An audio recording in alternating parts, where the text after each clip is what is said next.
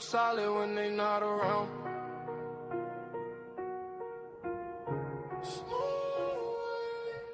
I've been winning, I've been hustling, and I stayed on top. Came from nothing, now the whole world watch. I don't fold, I don't break, I don't stop. Every move I make turn straight to stop. Had to grind through the rain and the drought. Now my name ring bells in the crowd. I've been up, I ain't coming back down. When you build like me, you don't drown. Yo, fresh on my back, but I walk like a king. Had to learn how to boss up, not just dream. They would sleep on the kid, now they blink. Every loss made my vision more clean. I don't talk, I just let it unfold. Silence that's not allowed to glow. Every mile I walk was cold. Now the ice in my watch too bold. I don't chase, sidetrack.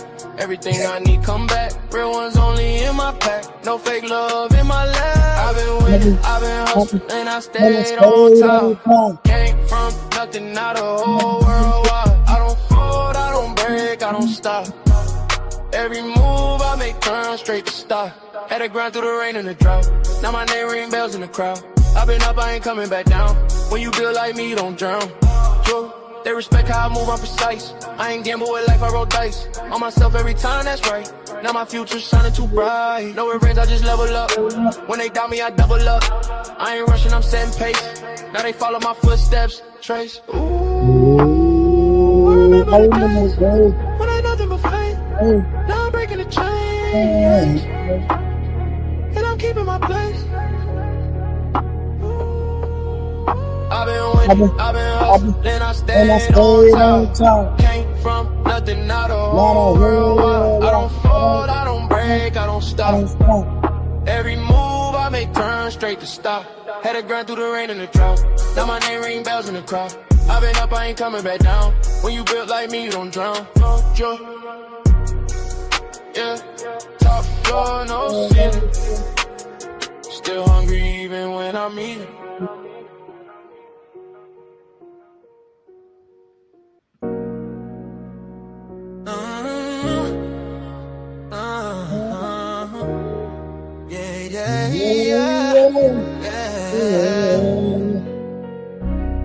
I lift my voice is lifted.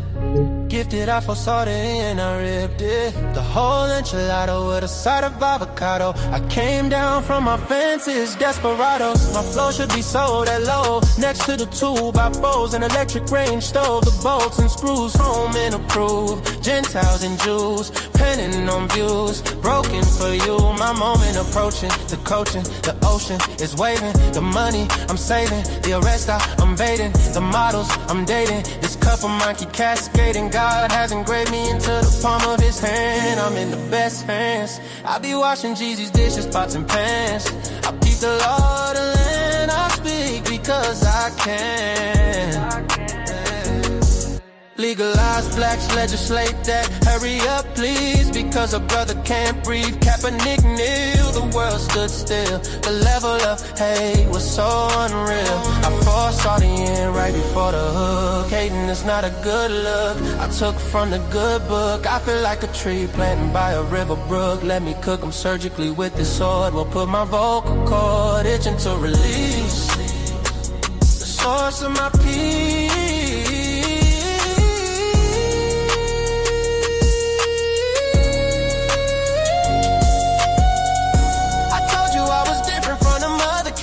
I'm flipping verses on these tracks like an acrobat. Yeah, glory to the Father, he implemented a plan. Jesus carried it out, it is finished. The Spirit empowered, blessing after blessing. We win this, we win this. My spirit's mine. We win this, we win this, we win this. My spirit's mine.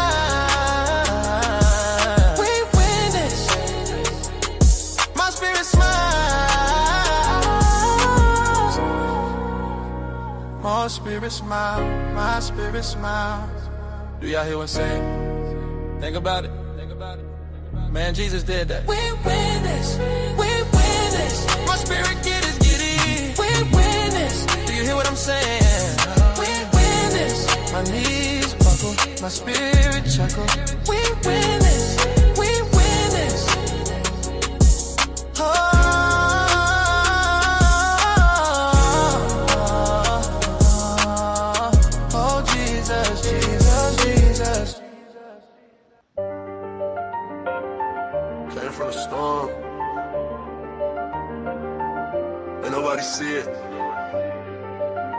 it on.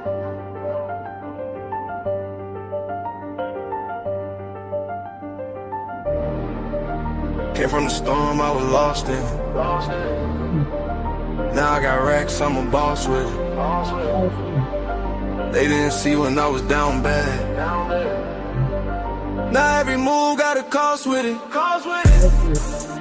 I had to grind through the madness. Pain turned me into a savage. Now I just glide through the chaos. I made a way out the damage. Well, down I was dumb, I was fighting myself. Had to build it alone, I ain't asked for no help. They was sleeping on me, now they watching my steps. Now I move like a king, I don't deal with the rest. I done seen it get dark, I ain't fold, I adapt. Every loss that I took, I just turned it to racks. I ain't chasing no love, I just stay in my bag. Now the same ones doubting, tryna say I'm the man.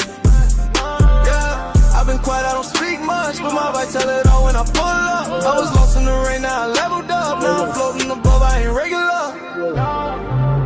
Came from the storm, I was lost in it. Now I got racks, I'm a boss with it. They didn't see when I was down bad. Now every move got a cost with it. I had to grind through the madness. Pain turned me into a savage. Now I just glide through the chaos. I made a way out the damage. I had nights I was thinking about giving up. Had to fight through the doubt, had to live it up. Now I'm up and they see how I'm living now, but they don't know the pain that it took to get up. I done been through the fire, ain't panic. I was moving through life with no plan. Now I'm solid, I know who I am. I ain't worried about nobody's hand. Yeah, I just stay in my zone. I don't need nobody else. I was down on my own. Now I'm up by myself. Yeah, all that pressure made me. All that pain changed me. I ain't the same me. I had to go through it all. Came from the storm, I was lost in it. Now I got racks, I'm a boss with it. They didn't see when I was down bad. Now every move got a cost with it.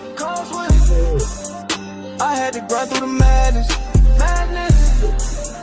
Pain turned me into a savage. Now I just glide through the chaos. I made a way out the damage. I did.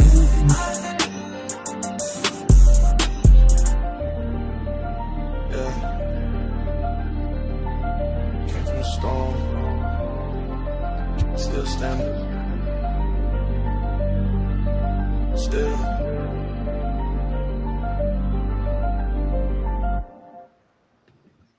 What up? What up? What up? Oh, happy day. Oh, happy day. Oh, happy day. Oh, happy day. Yeah, man. Hold up, man. Yeah, man. Hey, what's good, brother? What's going on? Everything great, Blue. Everything great. I'm up here at the rehab right now. Oh, you at the rehab? Mm-hmm. Yeah, I'm here right now. Oh, It's been a little difficult, but everything is good though. They're not used to they think that we're going to be quiet and roll along with it. But you know how people who be in professional places, they be having hidden agendas. They don't be always professional. So I just had to iron out, be the way it was with everybody who think they're going to get over on me. It ain't going to work. yeah. But other than that, thank you. But other than that, though, everything good. How many days you got to be in the rehab? 30 days. 30 days. Uh-huh. You need some money? Yeah. I need some protein shake. You need a protein shake? Yeah, please. So how I get you the protein shake? Just you can come over. Oh, get where the rehab at? Off of Lancaster. It's off Lancaster. You know the VA is. Yeah. Yeah, it's that place right there, the VA. Okay, that's all you need? That's all I want. That's all I need. That's all I got. Food. I got everything I need. Okay, well, just text me the address and let me know what type of protein you need, and I'll make sure I get it and I'll bring it up there to tomorrow. Thank you, Blue. I will. Hey man, listen, I love you, bro. I know you do, Blue. And thank you for opening up and letting me know, man, because you stay solid on your stuff. So thank you, bro. That means a lot. Well, you know, I always got you, bro. I'm always tell you when you're wrong. You know what I'm saying? I just want you to be a better man, bro. I know. I just want you to win, bro. Them girls, like you got to do, you got to win, cause them girls counting on you, fam. Yes, sir. You understand what I'm saying? I'm learning how to be better. That way I can be there for them. I'm learning, Blue. Yeah. I'm learning. And I'm not going in there like, okay, let me learn this from this new experience. No, it's like everything I learned, I'll take it with me. Ain't got no point of trying to repeat it. You see, I ain't been on no, hey, bro, you got to get on your shit for these girls. It's like, hey, you trying to get on your stuff. I'm trying to get on my stuff for these girls. I'm not doubting you, bro. But I know. you know what I'm saying? It's just like you gotta understand, bro. Bro, like I say, bro, like you never get another chance at life. Every day pass by. You get one chance at life, bro. You got to get it right now. Like we can't wait to get it right, especially when we got kids in the world. We got to already be right for our kids. And if we're not right, we got to figure it out and make those sacrifices that it takes. So your kids, when they watch you, remember your kids gonna follow your footsteps, not your words. So you can sit up and tell your kids this, that, and that all day, but they watching you, bro. And I try not to preach to you. I live. Say it again. Why you don't preach me? You supposed to mentor me. You ain't supposed to let me fall. You're not supposed to let me fall. And then months down the road or whatever, you supposed to talk to me right then, right there, bro. No. You know I talk to you, but at times, if we're gonna be honest, you my brother, I love you, but sometimes it's hard to talk to you, fam. Like, you haven't been talking to me and everything, so it's understood. I'll stop making it so hard. But please do talk to me, Blue. Okay, but listen, but when I talk to you, you gotta listen, bro. I didn't know how to understand you because I wanted what I wanted, which is not to be on child support and to have my control of the family, but it doesn't work like that. It don't, bro. But I told you that before. What happened? Didn't I not tell you that? You tried to. No, and I didn't try to. I told you. Yeah, you did. In every way, you said you miss your family. You know, you said, hey, stay on my shit.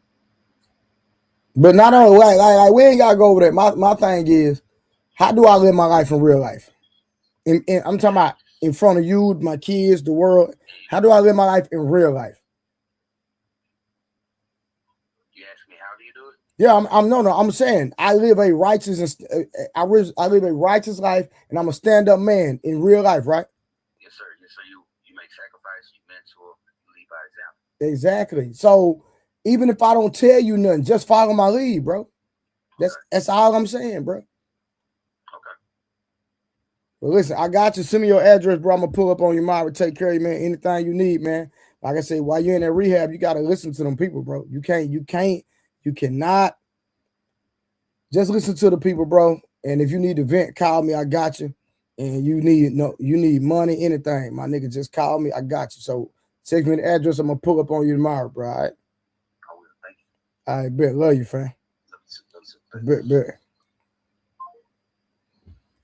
Listen, that was a random phone call. I didn't even plan that call. He called me while I was on live. That's crazy.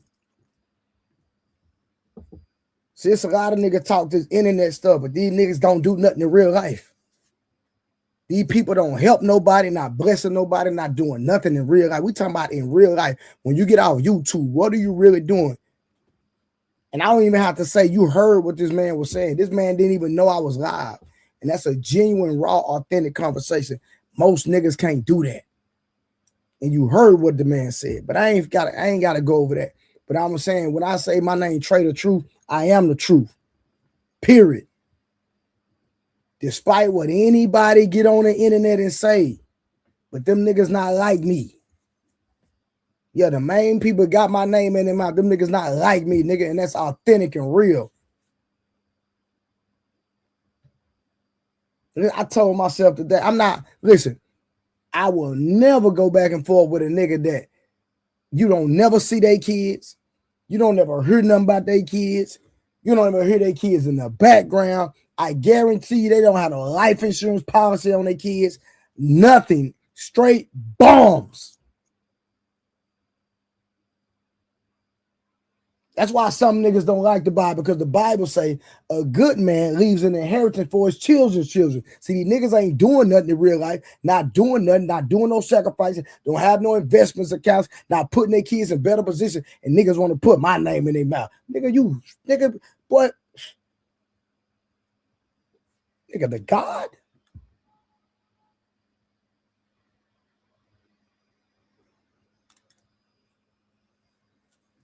Stop playing, man. Wish I would respond to a nigga that ain't never did that don't do that. You ain't got your kids, nigga. What's wrong with these niggas out here, man? Speaking on a real.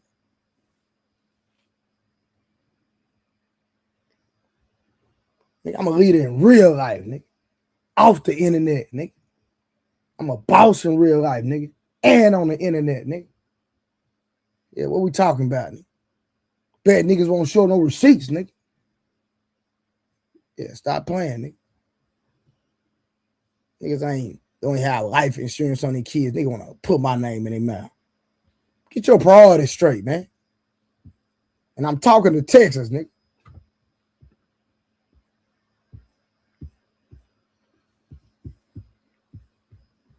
But what's good? I'm out there, man.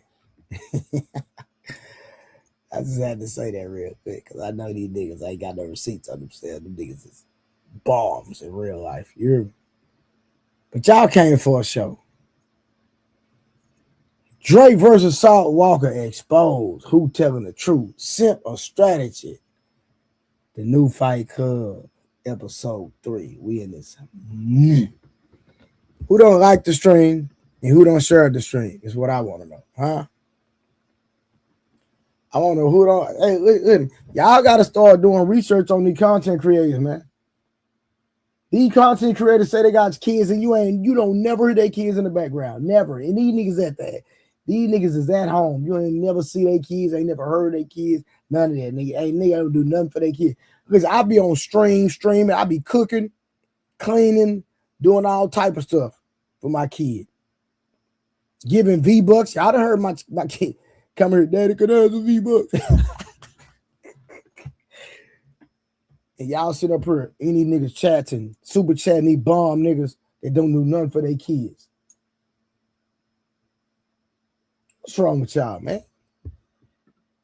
Y'all should be ashamed of yourselves for supporting the goofies, nigga. Now what? Shame on you.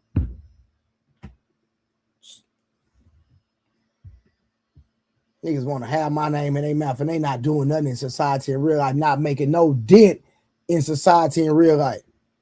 Nigga, I make stuff move. Nigga, I'm a boss, nigga. I got people that follow me, nigga. Stop playing, man. I affect people's lives in real life, nigga. What is you niggas talking about?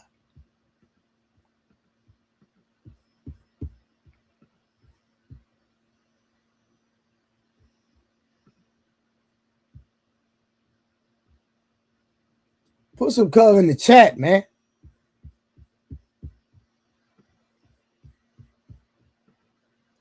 I don't see no color in the chat. Support the real, support the stream. We are.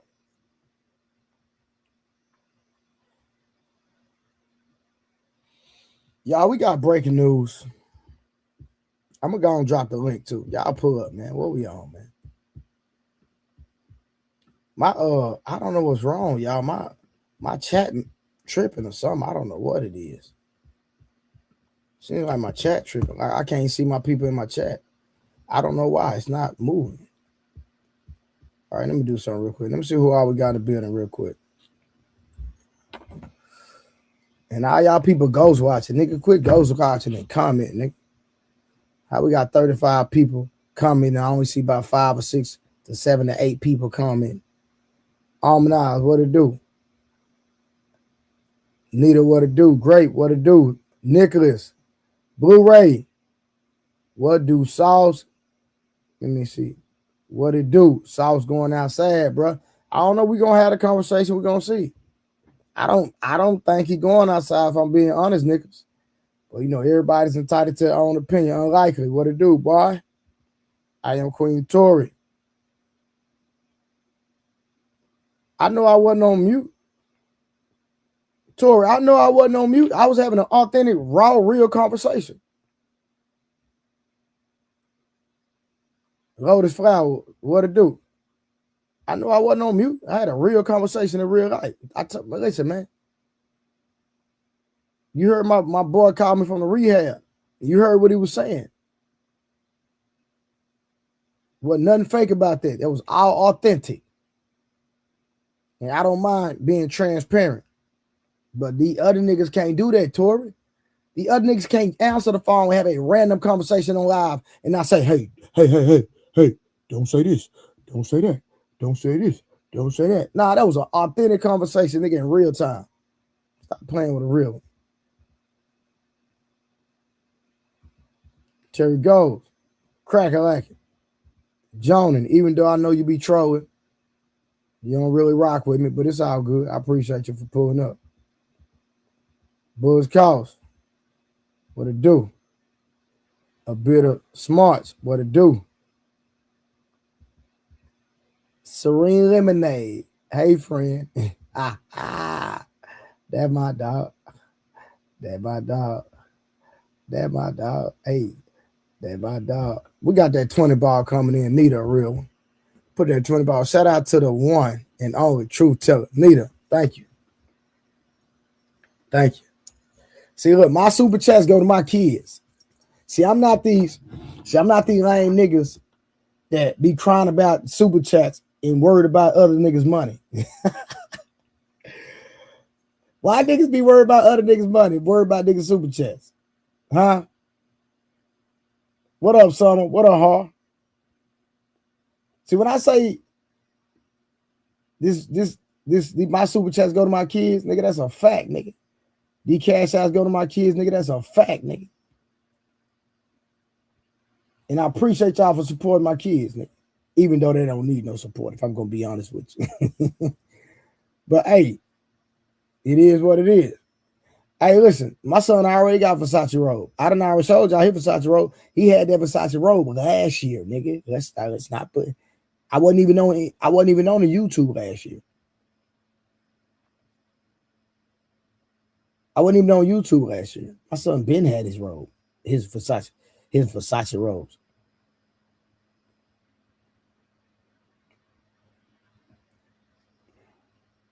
Knicks.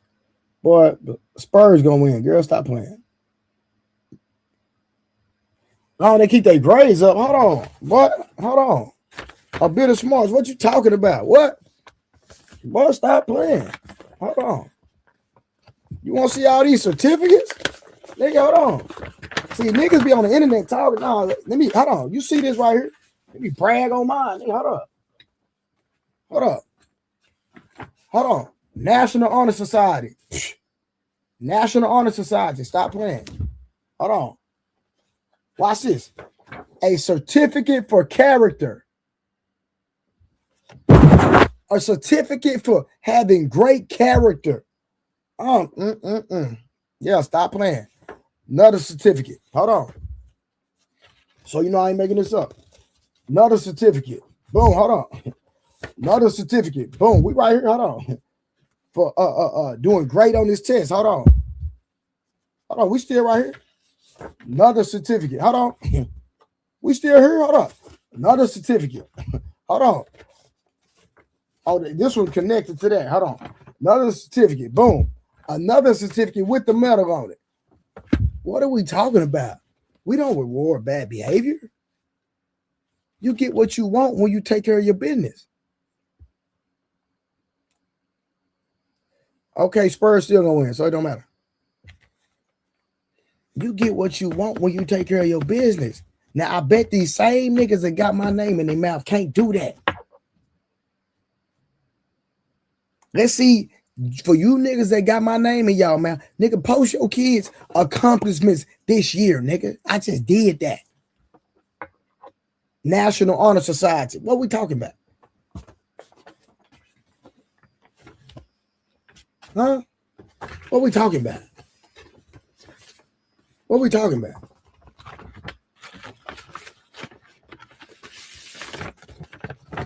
What we talking about?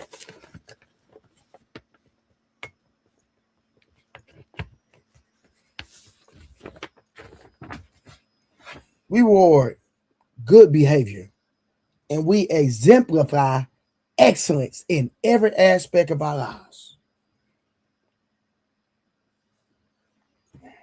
But I bet them same dudes that's talking, got my name in it, they cannot do the same.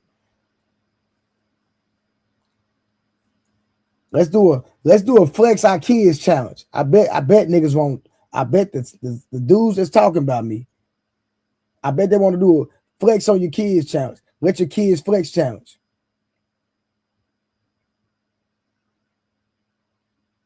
Huh? Matter of fact, these Versace shades I got on, these not even mine, these my sons. These not even mine, these my sons.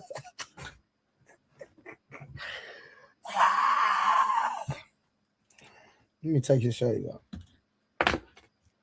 Oh, this Gucci watch? Oh, this his. This is my son Gucci watch. Oh, my bad. Oh. Like, we been doing this, man. Before I even got, I just started streaming in December. My nigga, we been doing this. This ain't nothing new. So I'm not bragging. I reward. Listen, I like the finer things in life. I like nice quality things. So guess what? I buy my son nice quality things. My bad, because I have good taste and you don't. It's not my fault. Guess what? That you not in shape.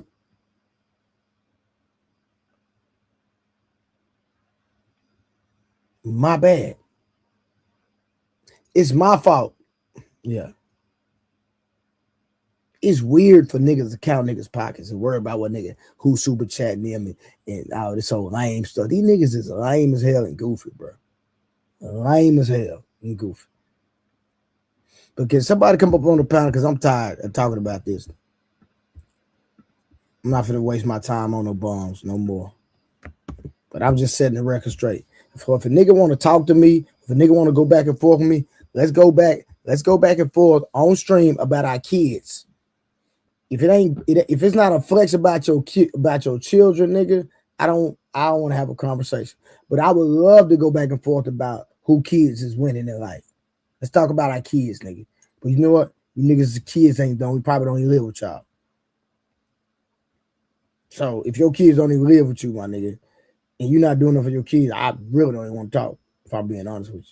I refuse to be on the internet having discussions and arguing with niggas that don't take care of their children.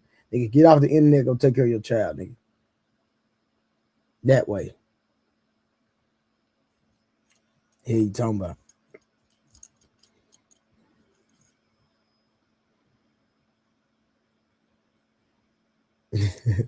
I can't stand Rose. I can't stand Rose. Rose, you crazy for that one. That was a good one, Rose. I'm not gonna read it, Rose, because it wasn't a super chat. So it has no credibility over here. My nigga Am in the building. What's going on? Man, I'm over here telling niggas, man, listen, bro, I'm not arguing with none of these niggas no more. Nigga, if a nigga ain't willing to do a flex your kids challenge, nigga, I'm not arguing with you niggas no more. Nigga, show me what you doing for your kids, nigga. Y'all nigga want to talk talking points. Let's talk reality, Am. You're Man, niggas ain't gonna show their work. Yeah, man. I'm out my body up here arguing with him, going back and forth with a nigga. And nigga ain't got no life insurance policy. Am, you're Yo, bro, you think I'm playing? Hey, was you watching the day when I called my sister? Say it again. Was you watching? Did you see my show today when I had to call my sister? Nah, I didn't see that part. I was watching you and Mr. Let Go. And then I seen when you was talking to DC something. Yeah. On sale joint.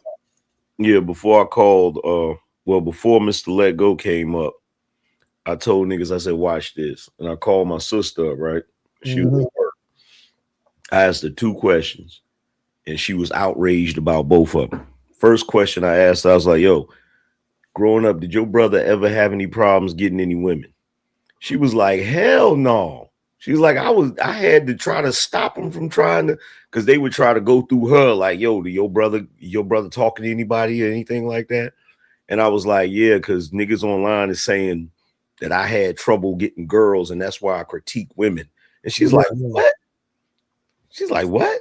And then I was like, "Yo, one more question." I was like, "Did did your brother ever get bullied in high school and shit?" Yeah. She's like, "Hell no." Yeah. Like, you used to go bananas if anybody even tried to do something to me. Square business. And I'm like, look, I don't know why niggas be thinking niggas is lying and shit.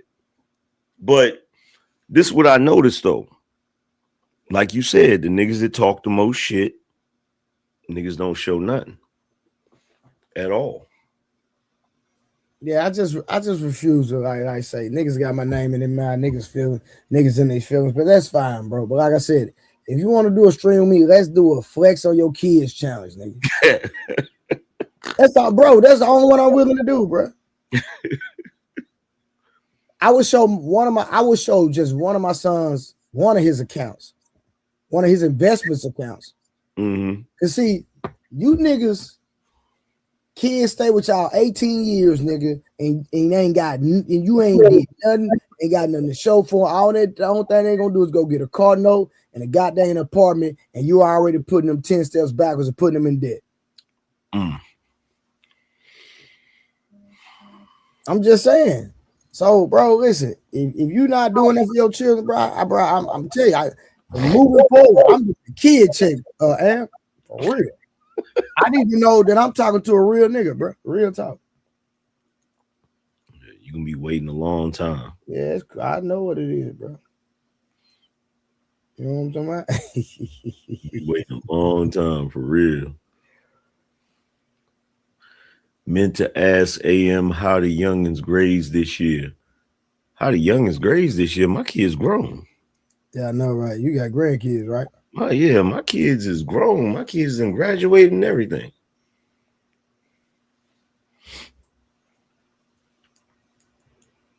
So to answer that question, a bit of smarts. My kids that already graduated high school and moved on. Yeah, I remember you saying that. You're old. I think your boys in their 20s, huh? Yeah, they 20, 22, and 23. I was like, you got three, Joe. They right behind each other. Yeah. So they grew up like me and my brothers. Me and all my brothers, we right. My older brother 46. I'm 45. My youngest is 43, but he turns 44 July 5th. So we like all right from my. So you know we all went to high school together, like the whole shebang, like. Word. So we were back to back. So you know there was no issues going through school. A lot of pressure being applied. You know what I'm saying? Mm-hmm. Oh man, I'm glad you're up here, man. I guess we can go and start off. Hold on real quick. What's up with Drake, man? What's up with Drake? You know what I'm talking about, nigga. You know what I'm talking about. What with that nigga? Which part? Depending on Hey man, listen, I didn't know, man, the goddamn what was going on in them lyrics, man. It made me see the whole shebang a different way. which lyrics you talking about? In the Janet song, he was shooting at Sauce Walka. Oh, yeah. Where he's basically saying that he was it was that one and it was another one too. Yeah, it was another one too. I'm a review Urban Politicians. He break the whole thing down. Yeah, where he was talking about basically the chick he paying for the crib and the chick having sex with the dude in the crib he paying for. And yeah, but you know Drake, he always been on that type of time. Nah, I know he was super tricked. And Future the same way too, though. Yeah, they be giving chicks mad money and shit. Like that's the one thing I don't agree with. Hey, Floyd was like that too. Oh, Floyd Mayweather. What? That's why his ass broke. Well, he ain't broke, man. He might not be where people, where we think he is, but if that nigga broke is out rich. Hey, look, if you say so, he looking real bad over there. Like, you don't think so? I think, I'm not saying he don't got no funds, but I think what it is I think it was a lot of money mismanaged and shit. Because I heard something about how one of his money managers was stealing money. Yeah. Mm-hmm. Yeah. So you got that, and then you probably owe money to certain shit. I don't know. It don't look good. I know that.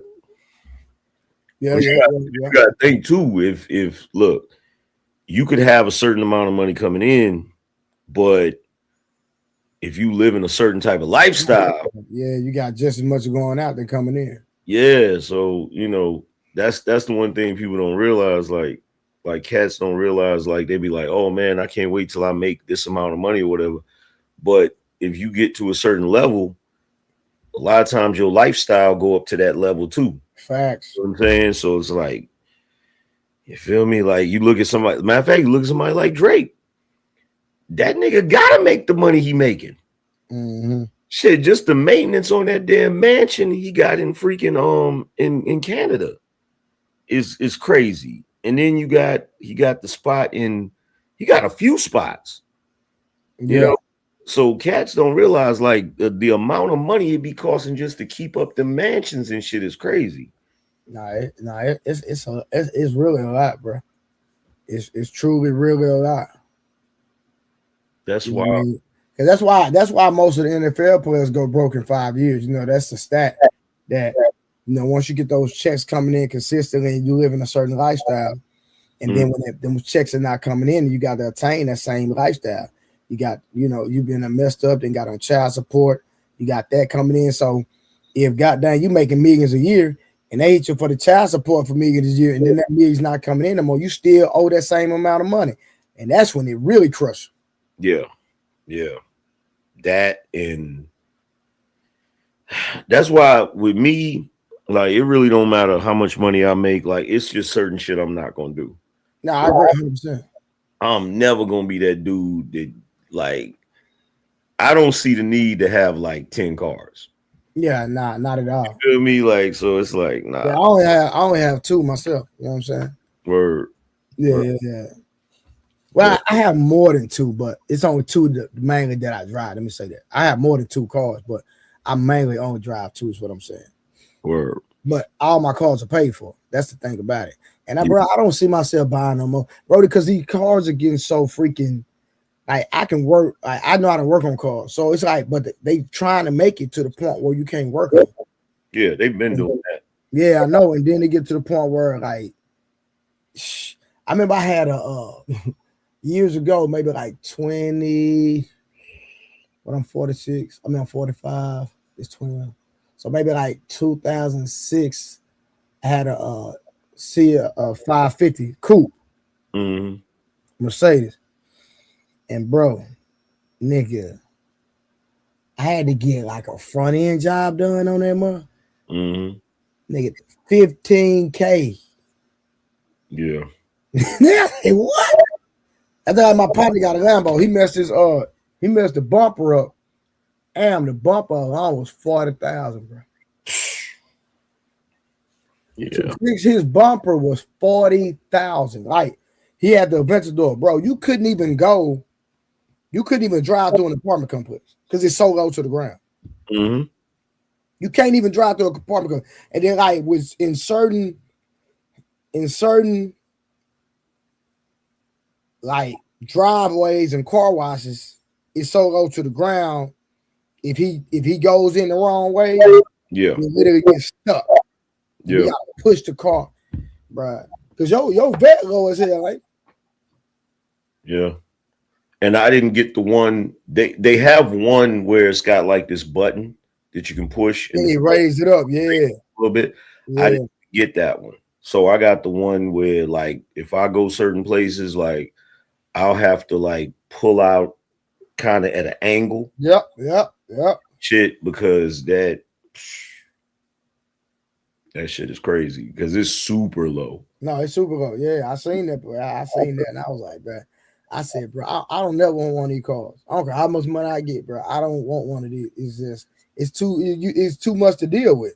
Yeah, but you know, for me, I don't really have that many problems because I rarely ever drive my car. Mm-hmm. Like I don't really drive it like that. A lot of times, if I go out, you know, I'll just hop in my wife's car. Mm-hmm. You know, go or whatever. But yeah, like a Lambo, cats don't realize that's not like an everyday car. Nah, not at all. Yeah, you don't want to be driving that every day. You feel what I'm saying? Because it's that's just not an everyday car. That's like some shit you park, and then whenever you want to go somewhere, you want to stun on niggas and shit, then you ride that mug. You know what I'm saying? 100%. Yeah. But yeah, man. I'm gonna do this review on this Drake. A lot of people think that they say that Sauce Walka crashing out, but I was gonna wait till I get a whole panel before I actually had that conversation. I'm waiting on people to pull up. Usually niggas be pulling up, but I know it's other shows popping right now. It is what it is. But I was trying to get a panel before I had that conversation. I see a few people say he crashing out. Yeah, well, I wouldn't say he crashing out. I would say he kind of slipped up. Cause like you can't just be out here willy-nilly threatening people, especially people with money. Yeah. You know what I'm saying? But I don't know. I think I seen an interview with him. Him and academics. Yeah. Yeah, 100%. Yeah, like But see, the thing is, it's not that he was crashing out. It's just the fact that she exposed him. Bro, she was just with him at the Foster and at the fight last Saturday. She was literally with him, and then on Monday released that. But that's something I never understood about the celebrity cats. Like, what do they expect when they dating like gold digger type chicks, man? Yeah, facts. Like they be on some bullshit. It's just like the shit 50 Cent going through right now with his baby mom. Mm-hmm. It's like shit. What you expect? You had a kid with a gold digger. Like, so let me ask you: was she known to be a gold digger before they got together? Come on. I'm just asking. I don't know. I don't know her history. Hell yeah. Like the way them dudes be passing around, they be passing around chicks that's like you already know what time it is. You got her, you got chicks like Sweetie, you got Sweetie, one of the worst. Yeah, like she done cashed in on the soccer player, so she done chilled out for now. Yeah, and it's like most of those chicks are like, that's why to me, I think like the smartest cats that was like celebrities was the ones that, you know, they was already with a chick before they blew up and they just kept rocking out with her. You know what I'm saying? Yeah. Them industry chicks is different. Yeah, I don't understand. Like if me and you was ops and we both got motion, we doing our thing. If I know you was messing with a chick, I'm not even gonna mess with her. Because bro, I don't understand how these dudes get a flex on smash and a chick that a nigga that already smashed. I'm like, nigga, that's my leftovers. Yeah, like somebody already had. That's what I don't understand. They be passing them around and shit. Like, bro, you going behind me, bro. I don't, bro. I'm not gonna pat my chest going behind another nigga. Well, I be telling niggas like, bro, if I had her first, do you know what I did to her before you got that? You know what I'm saying? You feel good about that? Let me tell you experiences that I had, nigga. So now you can just think about what you did. Yeah. And I'm gonna be extra petty on GP just because you feel some type of way. Bro, it's crazy. But see, Sauce been on that type of time because he believe in the ism. You know what I'm saying? Yeah. So he on the ism type time. And the crazy part is he said the reason he deal with them is because is reparations. I swear to God, he said that. That's funny. He said, I deal with them type of women because it's reparations. But I swear to God, he said that. He don't have a black girl in his table. He said, this is reparations. How can, when he put it like that, how can you be mad, Am? Look, I wouldn't be mad even if he didn't say it. But but look, somebody said, what is 50 going through? And see, you just got through talking about this. Like, dudes on the internet just don't be caring about the kids, man. What 50's going through is he got to explain to his son why his mama's on a video buffing off somebody. Like, come on, fam. Like, he got to try to explain that to his kid. That's what he going through. You feel me? And then that kid got to go to school. Got to go to school. Got to get bullied behind that shit. And keep in mind, we in the internet age. That shit is forever. That shit ain't going nowhere. That video nowhere, fam. By the time that video's still gonna be out by the time he old enough to buy liquor. Think about it. I've never seen the R. Kelly video. I've never seen the Ray J video because me personally, I don't like that type of content. Mm-hmm. It's just not my cup of tea because I'm like, you know, if I want to see anything like that, I can go experience it for myself. I don't have to watch somebody else.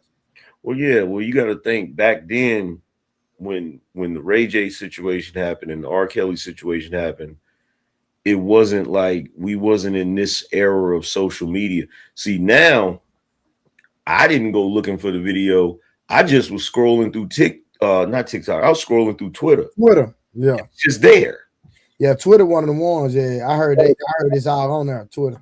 Yeah, and I'm like, and that's the other thing that bugged me out. I'm like, if I type something on Twitter, like if I say something about Sauce Walka, I could be like, yo, Sauce Walka on that bullshit, that nigga tripping. It'll be like, are you sure you want to put this message up there? Like, I'm like, it's worried about the language. Like, you might not want to put this up here because you don't want to get flagged. And I'm like, niggas got whole sex videos up here. Straight up. How do they even? I'm like, bro, how are they even putting that up there and it's not getting taken down? Nah, real talk. But they say Twitter is the new goddamn booty talk. Mm-hmm. Man, you know what I'm saying? Yeah, for real. What's up? I remember them booty talk joints back in the day. Mm-hmm. Blanco, what's good, man? What's good, people, man? Hey, feeling good, man. We got game one. I reacted to that shit live today, man. I sound like Stephen A. Smith, man, reacting to the sports. Bro, you wasting your time, bro. Yeah, all right, nigga. I know you from Texas, and you think the sports You is know going to what win. it is, man. Stop playing, boy. We gonna see about that. We haven't won a championship since 1973. We got Brunson, we got Cat, we got Hart, we got OG. I got one question for you. I got one question for you, Blanco. Is Spike still sitting courtside with Knicks colors on? Yo, no, because it's in San Antonio. But you know what's funny, Angry Man? This is what I said last week. They won game one in San Antonio?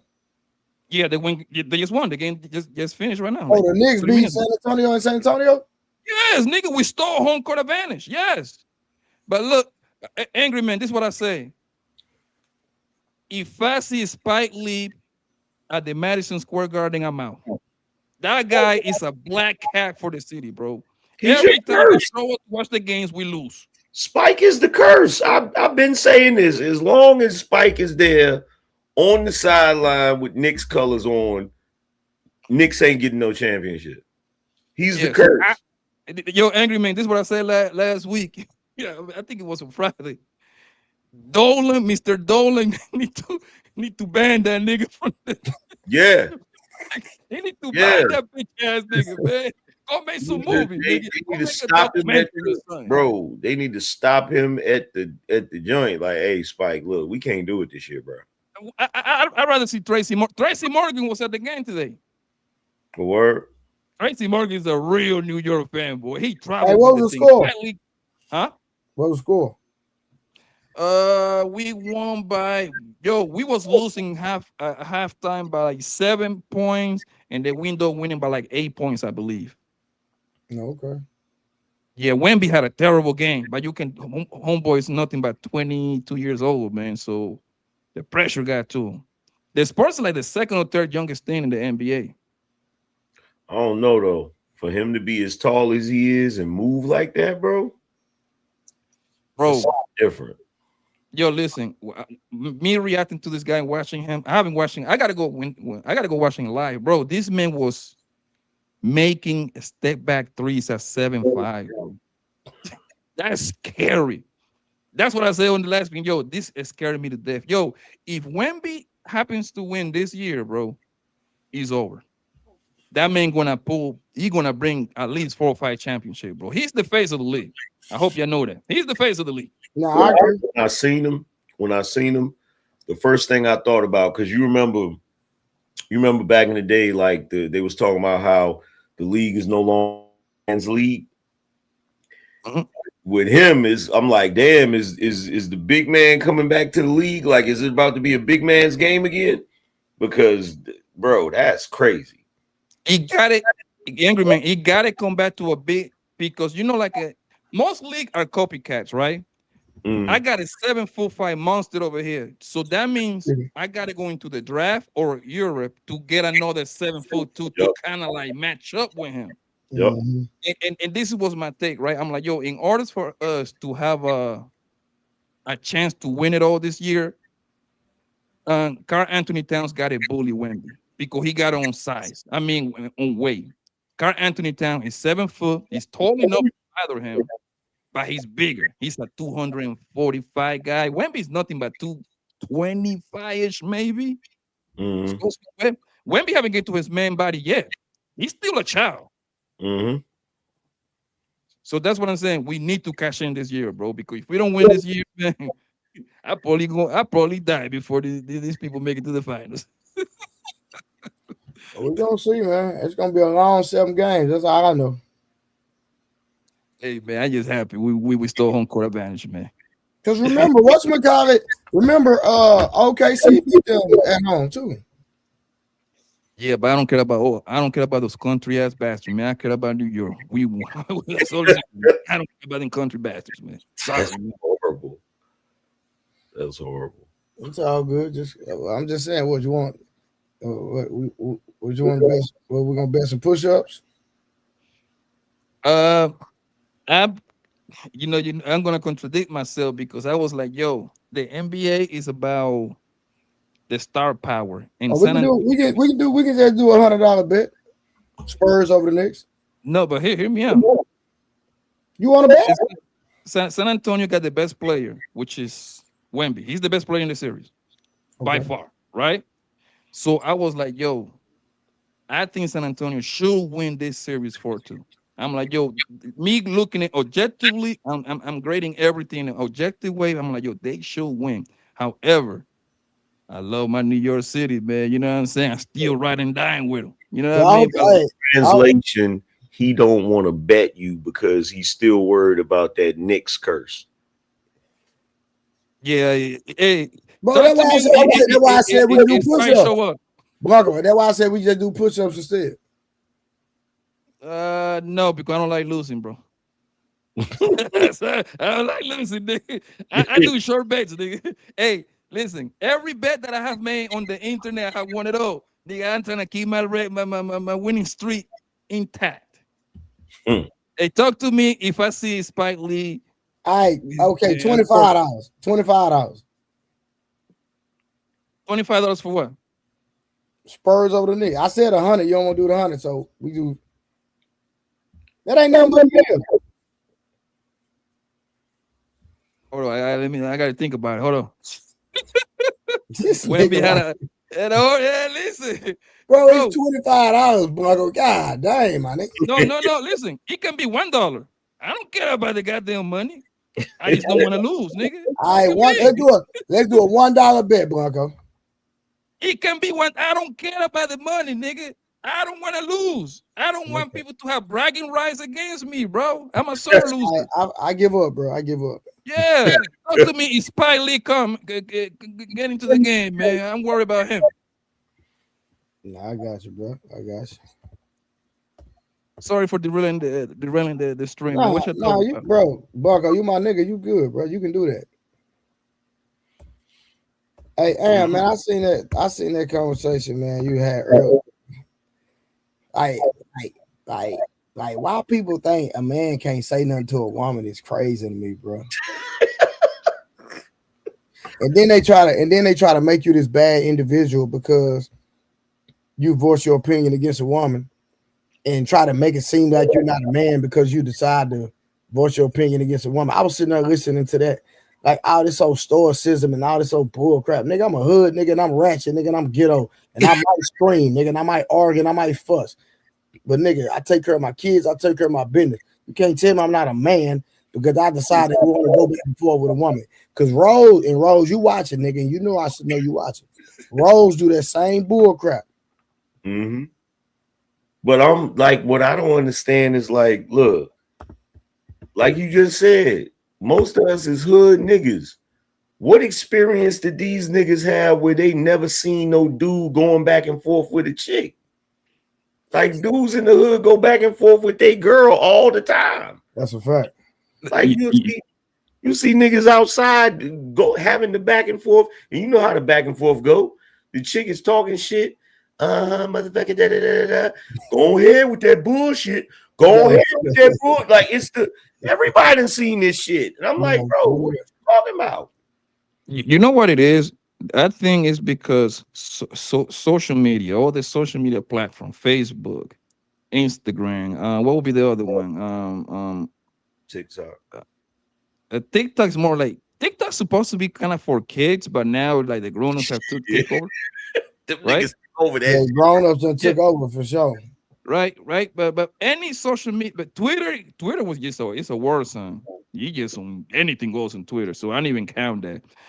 Every social media that we have, bro, is towards women, right? Women, because women are the biggest consumer of social media, so it's easy for them for their opinions to be stronger than men.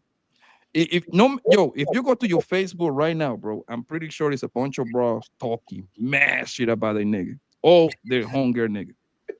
Facts, bro. Oh, he ain't shit. He's a cheater. He gay. You know what I mean? The classy joint. Guess where she at 10 minutes later with the same guy that she just tried. Bro, I see that all the time, bro. With the same dude, the same exact dude she just got through talking shit about. Social media is for women, bro, and that's why I don't understand. Well, Blanco, I feel you, but like it was a guy that I know I guess quote unquote cool with just have at least a sense of respect where he'll have a conversation with the guy, right? And basically just saying that, he was just basically saying that as men, we should not go back and forth with women on the quote unquote internet. Because I think Am made a video. What's the video you made, Am? What with the Remember, he said you made a video and said so. Yeah, I went live last week where I was talking about. I went live to talk about the conversation I had with Sharon. Remember, you were saying about me critiquing women and shit. Mm-hmm. So I did a video responding to that, and he saw the video, and me and him we exchanged. We been had each other number for sure. So he sent me the text message, and I just saw the text message. And I'm looking at the message like I'm reading it, and I'm looking at it like, bro, if I have your phone number and you got my phone number, right? Mm-hmm. I feel like we could have an honest conversation offline.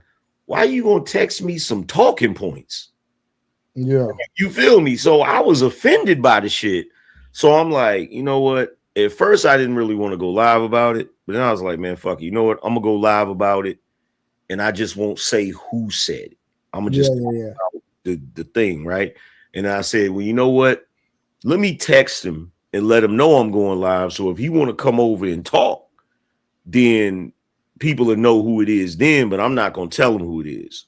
So when I text him, he was like, he was live or whatever. He's like, yo, I'll come over there. So I'm like, okay, cool. So when he came over there and we was chopping it up about the shit, it's that same situation I was telling you about before, where dudes up here, if you say certain shit, they try to put you in a category with other niggas. Facts. And it's like, nigga, don't put me in the category of goofy ass niggas. Like, if you think I'm saying some shit that you don't agree with, nigga, hit me up and ask me about it. You feel me? 100%. Rockstar, what it do, pimp? Hey, what's good, Troy? How y'all doing, fellas? Can y'all hear me, man? Yeah, I can hear you up here talking to my Hey, what up? What up? talking to my boy about these lyrics. Nah, just How y'all doing, fellas? What's up, Poppy? What's up, Anchor, man? How you doing, fam? Hey, Rockstar, what you think about the Drake situation, man? Hey, not too much on Drake because I know he your twin brother, but you know what I'm saying? Hey, Anchor, man, you see that light skin racism, man? I see it already. See it already, bro. Hey, we had that light skin conversation all the time. Ask Am, he'll tell you that, nigga. We always on that, for real. Yeah, you know what I tell people, Trey. You know Talk why to I me. always been my argument. I tell them I ain't yellow, I'm gold, man. Okay, for sure. Yeah, nah, I mean, man, you know, I'm Okay, let me riding, ask you this. People saying Okay. Sauce crashing out. Do you believe Sauce crashing out? Yes, that's his whole identity. He's a crash out. You know what? You know what? I never thought about it like that. Yeah, everything you do is crash out. I look at it different. Respectfully. Yeah, because the way he responds to things, it gets the attention. So you know he we're in a monetization era, so he feel like he can monetize everything. That's why with the whole baby mama situation, he created a whole song. You know what I'm saying? But yeah. But here's the question, though. Here's the question. Between the two of them niggas, who's the goofiest? Is it Drake for paying this chick's bills? Or is it Sauce Walka for not knowing that Drake is paying this bitch bills? No, he knew. No, he knew. You said he knew. No, he sent the knew. chick on him. Yes. Oh, that's Trey. We find out. Yes, he did, Rockstar. Yeah, we find out. We find out through text messengers. You can't believe everything this man. All right, hold on. Blanco said he read text message. Go ahead. I didn't read text message. Go ahead, Blanco. Like the little bit. I'm not 100% like in tune with the situation, but I saw just a little bit. Well, I think yesterday. That's when that kind of like, or 2 days ago, whatever. Right. Hunger was asking to get down with Drake. They're like, yo, how can I get close to Drake? Right?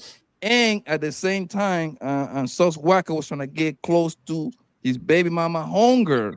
I forgot Hunger name, whatever, right? So y'all gotta understand that Sauce Walka is a pimp. Hold on, real quick, but hold on before you continue. So in the text message, it was revealed that he was trying to send Drake. I mean, he was trying to send his baby mama to get money up out of Drake. Yes. I told you, Rockstar. Yeah. Nah, man. So the thing is, they've been showing the receipts on social media today, Rockstar. Yeah, you cannot look at Sauce Walka and Drake situation as like the normal situation because Sauce Walka is a goddamn pimp. He's crashing out. Wait. So wait a minute. Some ain't adding up. Some ain't adding up. So when I saw that part where he was saying he basically sent the chick over there to get the money up out of Drake or whatever, right?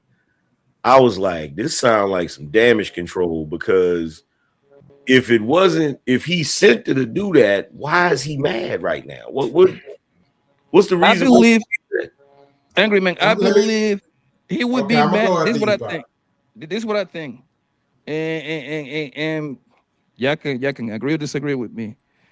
I think the whole mad character that he playing is to kind of regain control from the bitch because he was also lick that this baby mama that she's trying to out him right now. She was trying to link up with him a couple of days ago. Talk about I'm gonna pull up as soon as I get back to Houston. I'm gonna suck you dry to Sauce Walka again. His situation is not the normal situation. He be pimping all these bros, son. You know what I mean? So you got to look at the situation with it. You got to be sketchy about it because this doesn't apply to Okay. the average guy. That's all I'm trying to say. All right. So let me speak on this. Okay. First of all, and all the time that I have been on this podcast is one thing that I've always done my best to be careful with is one, don't speak on things I absolutely have no real credible evidence for and then debate. Right? Listen to me, and I'm gonna make this clear for everybody. I'm from Houston, and I've been in this music business a long time, and I've been in them streets, and I know some P's, some veterans. Listen, he's not a pimp. Okay, let's get that clear. That's a rap bar. That's all it is, and that's as far as it goes. The man is not a pimp. Secondly, how you send somebody to get somebody, but they don't come back. Make the shit make sense, y'all. No, that's A not boomerang true. comes back. That's not okay? true. No, that's not true. No, Rockstar. that is- Rockstar. Let me cook. According Let to me cook, the Poppy. information. Hold on, Fuck bro. what you Let him cook. read. Let him cook real Let me quick. cook. after Fuck you what you finish, go ahead. reading. I'm from here. I know these niggas, bro. Listen to me now. He's not a pimp. It's a rap line. He's Okay, not a pimp, never been one. You can ask any real pimp and they will laugh at you when they hear this. Okay? Listen, So that can be debatable. Poppy, Rockstar. let me cook. I'm gonna listen. Here's what I'm saying. I don't want to debate you on that. I would advise you to go find some pimps, okay? And they will tell you. Debate with them. I'm not arguing with no real P's, bro, who've been doing this forever. Okay. Now, All right. secondly, Hey, now, hold on, Blanco. Let me ask you Okay. this. So, Rockstar, yeah. why in Sauce Walka and Young Lace was going back and forth with each other about certain women? Because they're Now, hold on. Who is Young Lace? Ain't he a rapper? No, Young lady. Man, what an Instagram influencer? no, he a real P. The one he from Houston. Listen, You I, know Lace. I can't think say we get. he real. I'm gonna have to call my direct connects and tell me. But here's my No. thing. Young Lace Listen. like one of them ones. I'm Rockstar. Okay. I'm telling you, bro. Pull him up. But here's the thing. I question his authenticity if he's arguing with a fake pimp. No, but the thing is, bro, we get lost in the stuff like if he say a real ping or not. That doesn't matter to me. This is Where what do we matters to pimp me. in to be This is understand? what matters. Because This is I what don't got matters to me, no. right? This is what matters to me, right? Rockstar, Hunger brought him back 16 rats. I don't care if he's a ping or not. As long as you bring the bread, you can call me whatever you want. That's ping light to me at the bare minimum. Yeah, I can debate if he's a real ping. You can call your partners. It doesn't matter. The man made money off these bitches. Do you I'm sorry. realize what? Okay, so listen to this. If this is actually quote unquote being proven, shown, and receipts being shown online, the nigga will be in jail for sex trafficking. So that kills that argument. He's not a pimp. Okay. Yeah. Let's say manager for now. Hold on, Trey. Like for example, he said on the Breakfast Club in the interview one time, he said he Jay Prince. No, he's fucking not. You can't believe everything that come out this nigga mouth, man. This nigga literally said on the Breakfast Club, he's a Jay Prince. No, he's not. Not even close. He's not even Jay Prince Jr. And this is not no shade on him, but I have a right to tell the truth on things that are not true. And it's real easy for hip hop, especially rappers, to make. It just seems like rappers just have this. They have this special skill at making a motherfucker believe it. I agree with that. Well, not all of them. Yeah, no, not all of them. I mean, in general, right? Because nobody believes anything Drake says. Like they just think. Yeah, but Rockstar. I like that answer, man. But you say you from Houston, bro. Young Lace from Houston, bro. And Young Lace is one of the biggest ones out there. That's a fact. Yeah, I'm not questioning him, but I question what is a real P doing arguing with a fake P. That's a problem. That's a red flag. Well, I think it's subjective because he took one of Sauce Walka girls and Sauce Walka got his girl. It was a whole situation. Like it's on the internet. Like they got a whole interview about it. You know what I'm saying? But, yeah. Well, let me ask an angry man question real quick. That's kind of dangerous. Yeah, Publicizing your opinion, that's crazy. yeah, I know because It is. it's a different game these days. You know, it's a different game. They playing a dirty game. But the reason he was so mad was behind Adam 22 because Yeah, I what saw happened was Drake was pillow talking to the broad, and the broad came. I mean, so Adam 22 was messy. You know he messy, right? So Yeah. what he did was he publicized something Drake told him about Sauce Walka. That's why Sauce Walka got mad because he found out that Adam 22 and Drake talking about it, and Adam 22 said it, and that's where you know what I mean. The pillow talking I'll coming in. check that out. That's why he was so upset and so mad. That's why he mentioned Adam 22. Yeah, I The saw thing that. is Yeah, that I respect that. I respect Sauce that. Walka and Drake have been going at each other since No, 2016. for years. They got like a silent No, beef. no, no, no, no, no. Stop. You got to say this shit right. Sauce Walka has been going after Drake. Drake has not went after no goddamn Sauce Walka. No, that's not. No, he been no. He been rapping about him. They showed Rockstar. That's why I asked you to do your research. I'm telling you. Well, It's literally from what I understand, the reason why Sauce Walka was going at Drake is because he had been asking Drake to do a song with him, and they never did a song, whatever, because one time Drake was at the restaurant with a shorty or whatever, and Sauce Walka rolled up on him on some what's going on, what's good, let me holler at you, what's going on with the song or whatever. And Drake took it as disrespect. So ever since then, he kind of been playing him to the left when it comes to the damn song shit. And so it's like okay, I get it, kinda. But then I also saw the interview that we was talking about with academics, where he basically was giving Drake props, saying that Drake be on some he on his grown man shit. If he got he said that. Yeah, I seen that. He going pro. But you know why, AM?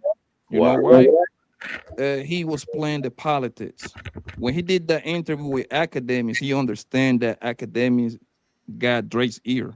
He knows that they talk directly. So he trying to pretty much get himself, which is a good strategy to get a feature from Drake. Because if you can get a feature from Drake and that feature hit, man, you got yourself $5-7 million out of that one song. You see what I'm saying? So he playing the politics, but in reality, Sauce Walka don't really like that nigga Drake. Most of these rappers don't like that nigga Drake. They just deal with him because he bring money to the table and a bigger audience. That's just the truth. It's definitely a hell of a phenomenon. Yeah, well, I mean, why would you like that nigga when he's fucking everybody's girl? Everybody. And that's how Drake deal with everybody. He smashed their girlfriends. You know why? Bro, I heard he be smashing his partner's girls too, though. Because he figured out their weakness. He figured out what. Look, here's the thing. Niggas, it ain't that girl. Niggas be in the rap industry acting like,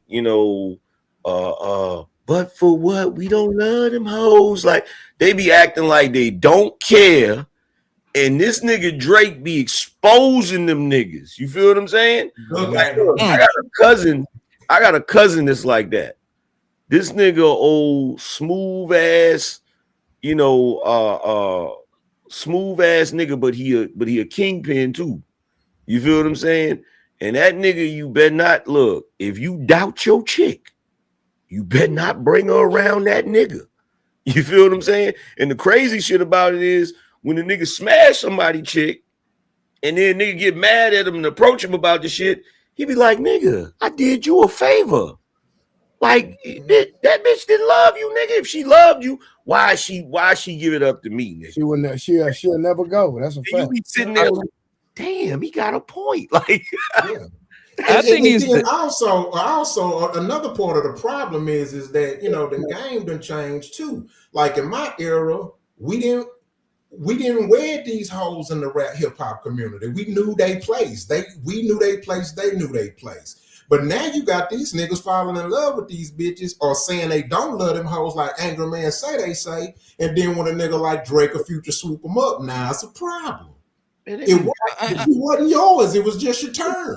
Yo, I don't know, bro. I think in today's day, a lot of these rap people, these rap couples, I think that shit is made up. And actually, I know people. I got a couple of homies that rap actually, and niggas that manager raps. My homies, right?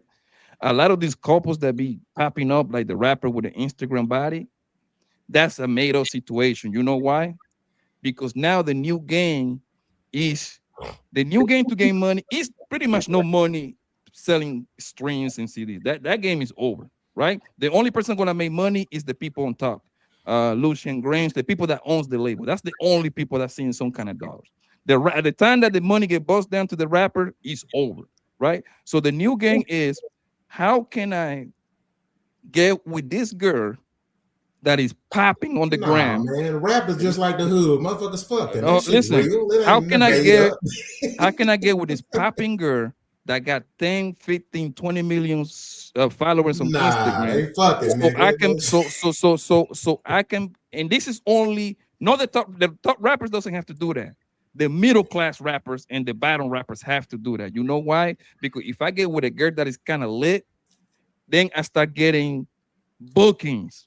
If Every that's time that this true, it's rapper, not hold on, working, fam. every time the Ain't rapper nobody pull selling up, records, but maybe every time that the 1% of rapper pull up rappers. to your That's club or to your not city, accurate, man. it is accurate. Every time that Nah, you over. I think you're every time that a overthinking. rapper, It's every simple. time that They're everybody fucking everybody. That's all. bro, It's every nothing time that a rapper complicated. pull up to your city, a nigga like Little Boosie, Money Back Yo, niggas that caliber, they walking out of that city with 100,000 because now they're being reacted by these big old websites like the shade room, right? The shade room got You're what overthinking 30 it, something man. million You're followers. overthinking it. It's a lot of club promoters. My homies Man, are these promoters, these bro. niggas, these Every time that rappers you bring these slanging niggas, yo, dick, can and I these finish, bro? these female rappers You slanging know what it pussies. is? You know what it is? See, this is Poppy Blanco trying to like rationalize his generation's bullshit. I'm gonna tell you what it is, bro. Because that was a hell of an explanation. I give you props for that shit. But this is what it is. This ain't no different than we all rappers, right? Trey go get a freaking Lambo that's supposed to be some rare Lambo or whatever, right? Now I gotta do it because he got it. Like he got it, so now I gotta go get it. Or oh, I got this Audemars. Niggas gonna go run to go get the Audemars. They're treating they're treating it the same way with the women.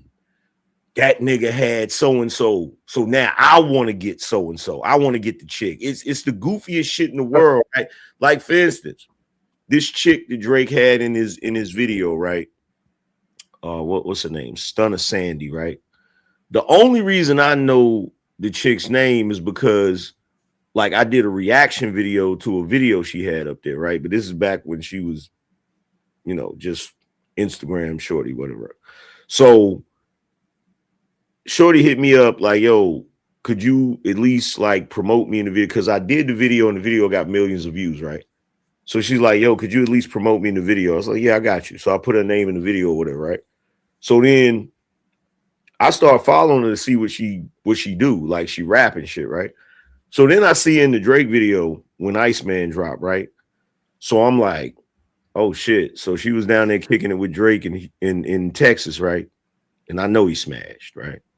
So now other niggas is gonna be like, who is that chick in the video that Drake with?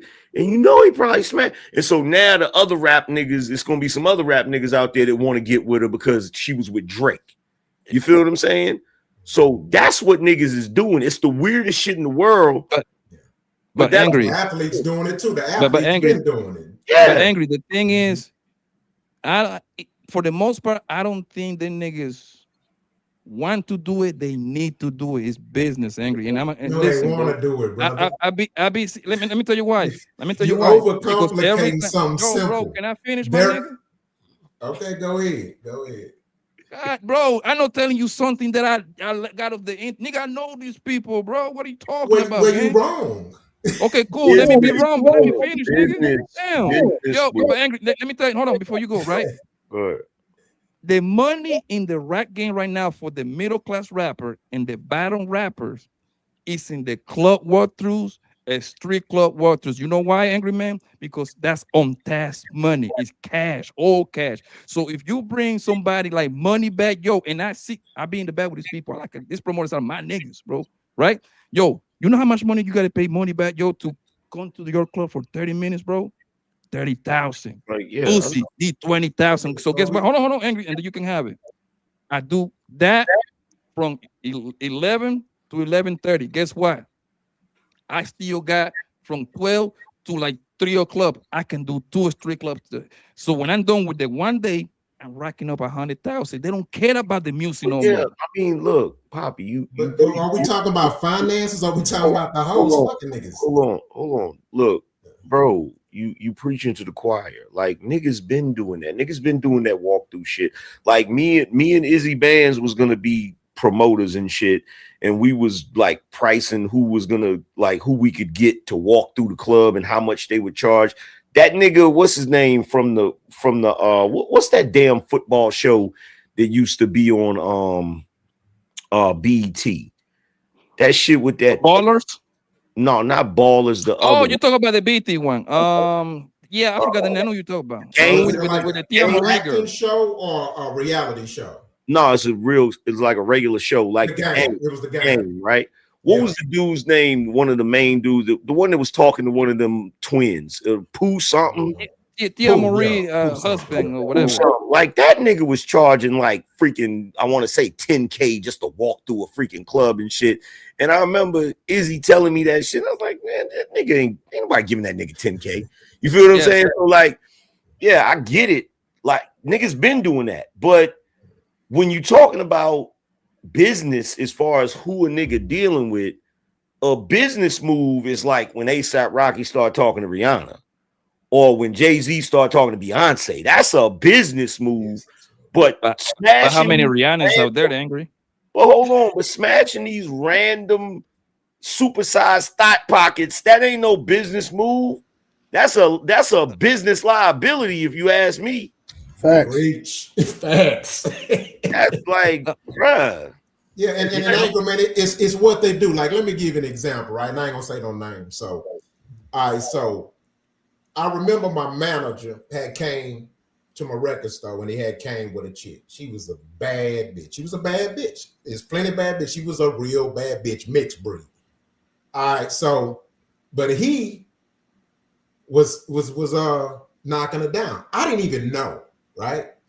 So next thing you know, I end up knocking her down. I didn't even know that he knocked her down until after he seen I knocked her down. Then he was like, damn, I knocked her down. He said, good job, nigga. So end up, she went from him to me. The whole while, her whole goal was to get to the hottest rapper on the label. And she got to him, and he knocked her down.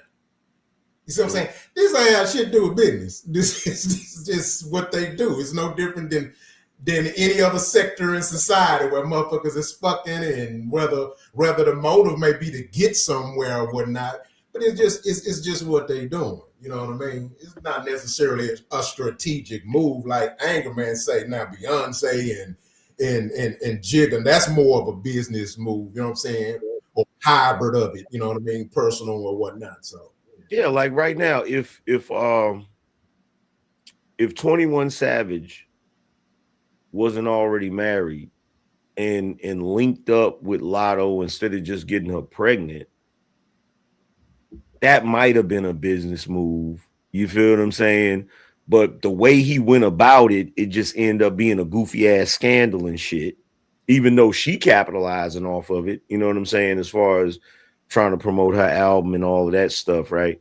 But I don't see too many people in the rap industry really making business moves as far as who they dating. The two that I think of is Beyonce and Rihanna. Like, them niggas getting with them, that did help them. Like, nobody would give a shit about A$AP Rocky right now if he wasn't with Rihanna.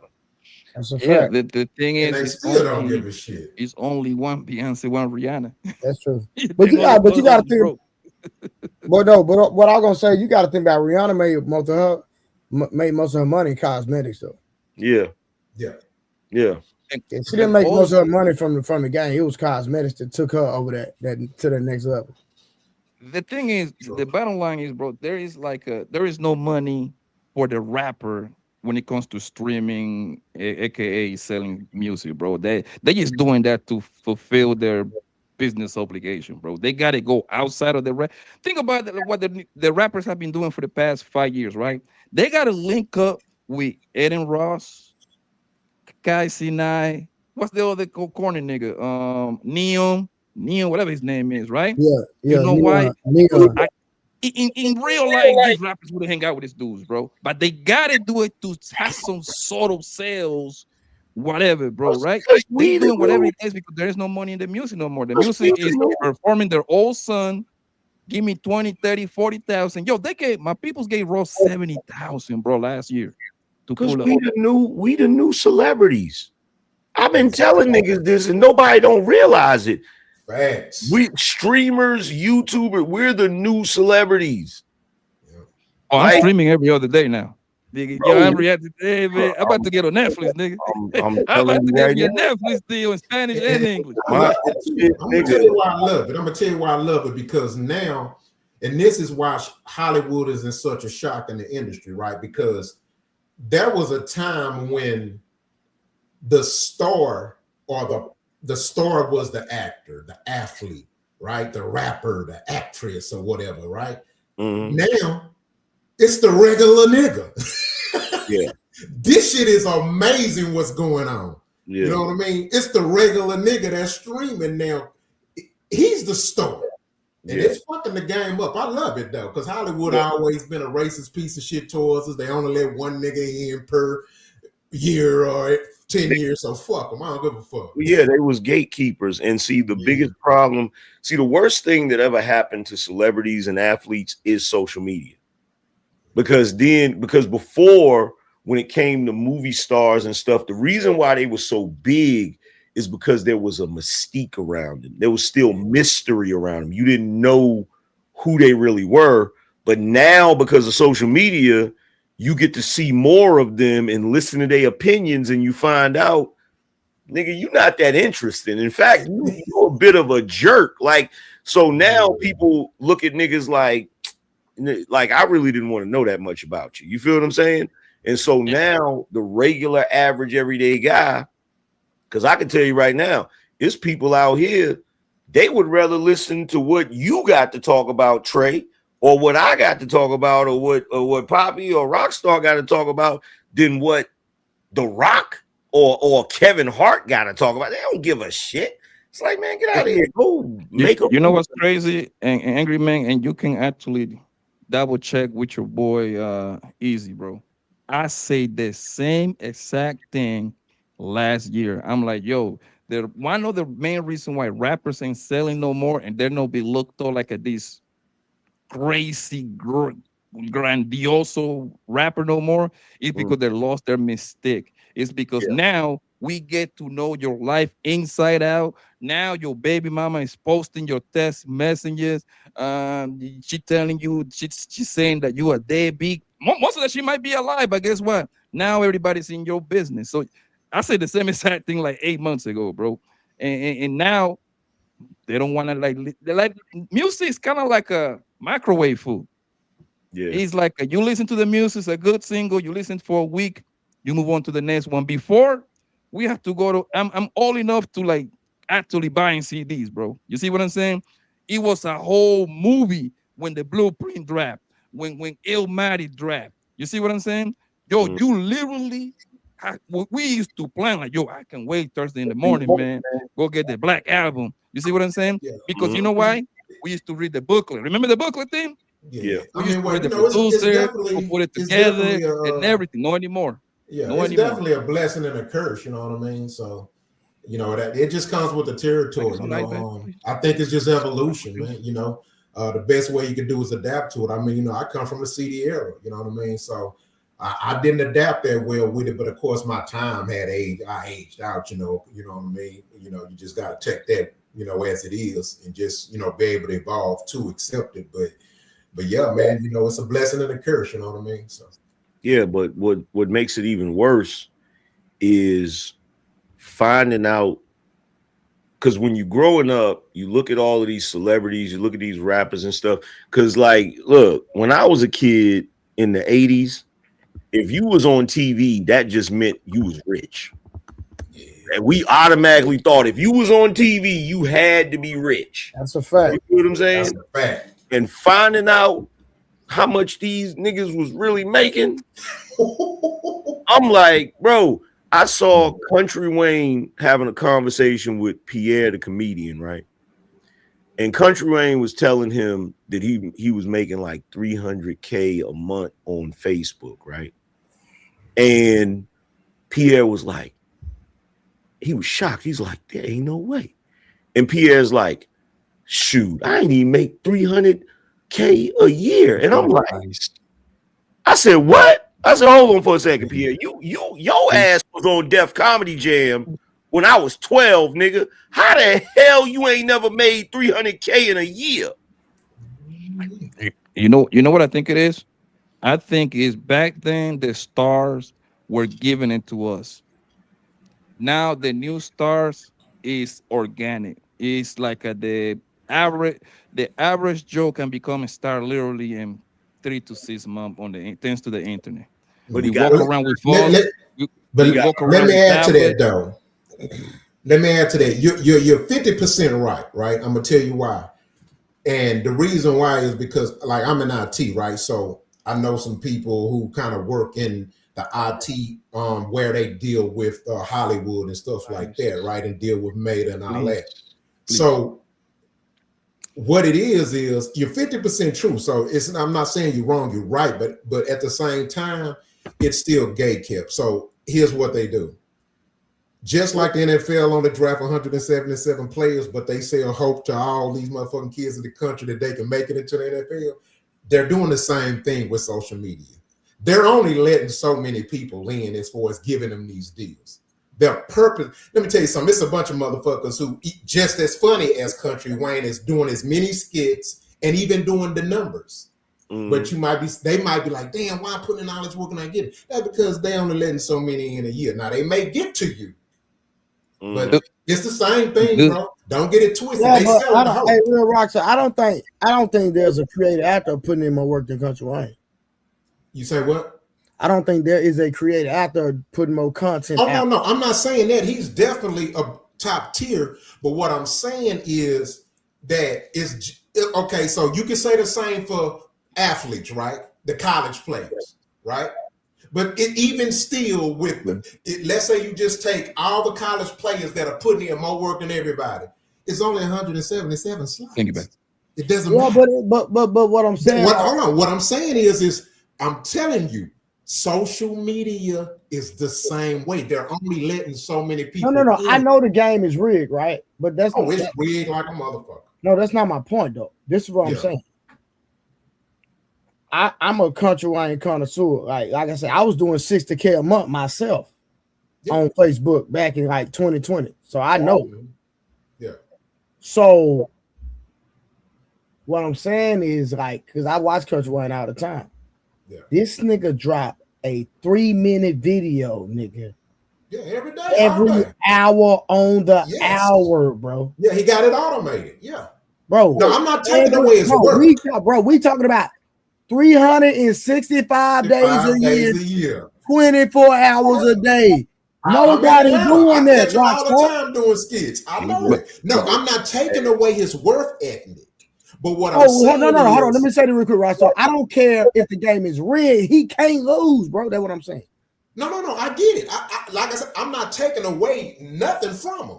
But what I'm saying is, at the same time, these social media platforms are selling hope in order to make their bottom line. Because if they make enough people believe that they can get to where Country Wayne is.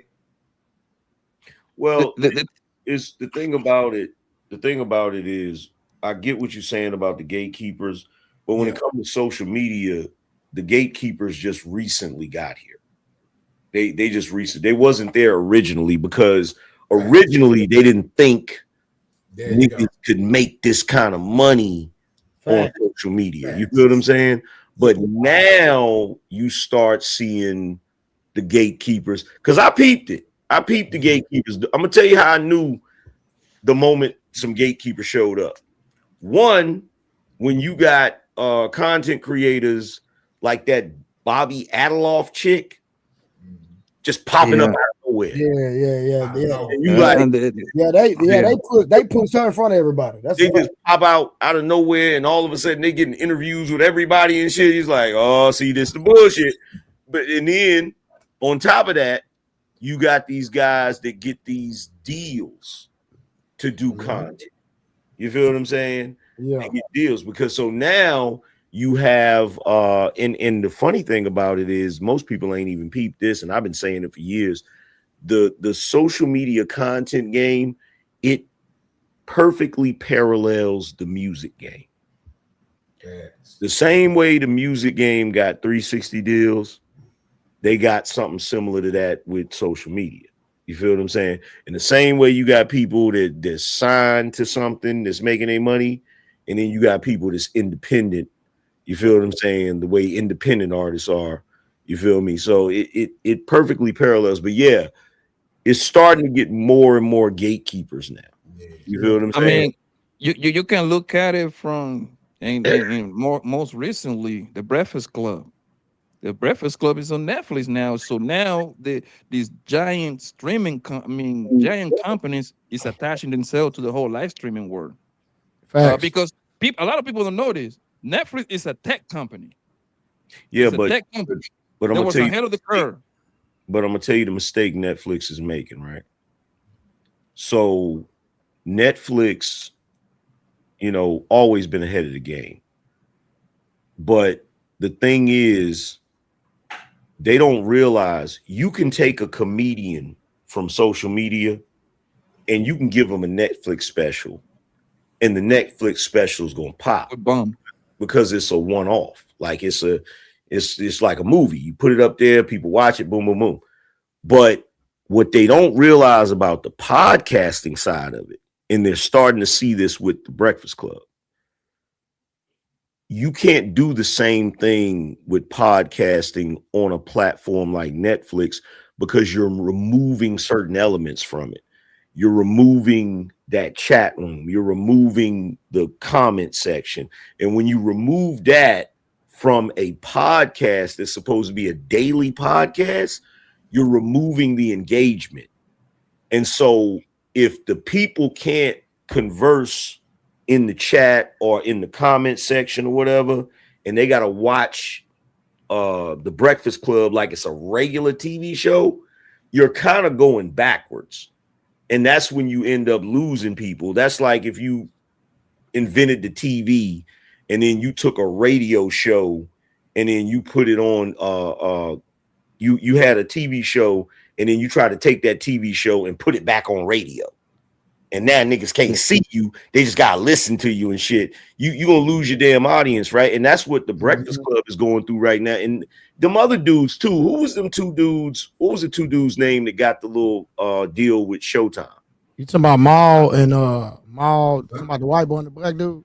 Yeah. No. Maul is with Netflix. No, not Rory and Maul. Going through the same thing too. You talk about Matt Barnes and Matt Barnes and Stephen Jackson. They got to deal with. No, not them two. It's two younger dudes that was what's his name? Jesus and what's the other dude's name? Oh yeah, the light skinned dude and the dark skinned dude. Yeah, they had for 1 minute they was on everything.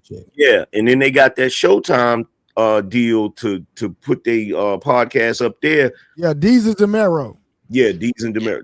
That shit. Yeah, Raw falling off too, Angry Man, since they went to Netflix. Yeah. The thing is that wrestling show. The thing is that radio is like a dinosaur business model at this point. It's literally a dinosaur. Like most people don't listen to radio, bro. Well, it's been a dinosaur, and this the thing. TV is too. TV's a dinosaur too. Like streaming kind of saved it a little bit. Like streaming put it on life support. But now, and nobody wants to recognize this, the way people consume content has evolved, because for a long time, the television concept was the TV talking to you. So it's a one-sided conversation. But with YouTube, it's a two-sided conversation. We up here talking, but the people that's watching can talk to us too. Fact. So we can have a back and forth conversation. So that can't compete with that. That TV concept, that can't compete with that. So until the streaming services adapt to where it's like, okay, I can watch TV and I can get the same experience of YouTube that I get on my phone or that I get on the computer, until they figure that shit out, TV is going to keep dying a slow death. I mean, the thing with TV, bro, I think they still got a decent amount of years left, because as long as sports is around, it's a lot of advertising going around. Sports, like, as That's people true. don't understand, sports is a big deal for TV. Well, yeah, there's Um, that too, but the only problem is you can watch You can sports. stream it. You watch sports on YouTube. You can watch On sports. your phone, You see what I'm saying? So I get what you're saying. Really, be truthfully honest, the only reason we got TVs right now is because we don't want to let it go. That's the only reason. Like we still hooked on TV. You feel what I'm saying? yeah, and the thing with TV is that with the whole TV is because, like, now, like for example, like Netflix.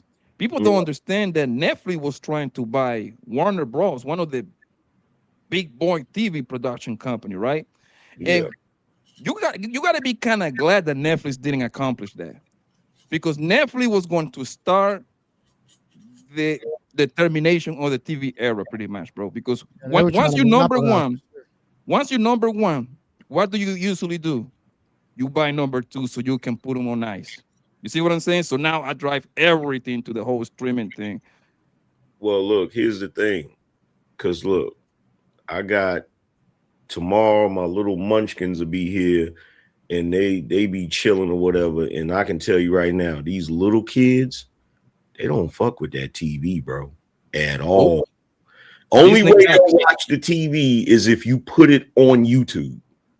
That's the only way they'll watch that shit. They not watching that TV. What's so crazy is my nephew, my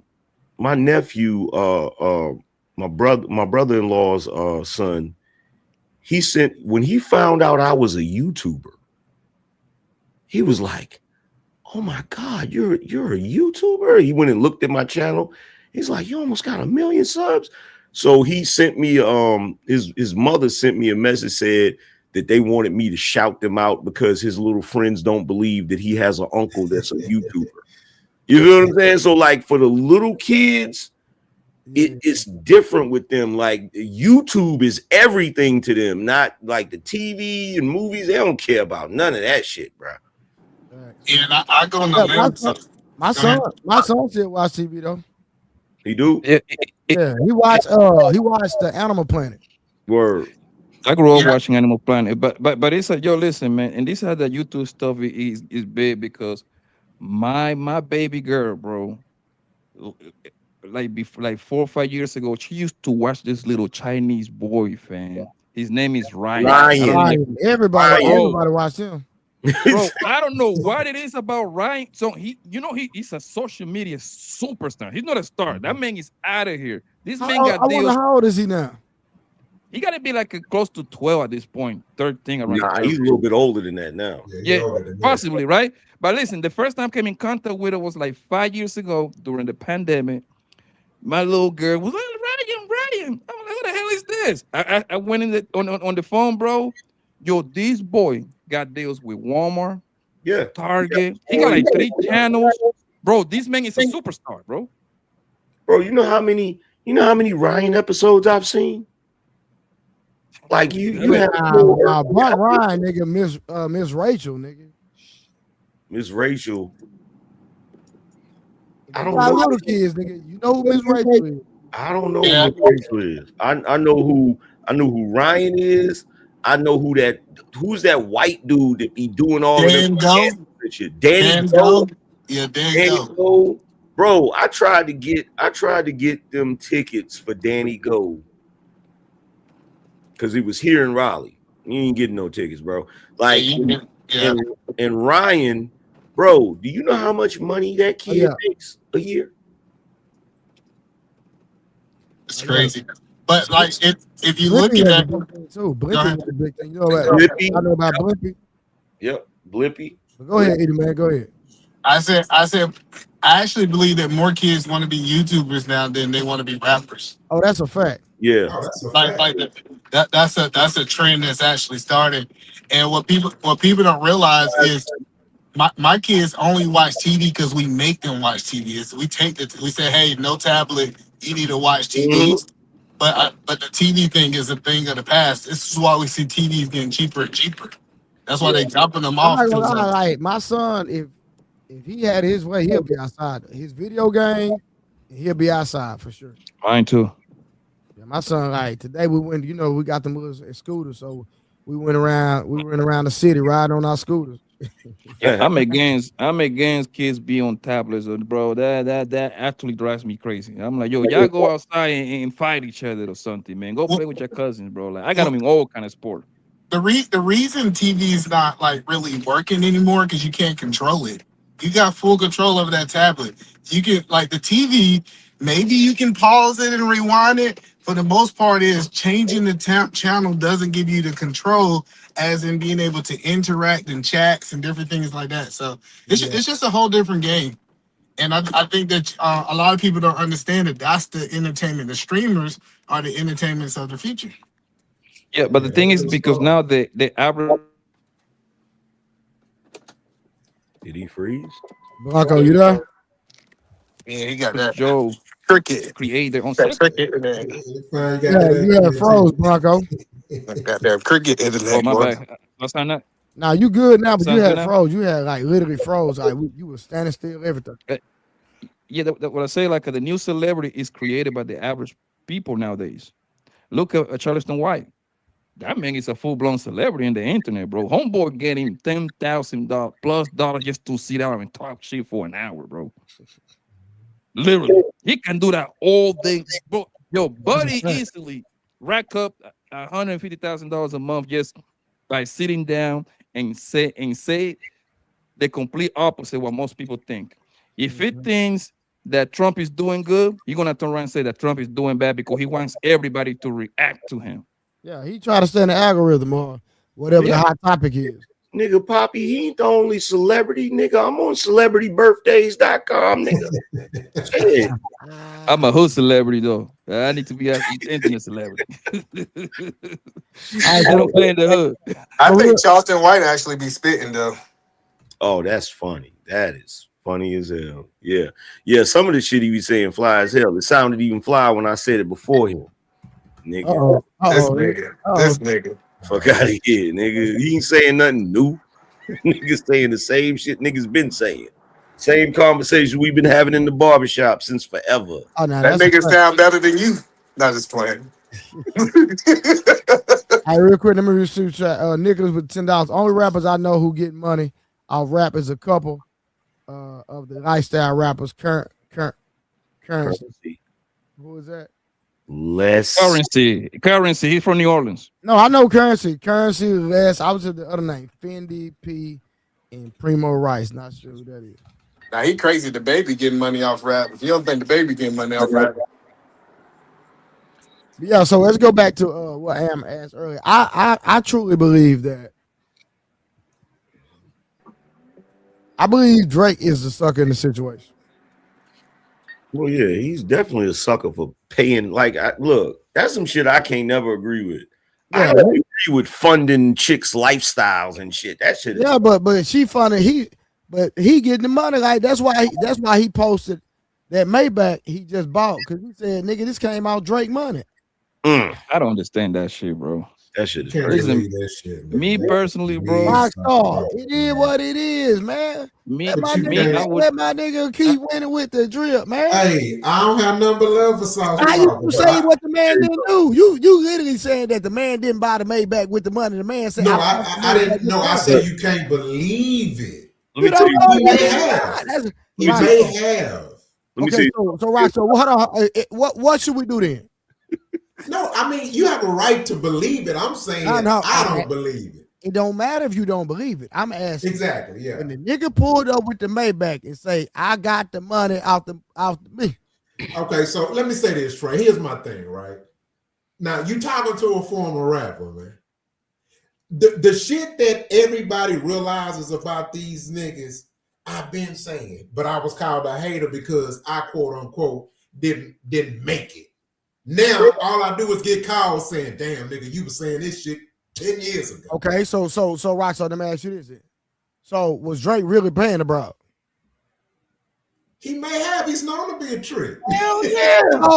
So how is it not believable? That nigga be spreading the wealth. Like, if it's one thing I know about that nigga, he be spreading the money around. That nigga say it in his raps. That nigga was like, shit, I'll make him open up Chanel, nigga. That nigga don't care. Like, He don't care. That man rented. I seen they been going through Drake lyrics. The nigga said, what he call himself? Santa Claus, Atlanta Santa Claus, something like that. The strip club, the strip club Santa. The strip club Santa. I never understood that, bro. Check it out, bro. Most rappers nowadays, they celebrate and glorify Drake, and it's not a Drake thing. It's a nigga thing. But check this out. If I found out that, first of all, I would never do it, but if I was giving a chick money and her freaking boyfriend pulled up in a whip that I know was paid for with the money I was giving her, nigga, I'll be punching the air like Cuba Gooding Jr. on Boys in the Hood, my and nigga. Then, you already admitted it, right? Go ahead, Edelman. My bad. Go ahead. I don't know. I think it's a different perspective. I think looking at it, he got a lot of money he can't take with him. I know y'all want him to give it to the little half-breed baby or something. I don't know. But he got to spend it. So him spending that money on what he feels is right, regardless if we agree with tricking or not, that's what he want to spend his money on. Yeah, but make no mistake about it. What Drake is doing is tricking. But that goes back to the conversation we had the other day, right? Me personally, I don't mind it, bro. I'm not trying to justify it. I don't mind it because somebody got to do it. As long as it ain't me, I had to put you on the big screen, you know Blanco. What you say? I had to put you on the big screen for this. That's fine. I never understood. This is why I never understood somebody with such a big name, because I know a few guys that got real bread, athletes, right? Never seen these niggas pay for a piece of pussy, right? But because right, because the thing is that if I get to that to close to that level, damn $50 million kind of nigga, right? I'd be damn if I pay a bitch for anything, bro. Bitch, but no, you should be happy to be in my presence. How the fuck am I paying you? No, but like that's hold on, bro. That's my mentality. However, this is the other perspective, right? You got the rich, super rich man. Like if I hear Jeff Bezos, LeBron, niggas that are in the $1 billion game, and if I hear a bitch be like, "Oh, LeBron gave me 50,000," I'd be like, "Hey, I'm glad it ain't me." I'm not gonna look at the man less for more of the man. That's my thing. My whole thing is that I got good ears, right? And all I'm saying is that, you know, one thing that I was taught was don't believe words, you believe patterns. This the same guy that said he owned several Home Depots, then come to find out Home Depot don't even franchise their stores.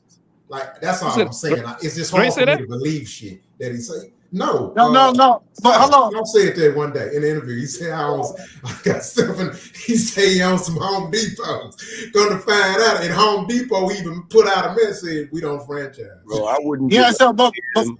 I wouldn't give a damn if I was worth $2 billion, unless it's my wife. You're not getting a grain of rice from me, my nigga. Me neither. Like, I'm not about to get, like, okay, so just because you got it, hell no. What, bro? I don't know what part of the game that is. You feel me? Yeah. So I'm just saying that the idea, a lot of these rappers is not paying for the pussy; they paying the bitch to leave. Like, yeah. I think a lot. It's still tricking though. It's still all tricking. No, yeah, cool. We can call it tricking. Listen, we can go to T. If you're from Atlanta and you done been to the club, most of these rapper niggas at the club doing it, right? So I'm not knocking them doing whatever they feel they want to do with their money. Knock it either. Wait a second. So, That's That's some shit that old heads used to say to justify buying pussy. You know what I'm saying? I don't pay for the pussy. I pay to leave. No, nigga. You paid for that entire transaction. Cut it out, bruh. So cool. But When say, So hey, how long? angry man, they trying to reword it. Trying to put syrup on shit and call it pancakes. No. Listen, but the I thing, get it. angry So man, but the thing on that situation, bro, is like I believe when men reach that kind of threshold of getting money, that kind of status on the millions of dollars, bro, right? I think it's like near impossible for no one not to call them a trick. Because for instance, I might use as an example, right, angry man? Let's just say you the $5 million nigga, right? Mm-hmm. But you married, but let's just assume you single. You over here messing around, you know what I mean? Mm-hmm.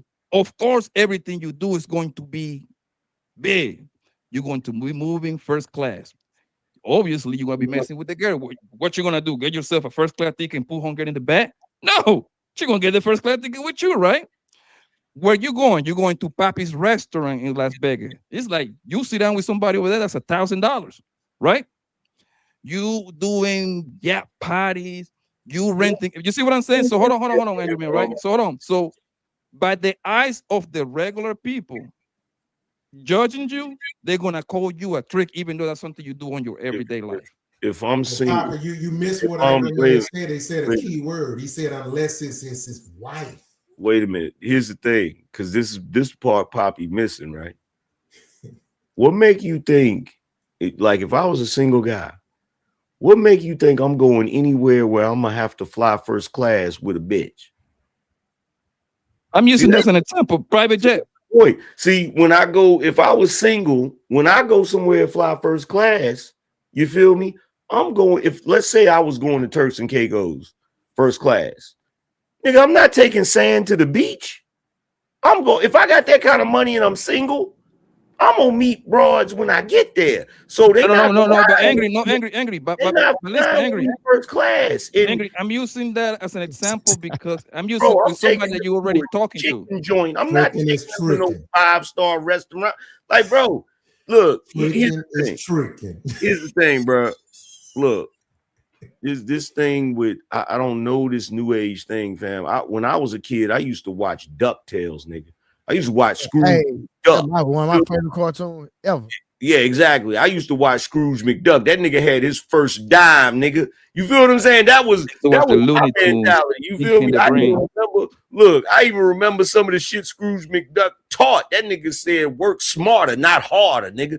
That shit stuck with me my whole life, nigga. So nah, bruh. If I gotta stack all my money up somewhere just to make sure I'm good, I'm not tricking on no broad. Now, if it's my wife, she can have whatever she wants. You so feel so me? you said like you wouldn't if you were single, you wouldn't go on vacation with a woman. No, That's I crazy. would go if I was single and I wanted to go somewhere. I would meet chicks when I'm there. I wouldn't take chicks with me. If I was a single dude, why I'm gonna take sand to the beach? That don't make sense. She could And bring then you No, some you more and you sand. and then you no. can't But compare. angry You man, can't the compare example, doing something like flying somebody out to buying them a Maybach. Come on, like that's a no, bad but comparison. angry man, the example was this is somewhere that you messing around with, not your girlfriend, but this is somebody that you like spending time with.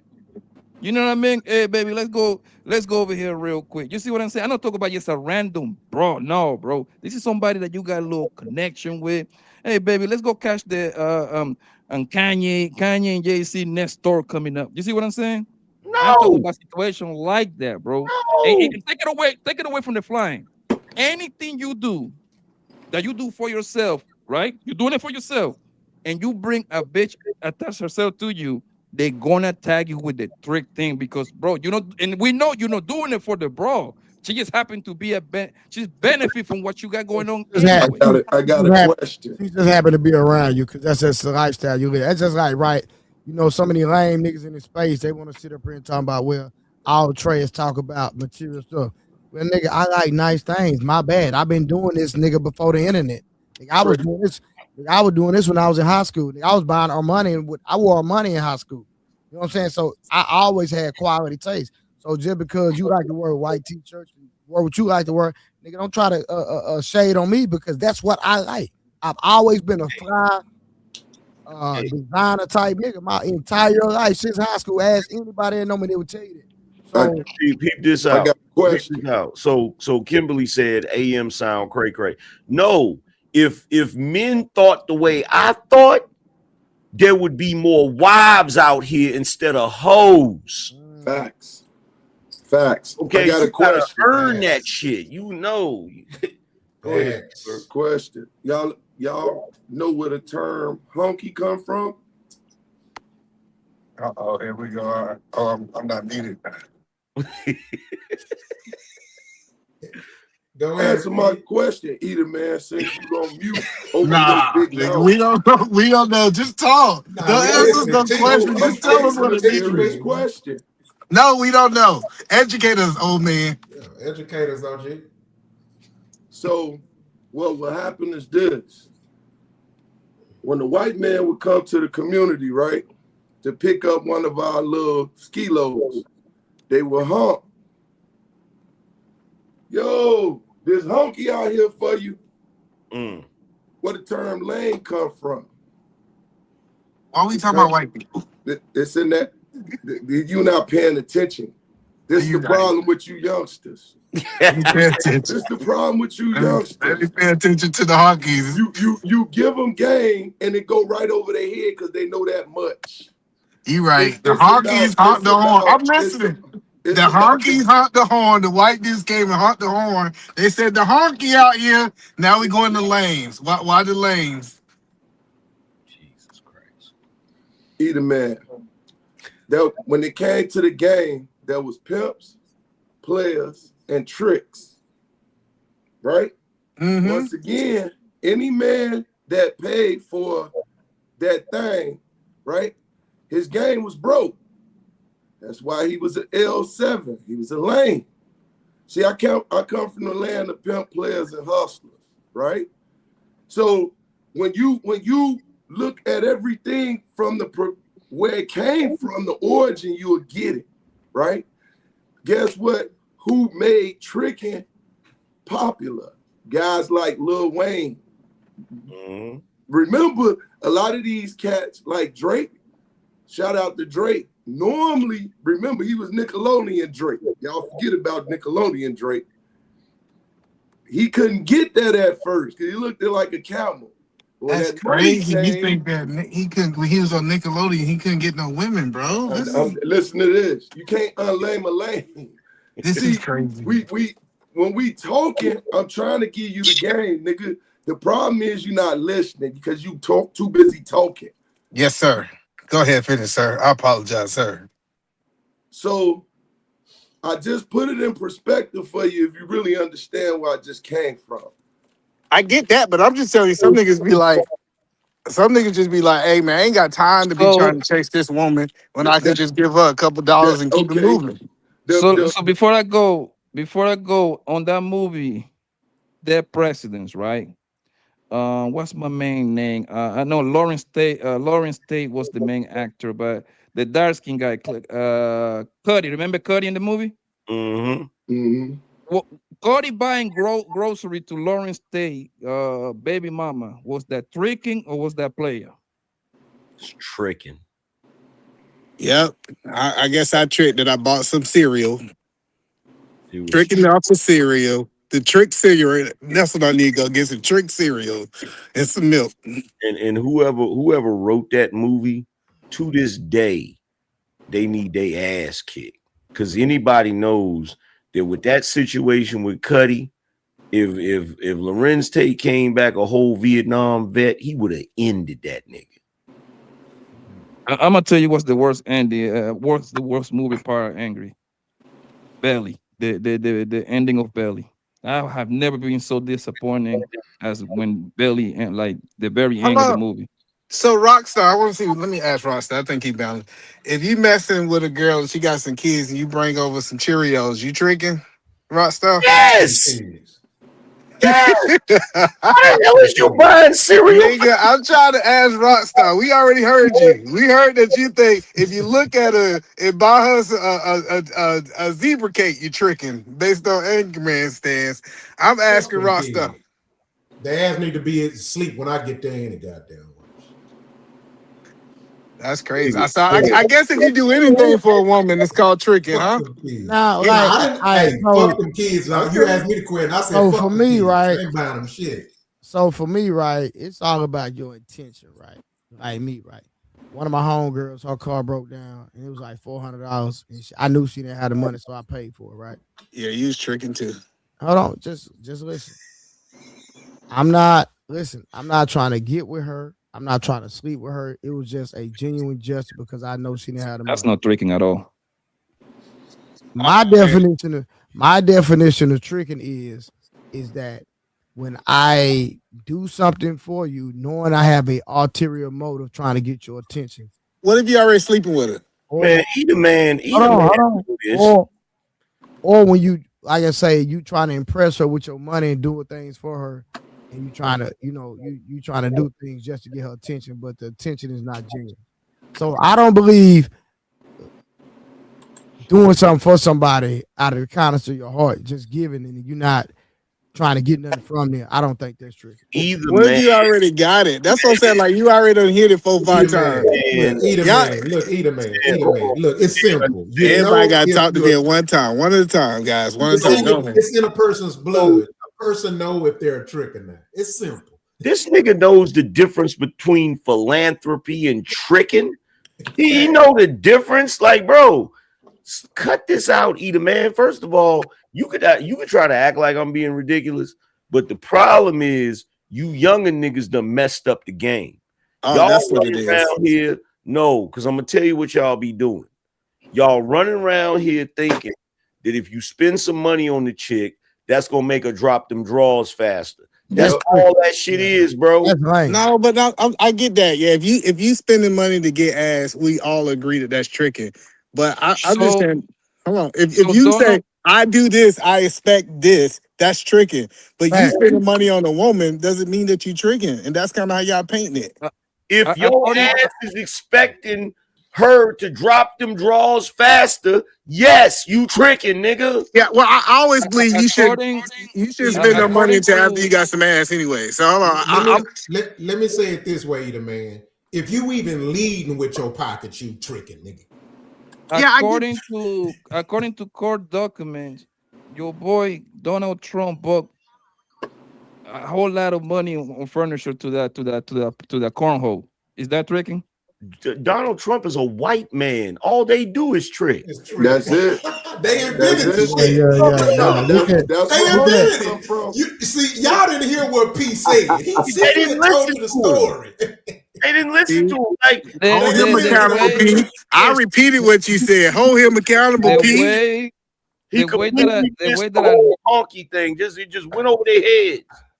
The way that I know is tricking supposed to be a hard transaction between a man saying how much, on girl saying 2, 3, 4, 500.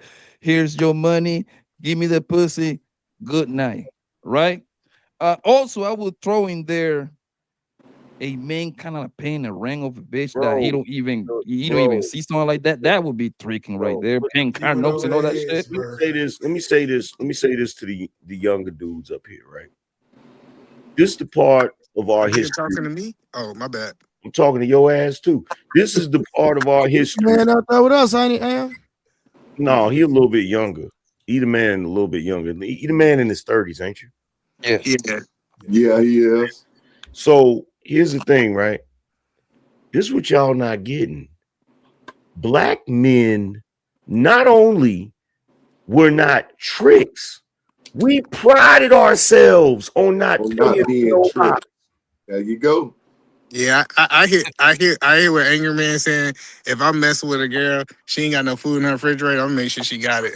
Y'all can call it tricking, y'all can call it whatever, especially somebody I'm messing with tough. Nobody ain't gonna be struggling around me. Man, that's crazy to me. Look, a nigga back in the day could be talking to a chick, he done been up in there and he done smashed and shit. He get up to go in the kitchen to get something to drink, open up the refrigerator, ain't nothing in there but a bottle of Sunny D. That nigga take a swig of that Sunny D, put that shit back in there, like, hey, I see you tomorrow. Yeah, I get that. I get that's how y'all was, but nah, everybody around me gonna be taken care of. The thing is, I don't believe. Listen, bro, I had never done it. I never buy a single piece of pussy, bro. Right? However, this is where me and most of y'all go our separate ways. I don't condemn the niggas that does. No, I'm just saying. If one of the homies, anybody, if any of you in the panels tell me like, hey man, when I went to Miami, man, I saw this big bro nigga. Man, she charged me $500. I only got 2 questions for you. Was she bad? Was the pussy good? That's it. Well, no, that's tricky. I don't care. Hold on. Nigga pay. But that's tricky. We agree that that's tricky. But a woman that you messing with and you saying that you gonna make sure that she taken care of, that's not tricky. Hold on, Eda, man. Hold on for a second. Kim, this is one thing women love to do on the internet. Kimberly said, some of y'all just broke. Okay, first of all, y'all women got to stop revealing that y'all deal with broke niggas all the time. Because if every time dudes get to talking about money and shit, the first thing come out of y'all mouth is, yeah, I'll be broke. That you just telling us you deal with broke niggas. Because I'm going to tell you something right now. For me, I can't speak for everybody else. But for me, I'm in the top 3% of earners in America. And that's all niggas. That's white, black, everything. I'm in the top 1% of black earners. So I know I got some damn money. From the way I've listened to Poppy talk, he got some paper. The way I listen to Trey talk, he got some paper. And I'm assuming P. Smurf and Rockstar got some paper. So ain't no broke niggas up here. So y'all got to stop using that excuse that niggas ain't spending money on you because they broke. No, niggas ain't spending money on you because you ain't worth it. That's the reality. Let me correct Angry Man real quick. You talking about like Angry Man say you quick to say people broke. First of all, homegirl, everybody ain't loud with their money. Let's get that shit understood. And it's women like you, why the reason why I'm not a loud ass nigga. No, I don't have no rims on my car. I don't have no swangers. No, I don't have no candy paint. Hell, I got a goddamn $8,000 chain that I ain't worn a year and a half. Why? Because I don't want to attract motherfuckers like you. Yeah, let me correct. Hold on. It's more. Let me correct this. I'm gonna go put some swangers on my car and attract all the hood rats. Let me correct this nigga Angry Man, bro. This nigga Angry Man lied on me, bro. I am broke, and I need you to hit my cash app. Because I got this sexy ass dark skin girl right here on my couch looking at me. I need to take her out. So hit my cash out right now. So I can afford some Applebee's. But wait, hold on for a second. Because Kim said, AM, stop reading my comments. Stay out the chat. I can't help it. The moment you wrote broke in there, I'm allergic to broke. Soon as you wrote that shit in there, I felt like I need to go get some Benadryl or something. Like, no. Hey, at the end of the day, I'm not turned on by you financially. That's all it is. Whether I'm broke or not, I'm not. And let me say this. First of all, it's a difference between it's going down. Because we and let me say this for the record too. Let me say for the record. First of all, I come from the land of P's and players. All right. I wasn't good at P, but I'm damn sure a good player. Let me tell you, chicks out there. First of all, I ain't never been a trick. And I don't trick on puss. I invest in puss, and I expect a return on my motherfucking investment. That's an ROI, motherfuckers. That's it. Hey, Rockstar, where you from? I'm from Houston. Oh, okay. Yeah. Right, I'm about to get out of here, man. Yeah, have a good night. And I'm about to trick myself into some pussy. You beat me to it, you son of a gun. And this girl giving me some dirty looks right now. I'm over here talking to y'all niggas, man. I'm supposed to be fat flip on that pussy, man. But I'll see you later, man. Mine sleep. She sleep. She dreaming about her husband. She in the room dreaming about me. Oh, dang. Eda Man had drop. I didn't know you had drop. Oh, Eda Man didn't want to have that conversation. Hey, did y'all see the breaking news though? What? What? What's the breaking news? Adam 22 wife asked for the file For for divorce, yeah, I saw that. Oh, Oh, Yeah, that was a given. who didn't see yeah, that? that was Yeah, that was a given. exactly. I saw that no, coming yeah, too. but bro, the finesse. She Well, won't, she won't have the studio. And she's gonna get it in California. She's gonna get it. yeah, she got to get it. Oh, California, it's a wrap. Hold on, let me just play the video real quick. Hold on, let me find the video. Yeah. Just so he can't have it. Mm. just so he You know what? Hold on. I'm finna show you who Young Lace is real quick. This nigga say he don't know who Young Lace is. Bro, when Rockstar, that made me question your credibility, my No. nigga. I didn't say I didn't hear. I know of him. I don't know him personally. I haven't heard about his beef. Yeah, I know what you're talking about. Oh, okay. Hold on, let me play it. That is him talking about him and Sauce Walka situation. On one with Mike D from Bill, they really going down. Get over here in Texas grit, boys. Cinco made me do it.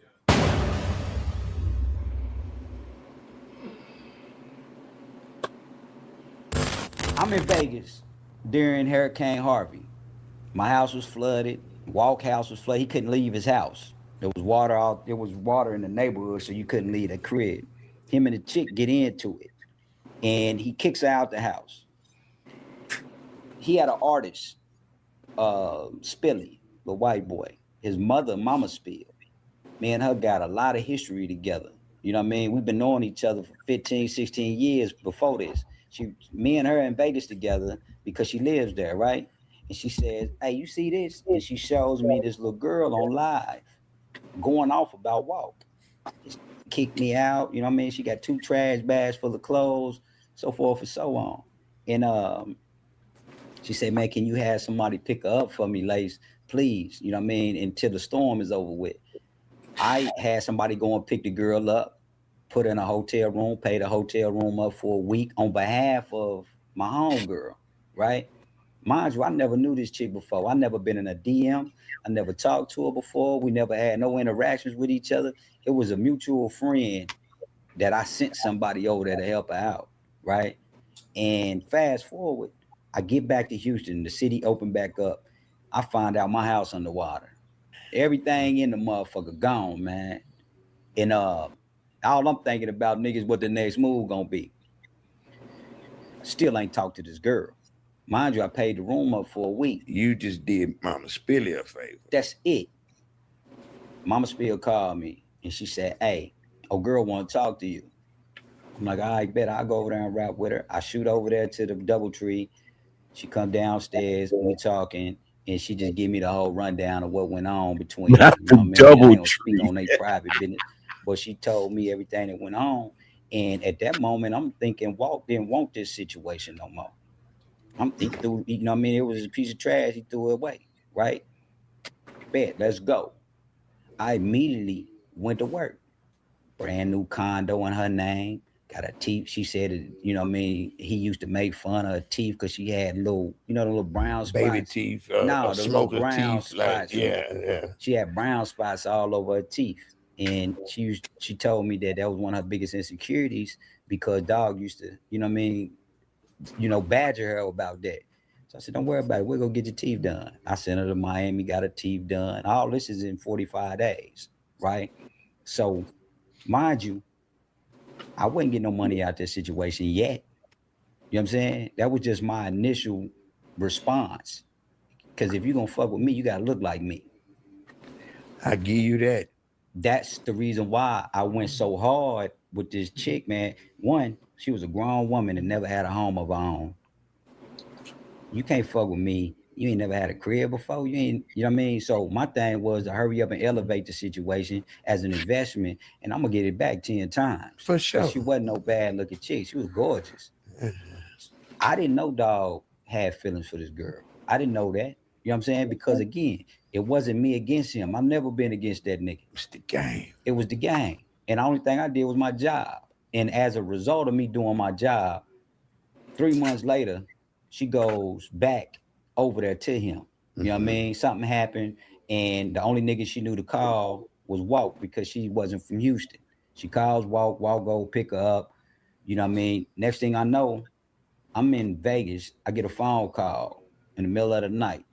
I don't never answer my phone in the middle of the night. So I just said, fuck it, I'll just return the call in the morning. Blowing my phone up. I still don't pick up. So I put the phone on D&D. The next day, I'm on my way back to Houston. I made the call while I'm on my way to the airport. She texts my phone back. Mind you, I'm sitting on the runway about to take off by this time. She sent me a text and says, 911, it's an emergency. Pick up the phone. I pick up the phone on FaceTime. One of the worst moments of my life, my nigga. And the reason why is because Lace was a myth. You know what I mean? Nobody Answering really that phone. When I answered that phone, the homie screaming through the phone at me, man, yeah, nigga, I got y'all seen the video. Hello? Hey man, it's the kid that did, man, with some news you can use, man. The KID, the DID. Oh wait. Hey man, I just wanted to let you know, man. I got the bitch, man. Hey man, I got the bitch, man. Hey, I got the bitch. She didn't come in the handy, man. She didn't come straight in the empty handed, man. Yeah, man. I have her. I'm like, whoa. So if you notice, if you go back and you look at that video, you notice I'm just smiling in the phone. I ain't saying much because I'm on the plane. I'm on the runway. We about to take off. I said, damn, nigga, I had 2.5 hours from Vegas to marinate this in my brain. Now, mind you, the world is talking about it while I'm 2.5 hours on this flight. The whole city for 3 days, man. So when I land, my brother, man, I'm mad with him till this day. He said, nigga, you got to respond to that. Oh, Mouse say, nigga, you got to respond. I'm like, nigga, I ain't responding to that, man. Fuck that. He said, nigga, you got to. So at that moment, y'all seen me get in my emotional stance, which nobody has ever seen me act like ever, never. It was a mixture of pride and emotions, which is a terrible mixture, bro. But that's a recipe for disaster. Recipe. So my thing was, I knew me and his history. Right. And for you to get on this internet and try to make it seem what it wasn't. He said, nigga, I been knocking you for bitches and blah, blah, blah, blah, blah, blah, blah. And now my ego coming into play. Like, nigga, you couldn't knock me for a bitch if I paid you to knock me, right? This is my mind frame. I'm like, man, come on, man. Don't do me like that, my nigga. Yeah. So now I'm trying to figure out why did he do what he did? Because there was a situation, Mike, that he threw away. It wasn't a situation where Lace was at him. It was a situation where they had personal issues. They going separate ways. Right. I come into play. Boom. I'm thinking it's going to be some player shit because that's where I come from. Open game. Hey, man, that man, when I tell you, my nigga, it was one of the longest lasting situations because normally I know how to deaden the situation quick. Responded. When I responded, bro. That's the worst move you could have ever made. It's the worst move I made. I'm going to tell you why. I was going to win because niggas know my history. Thank you. It wasn't no mystery. He going to win. He got his bitch back. No. Not just a bitch back. He didn't never had a bitch back. That was public. He made the public believe he had the bitch back. Me and that chick still cool to this day. We talk all the time. You know what I mean? She got a little girl now. This chick is just such a down-to-earth chick. And I knew that the day of that phone call, I knew that it wasn't her. I knew it was 100% Walk. You know what I mean? He had an opportunity to finally be in a comparable conversation with Lace. For sure. And he took advantage of it. You know what I mean? And I fed into it, which was the worst thing that I ever did. One, me and him is 2 totally different generations. 2, we on 2 totally different levels, 2 totally different mindsets. I chose to go down that path, and by going down that path, it was a dead road for me, right? You can't win no way possible. Look what happens now. The world starts to figure out who this nigga is in the game. Man, who this nigga is? He said he got Lace, bitch.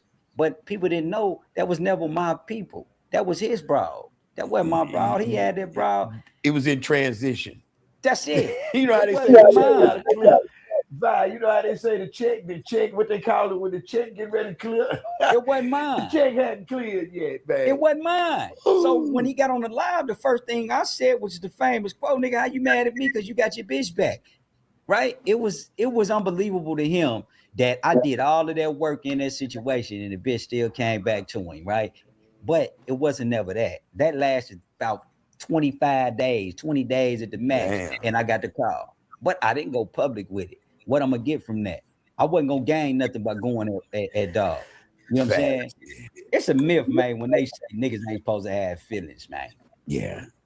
That's Is that a myth? That's a myth. Yeah. That's a myth. Some niggas get behind closed doors, man, and they act one way, and then they put their gorilla suit on, man, outside the door because they want to put the front on, right? They tongue kissing in the back. They doing all that, man. You know what I mean? And when I look at a nigga that got 5, 6, 7 kids, right, and now you coming to me telling me you ain't got no feelings, man, that took a lot of feelings to carry 9 months, and you did it 5, 6, 7 times. So you can't tell me, nigga, that you ain't got this chick at home that you liking on. You a human being. Either you was a punk or you just sitting there lying in my face, man. It's one of the two. There's no way that it's humanly possible that you got a chick been around you, nigga, for a decade, and you telling me you ain't got no feelings for her? You don't love her at all?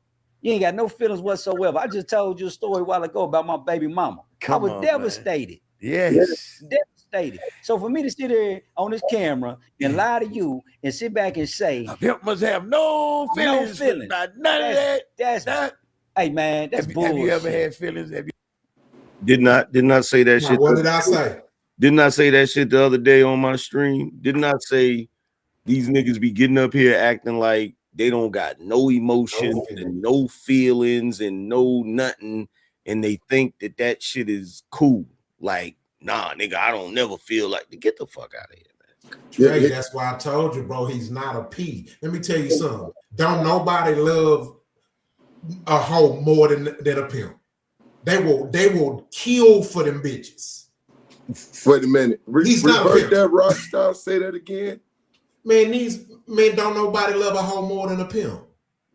Yeah, it sounded like in that conversation, from what I'm listening to, it sounded like what's his name, Young Lace? Yeah. What it sounded like to me is that Sauce Walka was taking the opportunity to, like he said, put himself in the conversation where he could be compared to Young Lace. But the way Young Lace was talking, he's like, nah, nigga, you ain't on the level I'm on. You ain't doing what I'm doing. So it sounded like to me, Young Lace wasn't even acknowledging that nigga being a pimp. Let me say this. In the game, this is what they call it, Angry Man. This is what they call it. They call it ghost pimping. So he go. There was they call it ghost pimping. There was a couple of issues for me in that conversation because one, the guy with the I don't know him. So that was Sauce Money was the guy that was doing the interview, right? Nah, that was Young Lace. That's Young Lace. So I mean, so the interview. Sauce Walka is the one when they said, "I got you." When they with the little stuff in his hair that was in the house with the white girl. Okay, so one, they crossed paths, right? Because dude knew that Shorty was his chick, right? Or messed with the chick or whatever the case may be, right? Am I correct? No. Remember, her mother called Young Lace and was like, "Hey, my daughter need help," and he helped her out. But come to find out, it was one of Sauce Walka's exes that he kicked out the house. So they wasn't cool at all, and no transfer. No. Okay, I'm listening. So then the mother called who was laced to the chick? Nobody. So he just decided to holler at a random chick and help out. No, he did it on the strength of her mama. No, he was cool with the mama. So he was cool with the mother. Yeah. Got you. Okay. So then that's when dude jumping around was like, oh man, this one of my chicks. Yeah, he broke protocol because that's not the way you do it. So what happened is, okay, so here's what happened. Mm-hmm. There's a rule in the game that when another P snatches your P, if another P chick chooses you, it's a rule that you have to call him. And you have to acknowledge him and say player from P to P, I got her. It's like a pimp version of releasing from your cover into another man's cover. Yeah, like the Mac. I get you. We rock. There you go. Yeah, I know. But the way he did it, it even further proves that this man not a pimp. He a renegade. He's ghost pimping. He acted like a little kid who parents just took him in the candy store because he got it's sugar everywhere. That's just not how you do it. He totally disrespected the game. Yeah. So once he took it out of context because it was somebody that he was helping due to the fact of the whole scenario. Exactly. Gotcha. Okay. Yeah. Okay. All right. Yeah, but he saw the opportunity to be on a live and make it look like he knocked Young Lace for one of his broads. Gotcha. Okay. Gotcha. So it in retrospect, it's really confusion on the cat that was jumping up and down, not knowing I ain't got nothing to do with you or sure.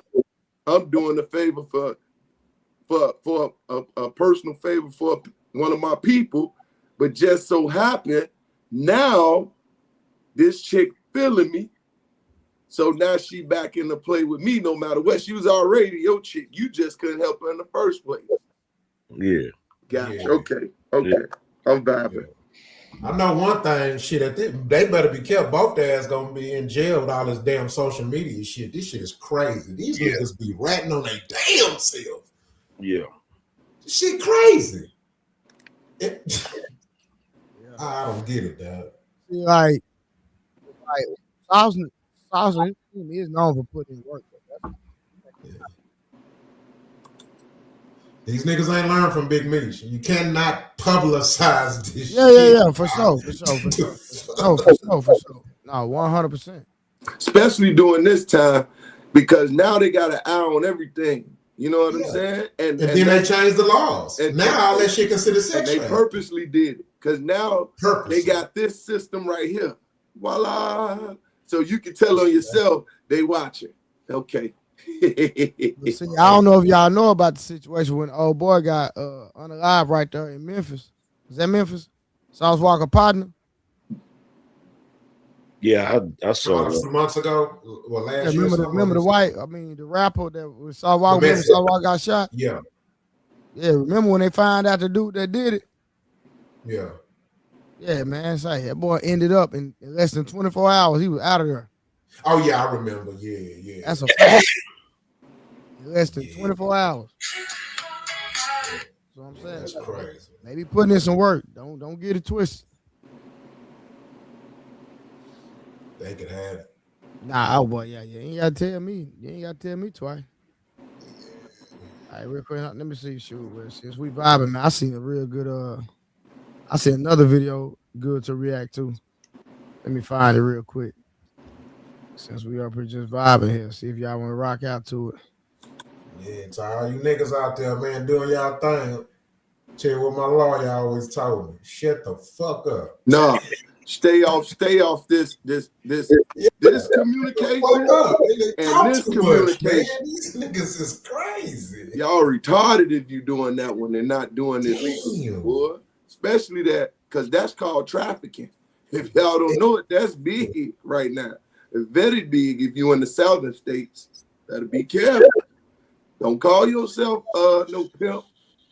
Yeah, just calling yourself that is all you incriminating yourself. Oh yeah, you incriminating yourself. Hey. Right. All right, let me see something. All right, man. I think it's gonna be some real good talking points in this amp. I don't know if you've seen this one, but I can tell by the way I can tell by this freeze frame already. This nigga it says a lot on it, Angry Man. I can tell by this freeze frame that not the one whipping her hair. Is that what you call it? That's Angela Stan King, my nigga. I knew that was her, but the other one, the way she looking, I can already tell it's gonna be some bullshit. Yeah. If y'all heard any talking points I want to elaborate on, let me know to stop it. All right? Then they okay with the man and they take them for whatever it is. And men, a lot of times, are very intimidated by women who are successful. They want to be able to have that financial control over you. So when you're too successful, they feel like you have too much to say. But it's not that. I just can't allow you to run me into a brick wall because I'm smart enough to know that we're going head first 100 miles an hour and we're going to crash. So that's what I think. I agree. And I think part of the problem is we have conditioned men to think the only thing we need from them is their money. So then when we get them and they're not emotionally intelligent, we don't value the other strengths that they have. So you want a bag, but now he over here running you through the mud. Our men don't think they have any other value than money anymore. So they lead with that. But honestly and truly, if a good man y'all can together make some money. Correct. But if you don't know you need the protection, I'd rather be protected wholeheartedly than just having a bag, because you can get the bag. The bag can always be God. But like you said, they don't want to be prayed for. They don't want to be protected. They don't want the leadership. You want some money. And that's cool until you're out here burning. And you got to take a pill every day for the rest of your life. And then social media makes everybody think they have so many options, especially us. I would say don't us. even need to watch much more. That's enough to hold a conversation. That's the shit that be killing me. They love goalpost moving. That's all they ever do. Like back in the day, the biggest complaint was niggas don't make enough money. So niggas say, okay, cool. You think I don't make enough money? So niggas set out to make more money. Succeeded at it. So now that niggas make more money, well, money ain't everything. You got to be emotionally intelligent. Yeah. So now here come the bullshit, right? And then the funniest thing is, they try to hit you with the, well, I can make my own money and this, that, and the third, and blah, blah, blah. And it's like, bruh, they done moved the goalpost so many damn times, bruh. Like, how does any brother out here supposed to know what type of time he gonna be on dealing with them? Like, I'm gonna tell you the truth. I'm glad I'm married, bruh. Like, for real. Oh my God, me too, Anchor Man. I totally agree with you. You know what's crazy about this? Hey, y'all, that's why. Hey, Aaron, real quick, that's why I highlighted this comment, because they talk about that. Why you single? so let me. Exactly. They obviously don't watch your content if they think you single. That's crazy. Think you single, yeah. So it's funny how, right? So just off what she said, she brought up. This is the biggest fallacy I've seen amongst Western women, right, and Black women, since I'm speaking specifically about our women, is that them being successful intimidates us. They made this shit up in their mind and sold it to each other and then made each other believe it, because it's a fucking lie. I've dated bitches who was millionaires. This is a fact, okay? I've dated tons. I've been in relationships with successful women who made 3, 4, 5 times as much money as me at the time. And guess what? I left them bitches. So I don't care about your degrees. I don't care about your money. I don't care about none of that shit. And it's not because I'm a hater. It's because as a man and as a human being, there is no space in my life to care about anything that does not benefit me. Why should I care about something that does not benefit me? I don't care what my neighbor makes. I don't care if he has a Ferrari. I don't drive it. So yeah, we're not supposed to care about what the fuck you make or your degrees. It doesn't mean I'm intimidated. It just means I don't give a fuck, because what you eat don't make me shit. So I don't get this. And then they come with this emoji. We're not emotionally intelligent. No, y'all are not emotionally intelligent. That's why we're usually the logical ones. I'm gonna say this. It reminds me. Y'all ever thought about this, right? And I know y'all done experienced this at some point in your life. And I know at some point, especially if you were younger, you kind of nipped that shit you went through it and then you nip it in the bud. I have this rule. If me and my wife is going somewhere and then we're hungry, I might ask her what she want to eat one time. After that, I'm making the fucking decision. Because you don't want to know why? Because she ain't gonna never make up a goddamn mind. You know what I'm saying? That's why a woman can never lead me. Nah, fuck that shit. Because they don't know what the fuck they be talking about. And that bullshit she was talking about, yeah, that's crazy, Kenfolk. And the whole ideology of us being intimidated, right? Who the hell is intimidated about what you got going on and it ain't even affecting you greatly? To even have that conversation. you get a few dollars and all of a sudden you did something, which at the end of the day, most of y'all in more debt than the average man on a daily basis, right? Mm-hmm. Yeah. School loans that you still paying back that you probably would never pay back. You know what I'm saying? So, hey, brothers, while y'all out here dealing with these women, y'all better do a rundown and make sure that she can afford to be amongst you. Because a lot of them in school debt that they'll never be able to pay back due to the interest and the long-term effect that it's going to have on you. You better check her credit. You better go and do the rundown, see how much debt she got. Because a lot of times when they have that conversation, they're not managing money correctly. A great majority of them not managing that money correctly. Yeah, so the biggest spenders. Everything is based off them. The car market is why you see why we got these little SUVs. You see these little cars. Them ain't what men typically get into. They base that market of women's spending habits. Men don't spend money like that. But when we do, we are logically thinking about our spending. Yeah. That's why the country incentivized divorce and all that, because guess what? 2 houses is a bit more money than one. and you know what's funny about this? And tell me if y'all agree with this. It's just ironic that it's always the woman that are always talking like this don't have a fucking husband. Yeah. But that's the reason why. Don't no real man. Once again, ain't no real man trying to hear that BS you trying to manipulate, because that's a form of manipulation. You gonna deal with those what you call brokies, and since you gonna deal with them, stay with them, because we ain't trying to hear all that. I land on that one, Trey. I just wanted to share that part. All right, Dan George was $5, said, put some paint where it ain't. Support the show. All right, real quick, let me get back to this. It's more than men, because I feel like from a man's perspective, when women are coming at you, like they're coming to you. Men, of course, come to us too, but we think we have so many. We think we have so many options, but a man's nature is to chase a woman. So I don't think we have as many options as we think we have. When a woman comes to a man, she probably thinks he's a little bit more valuable. It's not normal. It's not natural. But we got people all in our DMs, so we think we it, and you ready to lose a whole relationship because it looked like this man can do more, and you're not even looking at any of the values. You feel like you can get everything, but you can't. It's not there. It's just a false sense of options. Big false sense of options, I think, is most of the problem. Damn. What you think, Angela? I mean, I think we are at war. I mean, let's be honest. There are gender wars going on, and I'm not going to say, I think it started long before social media.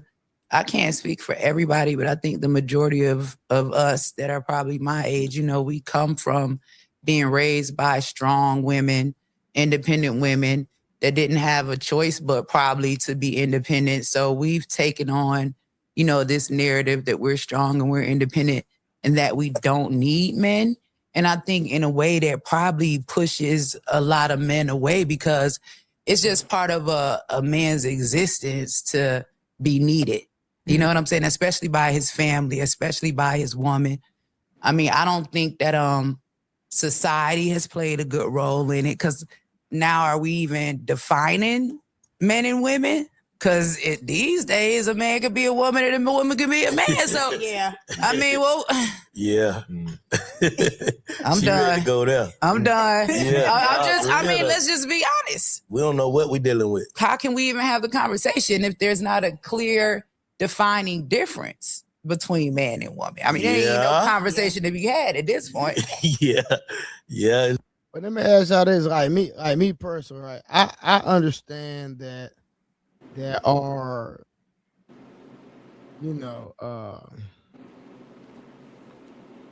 people that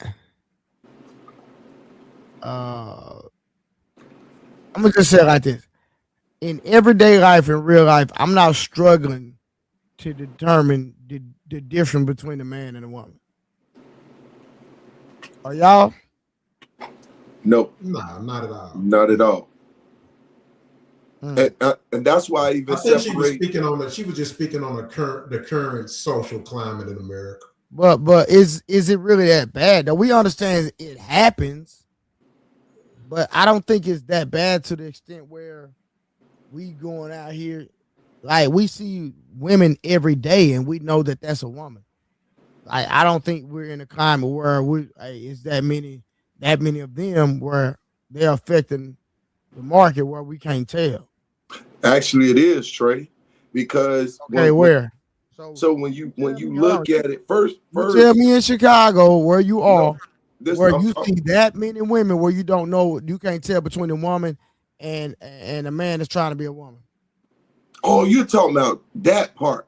That's what he said. I can't go into that part right there, bro. I don't know nothing about that community like that. I ain't gonna lie. Yeah, that was she was saying. So I misspoke in the sense of even trying to answer the question, because if you're talking about the gender and all that, that community, I have no say to that. Well, I agree with you, Trey. I agree with you, Trey, in the sense that it's not enough of them, that are existing in America for it to affect us. But what I can say is affecting us more is the propaganda machine.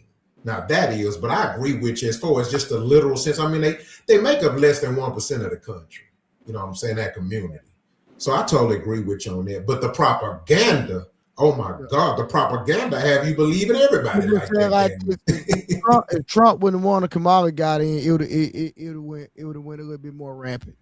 Oh yeah. That 1% would have turned into 2%. That's all I'm saying. Yeah, exactly. Yeah. I mean, you got to remember, Kamala was going to African countries trying to convince them to accept the ABC community, and they was running their ass out. So you're totally right. Hey, Rockstar, they was doing that during Obama's office. That was part of his agenda.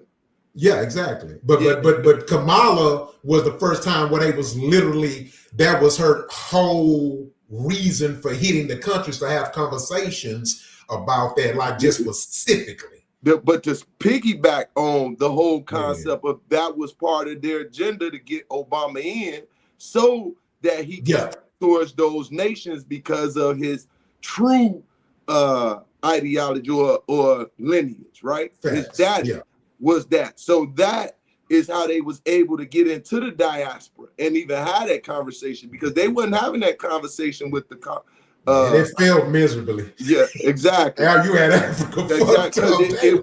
You can go. Because it still goes against the Western ideology big time, right? They don't have that agreement. They still have the polygamy. They still believe in that. Yeah. So you think they're going to allow that? Because my wife's Nigerian. I can legally have up to 4 wives. So yes. Yeah. See? So it's interesting that I don't know nothing about that community and that standpoint. I was thinking more of like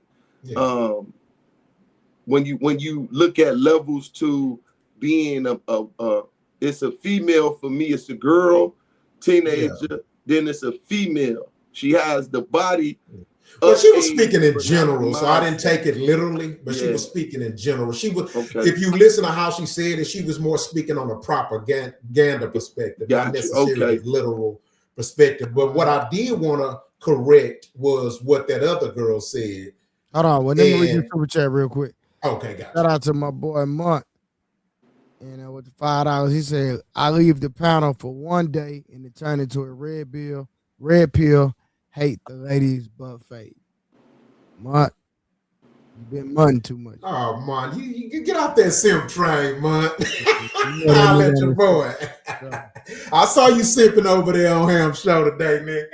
Yeah, but go ahead. What you talking about? But yeah, so I wanted to correct what that lady said, and there's a saying that one person speaks for at least a million. And so to all the women out there, they may think like her, and this is a part of the problem. First of all, men's job is not to chase a wife, and especially if you're into religion, the book even describes who chases who. Okay, first of all, don't know men supposed to be chasing no wife.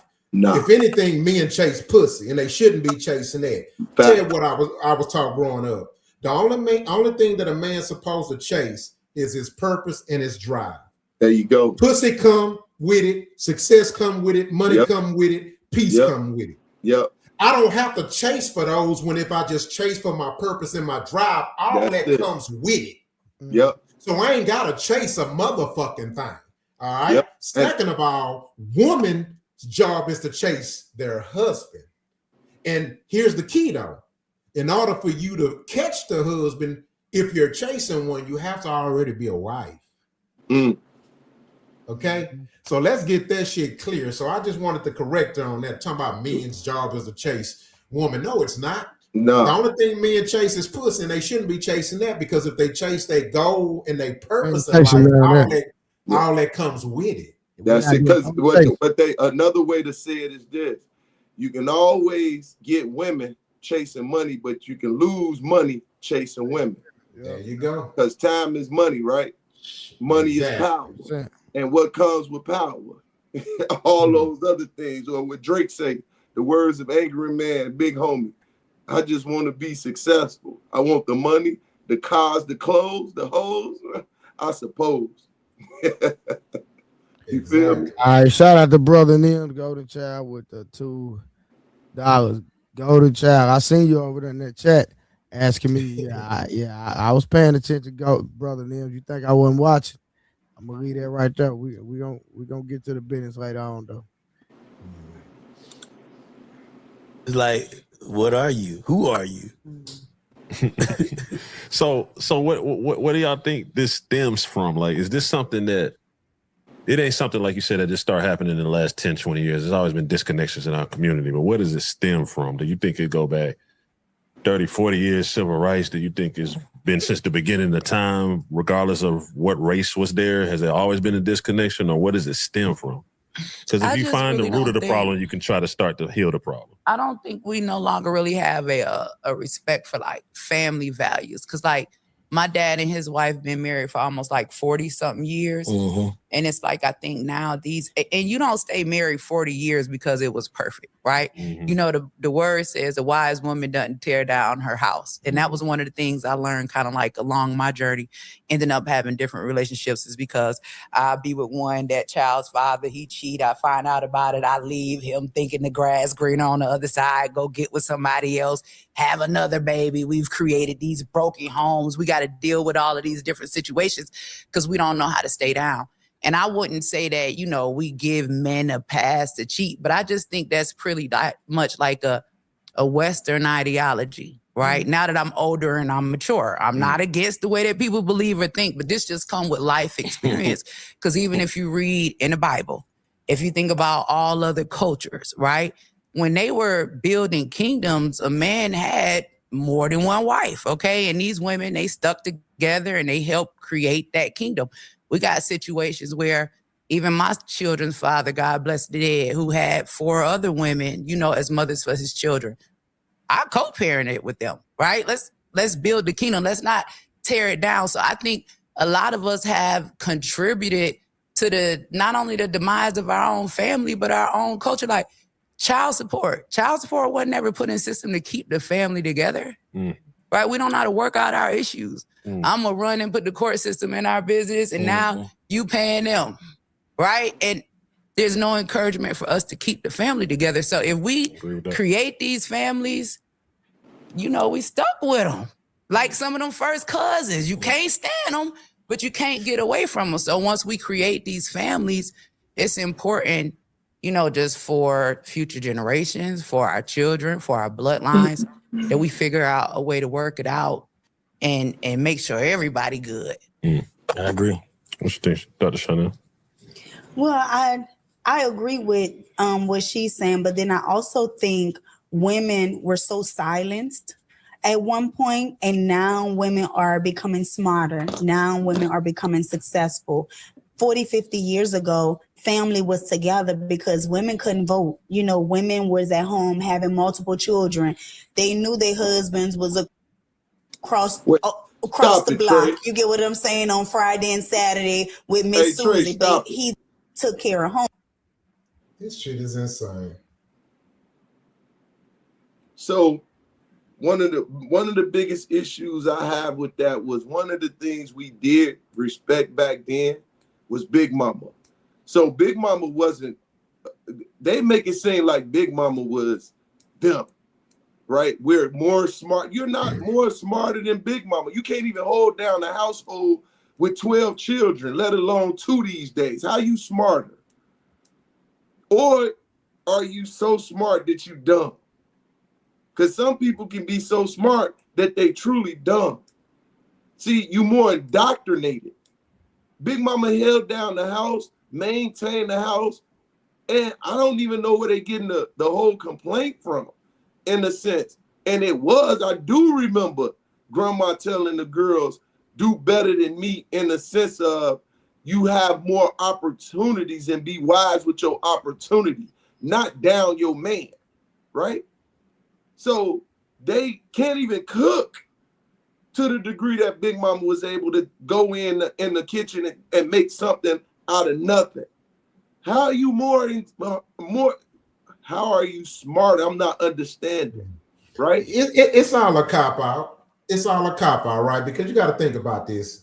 First of all, if my eyes was closed and I heard her say what she said about, just 40, 56 years ago, we were South Side, I would have thought it was a white woman. Because I've never remembered in my lifetime, my parents never remembered in their lifetime where they went into their parents' house or their grandparents' house and the black woman was silenced. It's a bold-faced fucking lie. That's a big She was lie. loud as shit, if anything. The loudest. And watch the this. loudest. Paw, no, I'm talking about. Come home, give grandma the check. Papa been wanted that goddamn plastic off the couch, but he couldn't because she wanted it on. Huh? And whose house was it? That was the house. To this day, we say that was Big Mama house, and guess what? It was Paw house. It was Paw house. And when Paw passed away, that's when we lost everything. Thank you.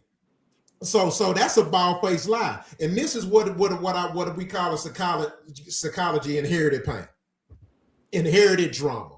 These women have, for some reason, felt the need to adopt trauma that they never even experienced. Never. Whether it was their parents' trauma, their mother's trauma, or grandmother's trauma, whether it was white woman's trauma.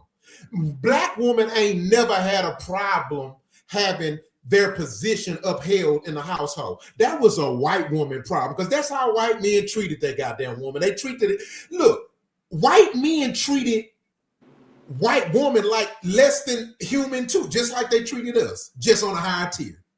This is a fact. So it's just crazy when I hear this inherited trauma. Baby, you're not even talking about you or your mama or your grandma. You're talking about a white woman. And guess what? They bought into that shit, and then what happened when they got liberated? They left your ass out in the dust. And went right back to their man. Or went to playing with themselves, with each other. Right? Exactly. Because it's big in their community with that as well. You see what I'm saying? So like to hear a 20-year-old woman come out of her mouth, niggas ain't shit. Well, how the fuck you know? Where the fuck you get that energy from? How do you know? You're 20, you're 19. One time I was talking to my nephew some years ago and asked him, you know me and young men tired, you got a girlfriend by that? He was like, man, not right now. I was like, what's wrong? Why you handsome dude? He's like, man, these girls, they want you to pay their bills. No, I'm like, they don't even pay for their own drawers. How the fuck they're telling you that they need a nigga to pay some bills? Don't you know? I compare myself to Will Chamberlain in a sense, right? Yeah.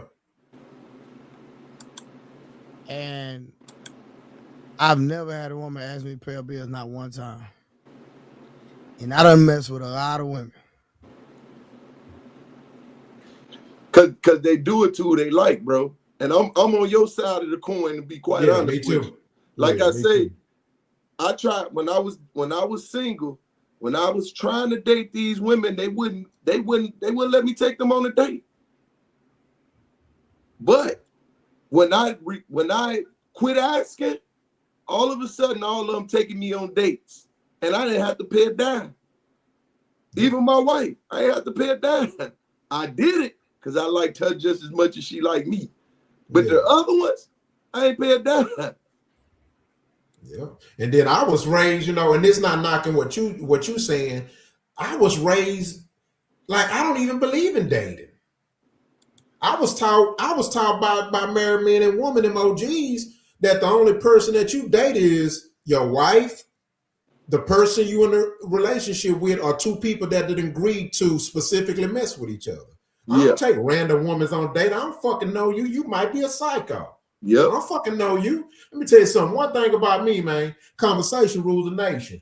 I ain't never been in a rush to get no chick pussy. And second of all, I like a chick that, you know, I fucks with a chick to where she want to give me some. That's it. I don't have to really talk on it. I That's talk myself into it. I slip, trip, and fall in the pussy. I don't have to pursue it. All I got to do is be me and give and hold my conversation to just be me and do. Now, I'm a gentleman, so my gentleman adds to that aura to make her want to fuck with me.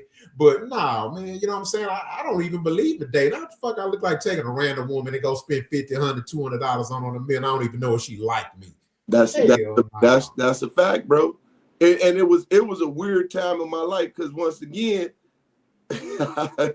we sure is twins. That's my brother for real. Hey, shout out to Square Bigs with the 199. Yeah, shout out. Peace, Smurf for fraternal twins. You ain't never lied. You ain't never lied. I'll take that, brother. For real. Yeah. Square Bigs a fool.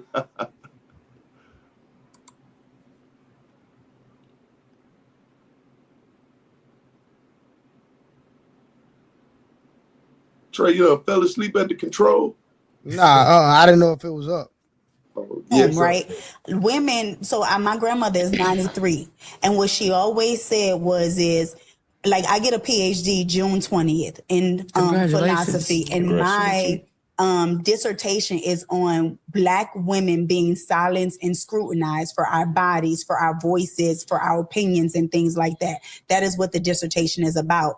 But it stems from my grandmother always told me she was so proud of me because she was like, you take up for yourself, you know, like you have a voice. You, even when your husband, I was married to a multimillionaire for 13 years. I still went to work because I still wanted to have just some sense of myself and not lose myself. I think some women forget that, no, we still need husbands. We still have to be helpmates to these men. But this independency thing has just turned into like a thing that women believe that, oh, independent is such a grand thing. I don't want to be by myself. I can take care of myself. My businesses are very successful, but I don't want to be by myself. But women, we get so loud sometimes with our voices. We don't know how to like mellow them out. And I'm learning that within myself. So she said she was married to a multimillionaire for 13 years. And then she doesn't want to be by herself, but she's by herself.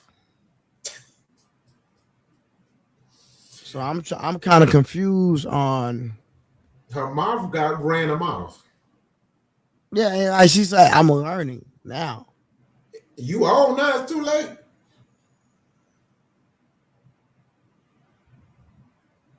I think she took the concept of that independency with transparency, right? And that affected her because a lot of times I don't understand when certain people, I'm gonna say people because it men have those midlife crises too.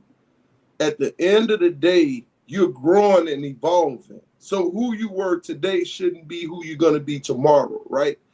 After having this conversation, we're gonna change in some of our ideology. Not all of it, but you're gonna view things a little bit different depending on who comes up with a point that you never thought about before. That changes you a little bit.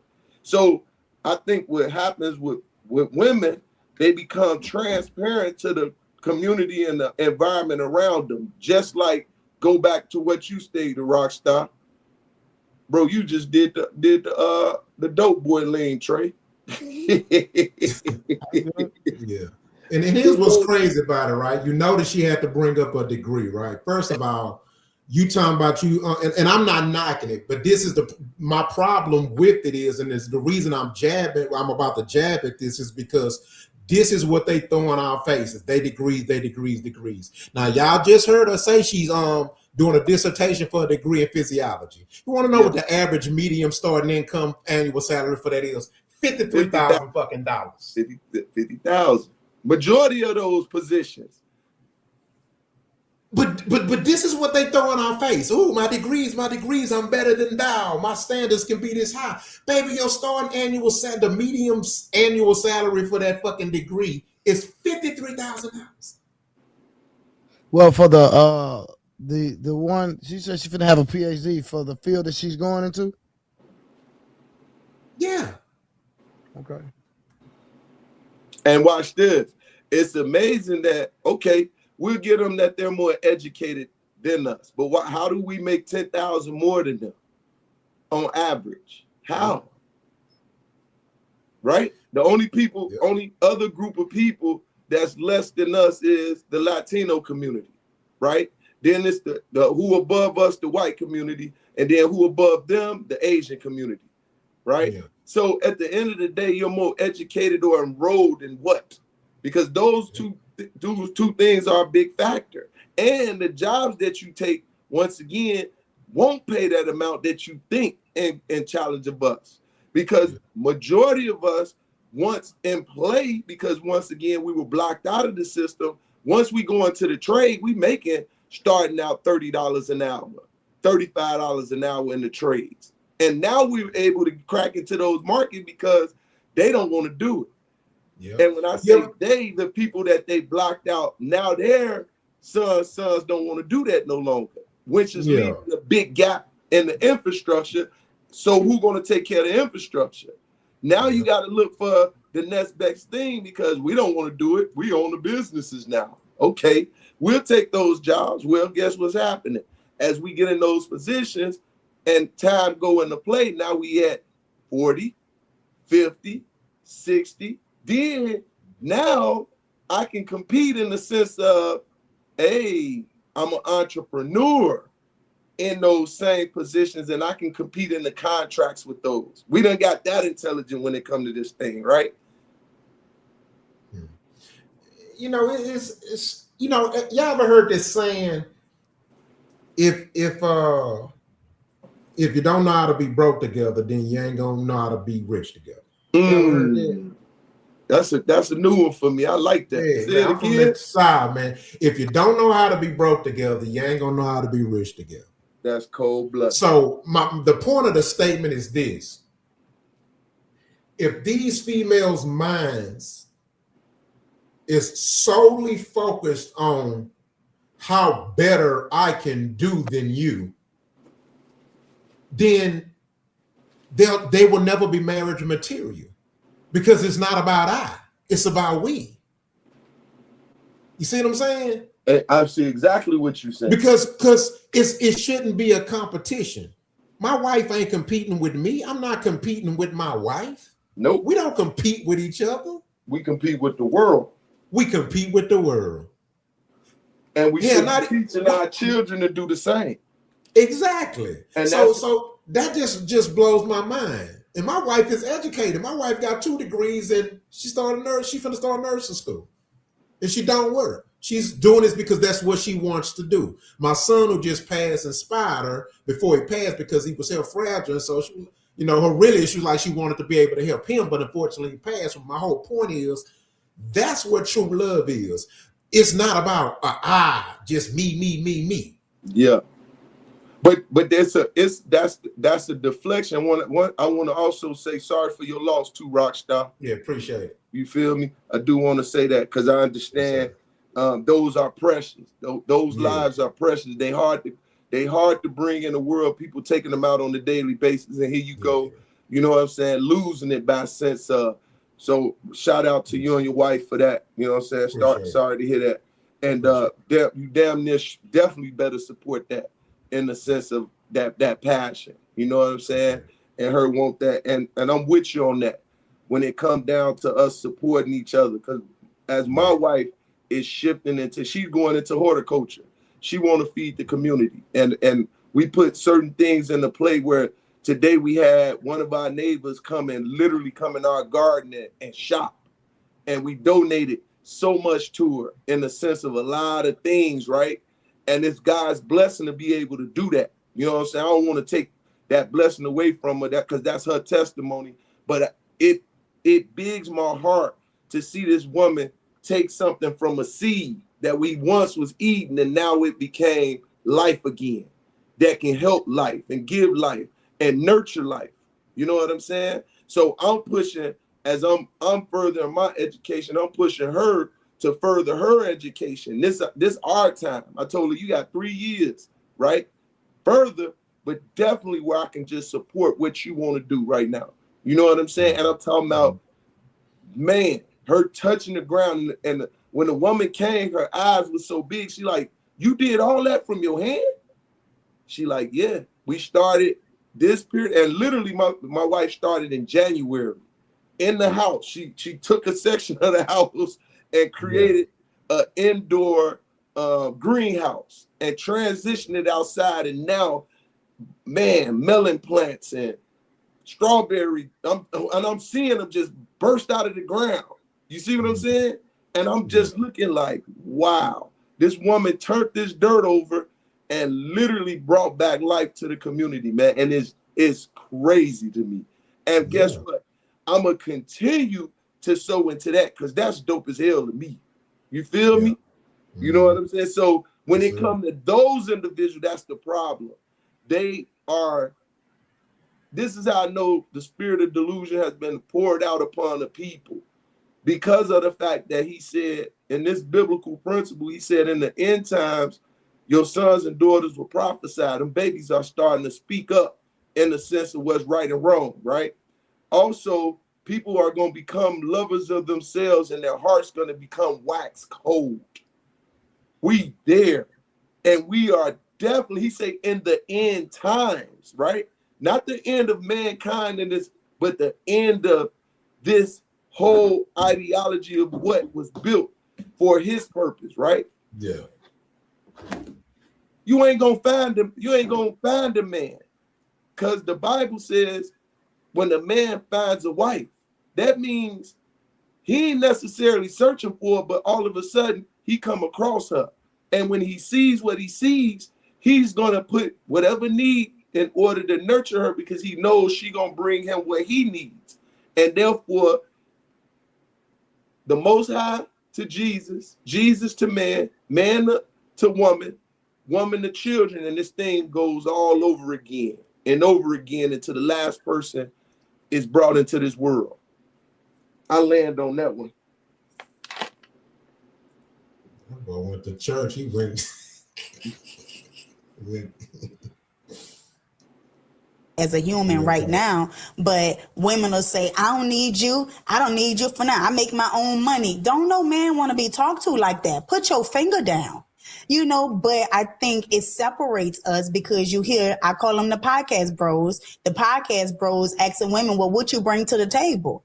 And then, sir, where is the table? Because I don't even see a whole table with 4 legs over there. I see a half of a table. And what they don't realize is women was always supposed to be the helper. So, sir, what have you did so far in life? Because I'm going to analyze whatever that is, and whatever you have and you put inside my hands, I'm going to make sure that it grow. I'm going to make sure that it's very fruitful, or I'm going to help you with another path if something doesn't look right.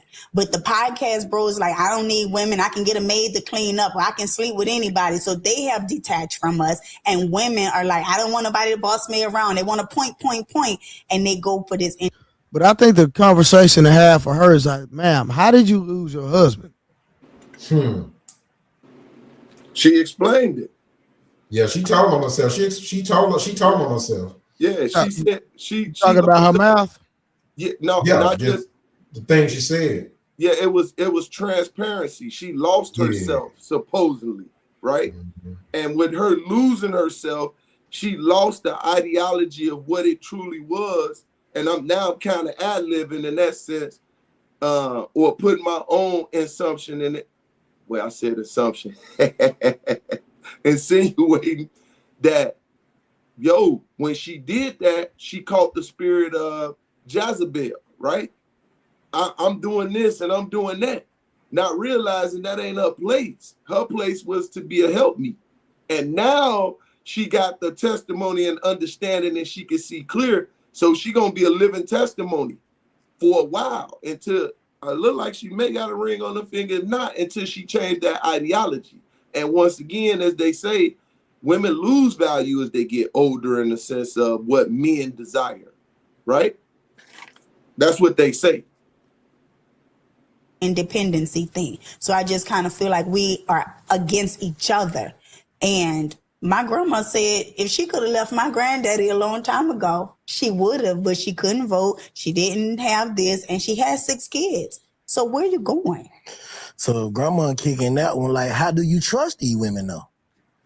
I'm saying, how do you trust women at this point? If we're going to go back, in my opinion, and I feel strongly about this, it pisses me off. If you want to talk about fixing the problem, first thing, back in the day, the village literally raised the family. Yeah. It's not like that anymore. That's one problem. Facts. Number 2 is, to your point, courts literally incentivize you to get rid of the dad. So half these women can't even holler, I'm independent. You're not independent because you're getting food stamps and housing just to keep the man out the house.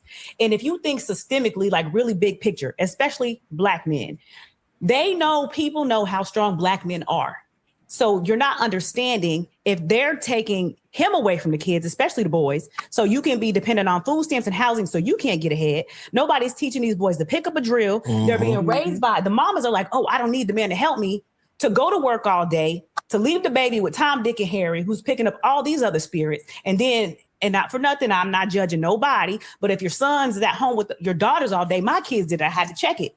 They're over there, your daughters over there putting bonnets on them playing baby dolls because there's no real structure in the house.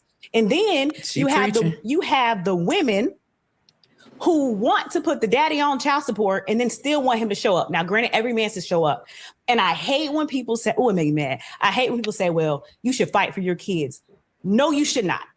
The mother should be smart enough to know that our emotions cannot raise a child alone. So your sons have no skills. Your daughters are promiscuous because you want to keep the daddy out the house. And it's a lot of times, especially when the courts get involved, are for money. And I did a video saying this. Most of the court order is, the very common court order is, the dad can see his kid every other weekend. I believe that turned out to 4 days a month. What you want that man to teach those children in 4 days a month is beyond me. And then he has to battle between, I'm gonna be the fun parent or I'm gonna be on my kid's ass. And now the kids don't want to go to dad because he's trying to teach them values the mama not teaching them because she either not there or she don't have no emotional intelligence. Because if you was a smart woman, you would want the father involved so you can have a well-rounded children. Now, I have seen some phenomenal mothers raise some great kids. That's so right. Let's talk about statistics. Yeah. And the children that are in jail are usually because they're with the mom. Come on now. And we're angry and we're frustrated and we're tired and we're working all day, but we want to raise the kid by ourselves so we can keep getting housing and child support, or so I can make him mad or be mad at him because he got another girl or the girl look better. The system is so broken, and it's not, people are like, oh, let me just be an independent woman. But I'm like, you guys don't understand. This is a systemic issue. I don't care what nobody say. They do not want Black men in the house. They don't want Black families because we are strong. If you look at everybody who is united and successful, them people stick together. We're not sticking together, and we're the strongest out of the group. Too strong. Damn. Too strong. Yeah. We're so strong. Go ahead. That was goddamn. That was the plan.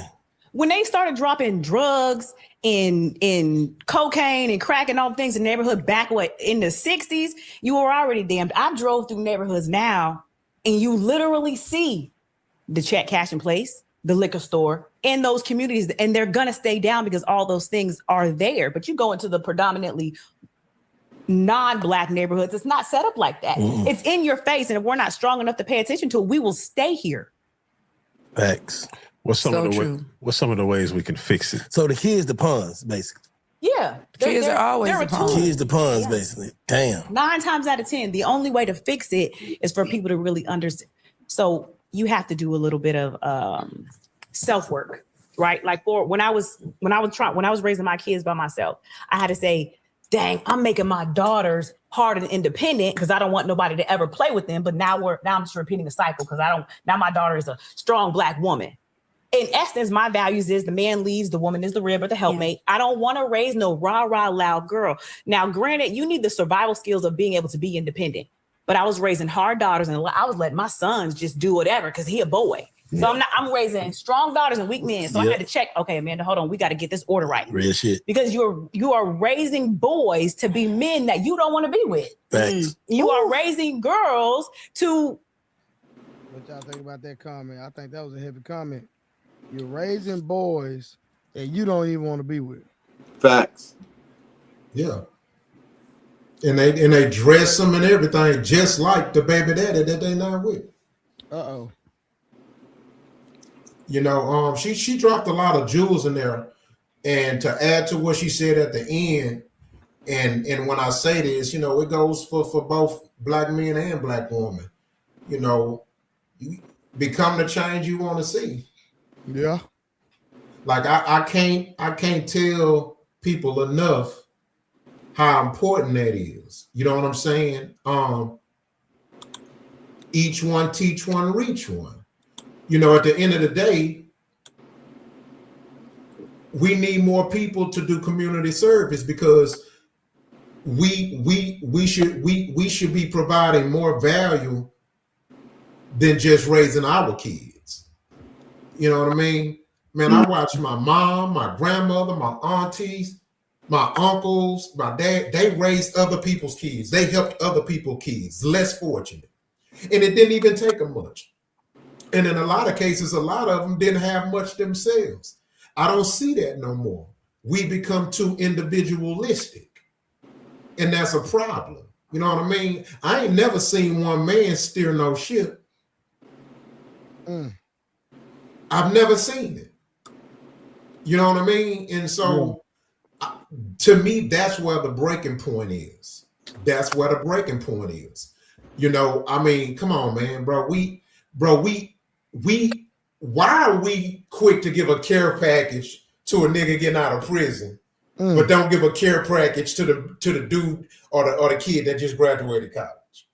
Yeah. You know why? Somebody riddle me that shit. You see what I'm saying?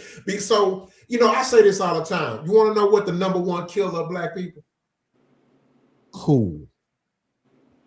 You say what again? The number one killer of black people is cool.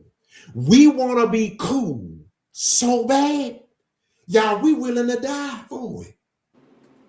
Dying is cool now. I ain't gonna say that's the number one. The number one is heart disease, but I digress. No. I'm saying you're right, but get where I'm saying, where I'm going with it. Yeah, I understand what you're saying. Yeah. Hypothetically, right? The number one killer of black people is cool. We want to be cool. We want to be seen, right? See, we quick to say we the culture and we invented it when we least profit off of it. That's a part of the problem. And another thing, we live above our means. Facts. We live above our means. Here's my point. I was taught this. You have no right to complain about the problems with America if you're not invested in America. It's like somebody who's complaining about not getting some of the pie, but they didn't help bake it, didn't go to the store to get the ingredients, didn't help cook it, didn't watch it. So what I mean, we don't invest in stocks. We don't participate in bonds. We don't go to, you know, we brag about the house in a nice neighborhood we live in, but we ain't never been to the HOA meeting. But then we get mad when HOA send us a letter saying, hey, this rules, you can't do this. What the fuck I bought this out? Well, you didn't go to the HOA meeting to help vote to make the decision. Facts. Yeah, I refuse to stay in a neighborhood that has HOA fees. No, I'm talking about when it comes to decisions being made. No. I get what you say. I just think that's the dumbest thing ever. But you know. Yeah. But you get my point. It's like we want to always have say so, but then we never want to put in the work to earn the say so. Mm-hmm. And that's a part of the problem. Yeah, I got you for sure. End up just like you. Just be realistic. Look at, I always tell vet the mom. Vet the mama. That's Go deep. meet the mama and the auntie. If they treated their father bad, you literally are picking up, you are a product of your environment 9 times out of 10. Now, if you're smart enough, you can get out of that environment. But most of the time, you subconsciously mimic what your environment was until you become a little bit self-aware. I want my son to be somebody I would want to marry or want to take care of me or lead. I don't want that. Real shit. I think how we fix the problem is we have to fix.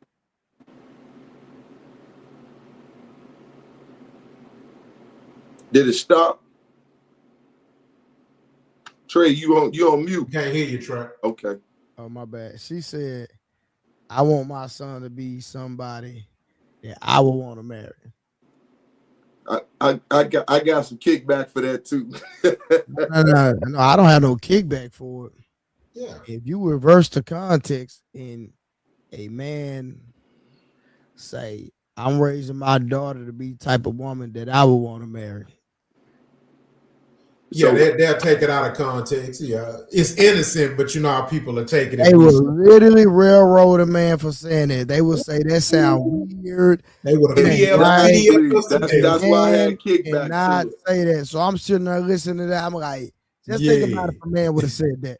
It would be, man, you would be a scum of the earth, man. Yep, that's why I had some kickback to it, bro. Yeah. That's a and you know what's crazy, and what's ironic about it is that when the father's in a daughter's life, she usually end up with somebody who kind of takes on a persona of the father. Exactly, because that's what. Remember I did the order. Yeah, woman, because at the end of the day, it's when I look at family. My abbreviation, I wrote this down a long time ago when I first started praying to God. Father and mother in the Lord's yard, right? That's what I broke down. Father and mother in the Lord's yard. So I put down the role of a father and his effect to the son, the role of a mother and effect to the daughter, right? When they see these roles, that's why gender roles are important, because now they see the roles and how they affect each other, how they work together, how they become, once again, another family, father and mother in the Lord's yard.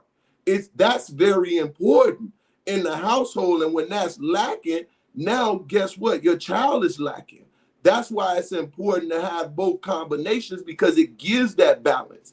Daughters need to see that mother and her interaction with her husband, just like she needs to see her father interacting with the mother, so they accept and understand what they see, right?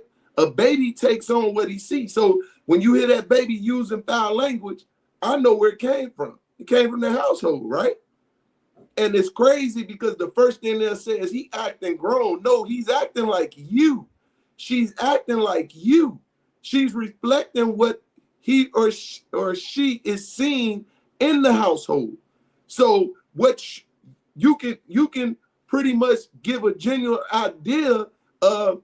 A lot of times, I know you hear this a lot, Trey.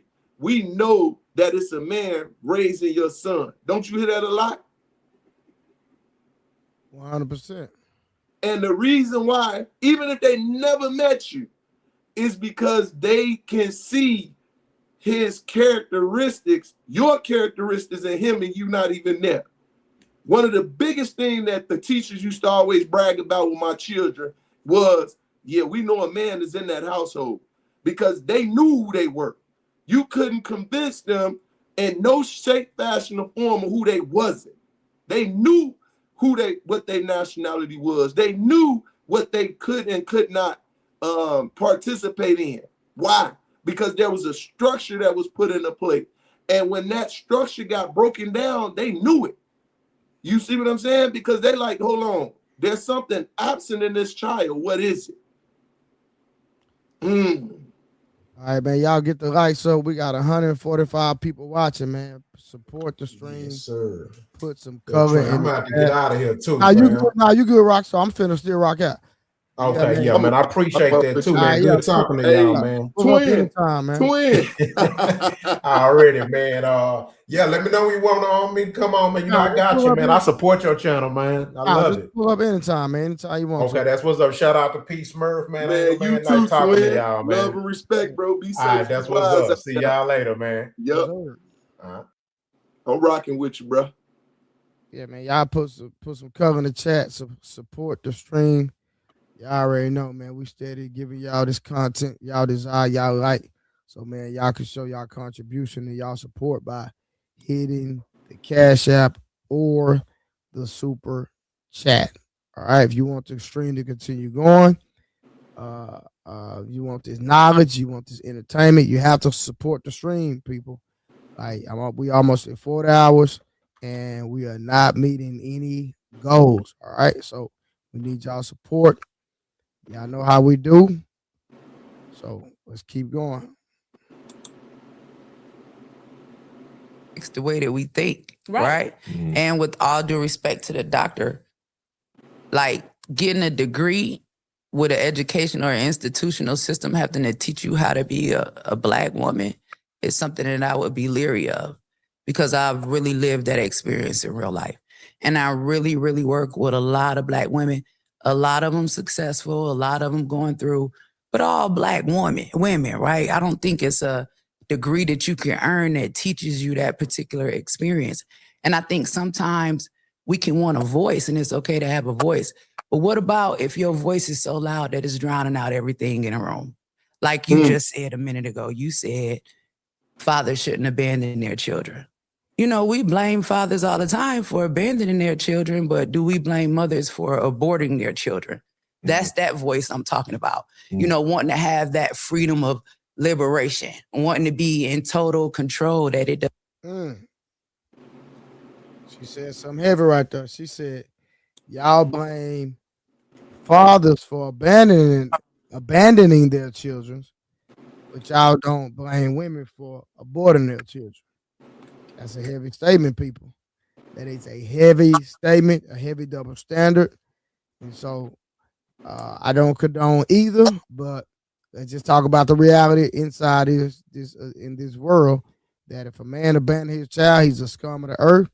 If a woman decides to get an abortion, guess what? She needed help. She didn't have no support. There's all type of excuses and all type of empathy for the woman. I'm just saying. Yep. And what they just stated, how many 24 million and a guesstimate, right? 24 million of our children have been aborted. That's a nation, bro. That's a fact, Jack. That's a couple of nations. 24 million. And what comes from that 24 million? Do the math if we gonna do on average. Matter of fact, that 24 million from that would have came. Oh my gosh, that's crazy. Yep.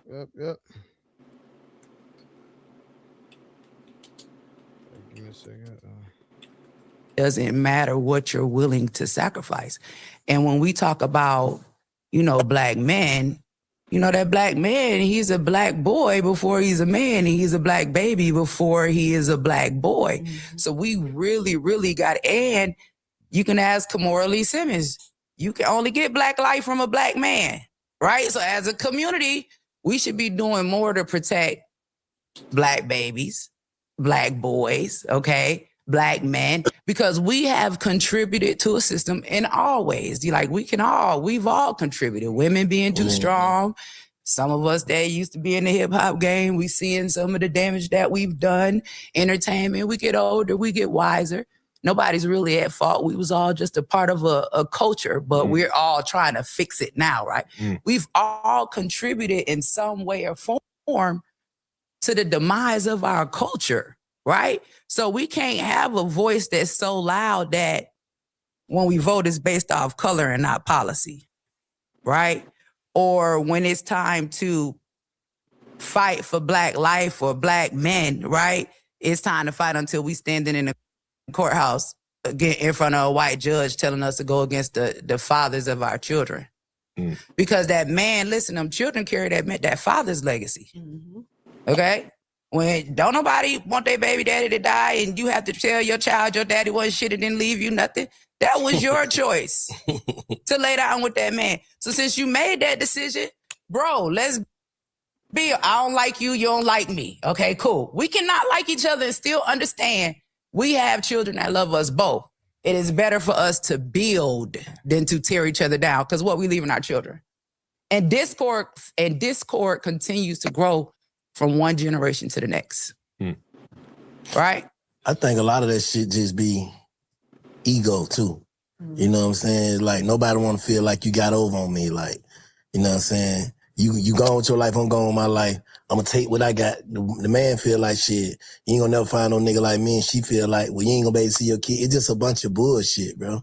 It's like I see niggas that we gotta really have more love than hate, though. Really want to take care of their kid that just can't. Like, I ain't never like that. It hurt me to see them go through that. Like, niggas be like, shit, what I supposed to do, bro? I ain't finna go down there and, you know what I'm saying? Like she said, I ain't finna go down there to them folk myself. I've watched women, it was like call the police while the man wasn't doing anything, because especially in the court system, it's a woman's world. And that's what I'm saying. Like there was a girl, she put her kid's dad in jail because she went to custody. And apparently, so now that I've navigated the court system, it's a very frequent thing. So she's like, oh, he's beating the kids. So then a dad can try to, so he get locked up. So while they defax and everybody does their investigation. So, but now you just made your kids a liability. I would never, ever tell a man, and I want them to raise their children. Right. But you bring that kid back over here and that woman has a bad day or she don't have no sense. At any moment, she can say, you hit them kids again, you're going back to jail. Or touch them. Yeah. They do that too. Or touch them. Lawyers and judges told me that is such a common way they can get custody so they can get their child support. They will say anything. And you going to put yourself in a position, you can't even rate. Like I said, you can't. And it be the dads who want to be there that the women don't allow them. There ain't shit baby daddies get away with anything. Just for the safety of the children, it's a lot going on in DFACS. It's a lot going on in human trafficking. Yep. If me and you fighting and they, for whatever reason, decide they want to come take our children, we both lost. It's not a win for anybody, right? And we ain't gonna never be able to get the streets together and we ain't got our families together. Do y'all think people be bitter after they lose they true? Like, this was my one, I fucked it up. Like, me and her was together, and I be like, if she going on by her way, she feel like I'm the one, and she feel me to the point that I'm her one. Do that spill over on the next dude and the next dude and the next dude? Like, it could a lot in some women. I just stopped communicating with, I would say, a really good friend of mine because she told me something that I just didn't prefer as a human, but it was about her child and her child's father. And I'm just trying to explain. She put me in it. I don't even like to be in people's business, but she put me in it. And when I gave her my advice, she was like, he can't see the baby unless I know every woman that's going in and out of his house. I say, well, wait a minute. You do not pay his mortgage. That is that man's home. And she was like, well, I said, so you're going to take your child away from his father because you can't tell him who he can bring. I don't want nobody to touch my baby. I said, that's a grown man. I said, you decided to sleep with him. You decided to let him not use a condom and all the things. And you think he's going to let somebody harm his child? That doesn't make sense. That means you chose the wrong person. That means you are making bad decisions because now that this baby is here and he decided to go in a different direction besides y'all being in a relationship, now he's such a villain. I say that means he was always a villain and you were making poor decisions. So you have to start with you. She was like, well, my baby won't know. And I'm going to just tell my baby his daddy didn't try. But that's not true because his daddy just told you, give him the baby 7 days. You get him 7 days. He get him back 7 days. But then the father also said, I'm going to pay half a daycare. You pay half a daycare. She said, I'm putting him on child support. He needs to pay it all because he tricking off. Whoa, this is your baby. And now at some point, yeah, if you're going to have the baby the majority of the time, but she stopped the child from going to see his father because she didn't want to pay half of the daycare. I said, but is that your child or is that his child? Or is that y'all child? And you make good money. I'm putting him on child support because child support going to give me and I'm going to find all of his money. Is it about the money or is it about the baby? Do you want to know how many women is in there because you can't be over there? Because they don't got nothing to do with your baby. How if he got another woman sleeping over there, I say, girl, stepmamas are good. I was a stepmama for a long time, baby. I get an award for stepmama. All right. I said, baby, let me tell you something. Them girls gonna love that baby so much because they want the man. And the baby comes with the man. So every step kid I had, come on, y'all. What you need? Want to go to the mall? Let's go. Because I'm interested in a daddy. So well, I'm gonna say thank y'all for being good stepmothers, but all women aren't good stepmothers, and men have to be careful because a lot of you get with some of these women that can't have children, and you have a baby, and they take it out on the baby. You understand, for whatever reasons, or they're jealous of the relationship that you have with the mother because you are a good man that wants to stand up and take care of your children, rather. All right, real quick, man. Listen, man. I ask y'all, if you're going to continue the show, you have to support the stream. We got 139 people watching. If y'all are not going to support the stream, we are going to end the stream, and we will bring y'all more content like we do every night tomorrow. So I'm going to give y'all opportunity to support the stream if y'all want to continue the video. If not, I will end the stream, and I will see y'all tomorrow. Y'all know go live 7 days a week. But Peace Murr, how was your day, man?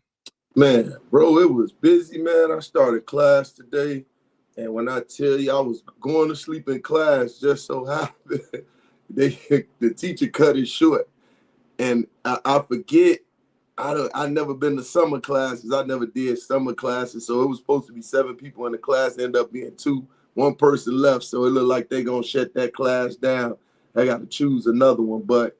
Other than that, what the class about? It's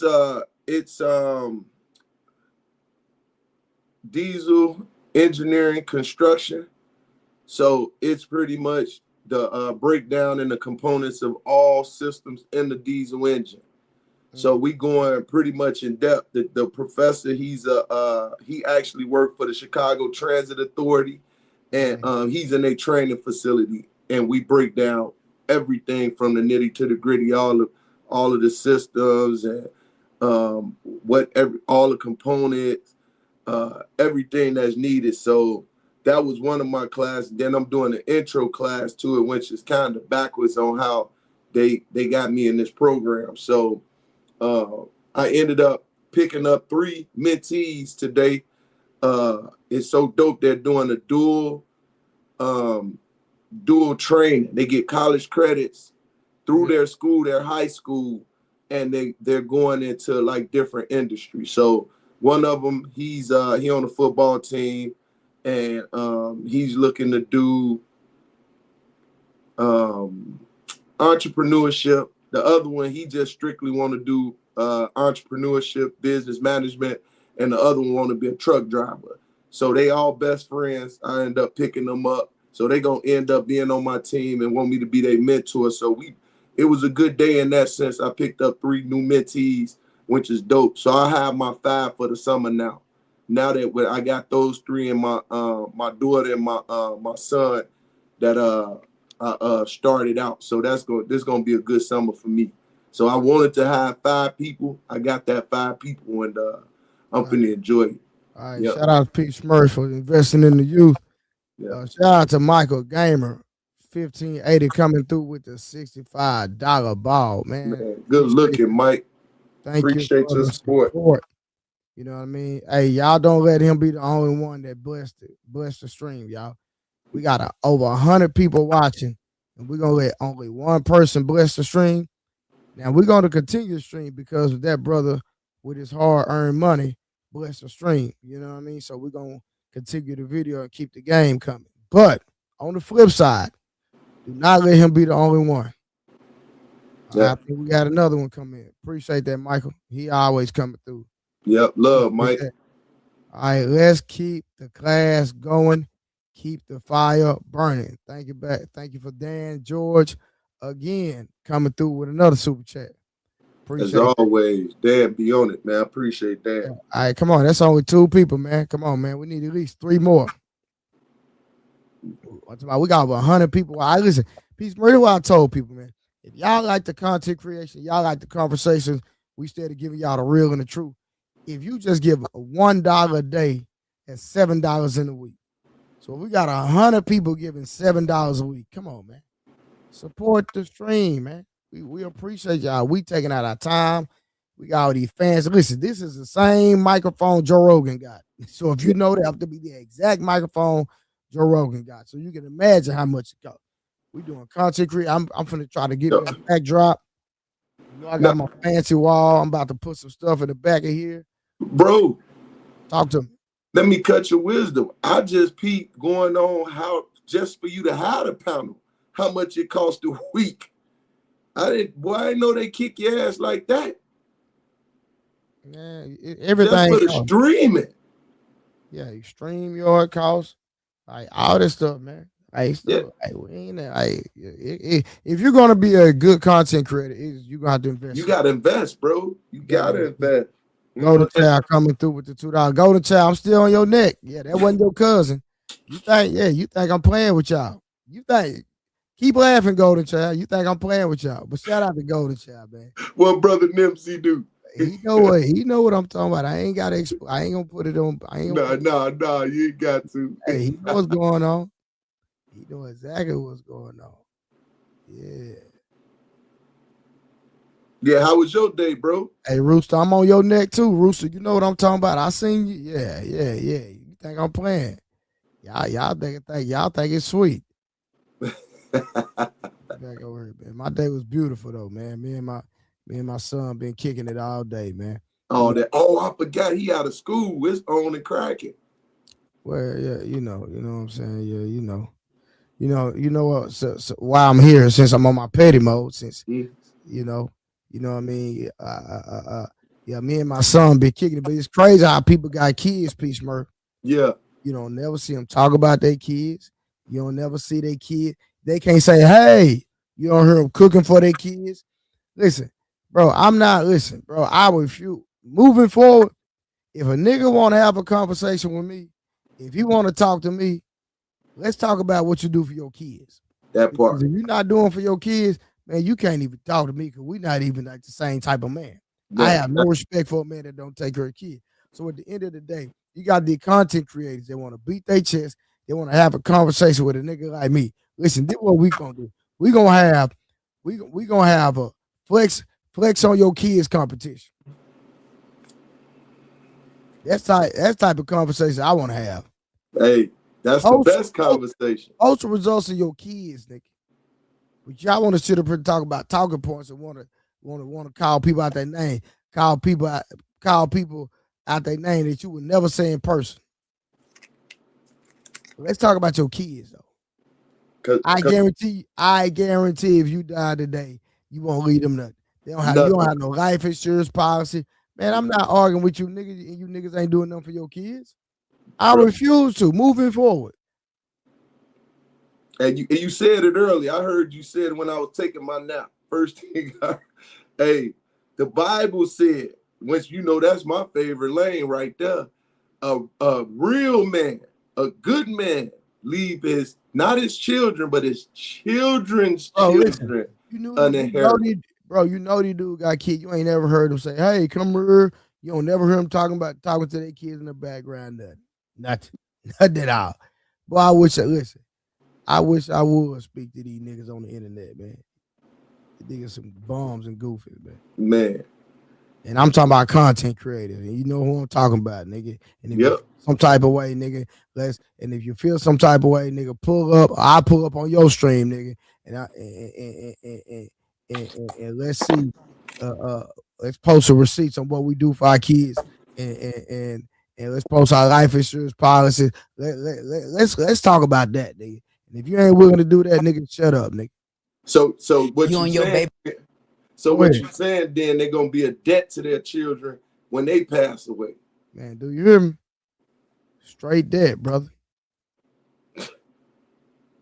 mama worked out or not. So you do have to be careful when you let certain women around your children and make sure that they're treating your children fairly. You know what I'm saying? And it's okay. Who's going in and out his house every day, all day. No, that she don't need to know that. But Exactly. the man, just to the point, all women, like, even in situations where if let's say the man cheated and he created a baby outside of the marriage, okay?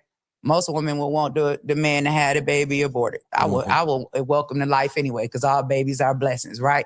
But if y'all decide to stay together, is that woman gonna mistreat that child because you had that baby on her? Yeah. You understand where I'm coming from? Like, the child is innocent. You understand? So trauma can pass over, right? And I went to school for psychology. I have a bachelor's in psychology, and what I learned about trauma is there are 365 days in a year. So usually every day is just a normal day, right? We get up, we go to work, nothing happens. But let's just say maybe 5 days out of those 365, something traumatic might happen. One day out of the year, we might lose a loved one. Second day, like that other day, something else might happen. But bad events, we remember them more than we remember the good, because they only happen maybe those 5 days out of the 365. So trauma stores itself because it's not normal. And so we have to realize that happy days are normal, because most of them are. And we can't carry that trauma from one person to the next, because everybody innocent. And we get tired of getting hurt. You don't think? Like, I just got out of a divorce. It was crazy. Married for 9 years. And I wanted to stay down for anything, but listen. Can a man truly make a woman happy? Or is that her job? You were supposed to take it first. You take it first. I got a good one for that. Because at the end of the day. All right, before they answer the question, I'm gonna drop this link too. I'm gonna see if anybody gonna pull up. But Peace Murray, let's answer the question. Can a man truly make a woman happy? No. She has to be happy on her own accord. He can enhance that happiness, but if a person not happy, they just not happy.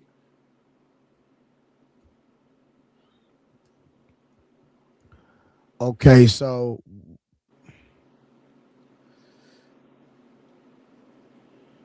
we can enhance that happiness, but we can't truly make that person happy. Exactly. Think about yourself. There ain't nothing that a woman can really do, and I'm insinuating when you said something, ain't nothing that a woman can do to make you marry her. You got to want to marry her, right? Yeah, for sure. So in that same action, it comes with that the reflection of being happy. Can't nobody just make you, if you sad, right? They can come and probably make you laugh, you know what I'm saying, give you a temporary enjoyment, but as soon as they leave, what's going to happen? You're going to go back to that sadness. You have to come out of it. So it's always an internal reflection first. And it's funny because I remember dating a female, and her whole thing was, she was like, and it was so profound when she said it. She like, I thought having a man would make me happy. I thought having a child would make me happy. I thought having a new car would make me happy. I thought having, a house would make me happy. You know what I'm saying? So in retrospect, I was like, what? How you thought those things were gonna bring you happiness? They will bring you temporary enjoyment, but if you're not a happy person, you're just going to be a miserable person in the sense of having all those things. And she like, I never thought about it. I say, it's interesting because it wasn't something that I ever thought about until you made the statement. And I'm listening to you. And from that point forward, I say, I always pay attention and listen to people even further, because they're going to tell you who you are. You just miss the signs a lot of time, insinuating something otherwise. When a person tell you who they are, listen, because they ain't gonna lie about themselves, and they're gonna show you by their action. Nah, for sure. Rush, you got anything before I turn the video back on? Yeah, yo, salute to everybody on the panel, man. Salute to you, Trey. Always dropping that heat on the StreamYard joint. But yeah, when it comes to a female having happiness, it's her responsibility to be able to maintain that happiness, man. Like you can't expect a man to kind of give you that kind of fulfillment and give you happiness. You got to have that on your own, or you're just going to be a burden.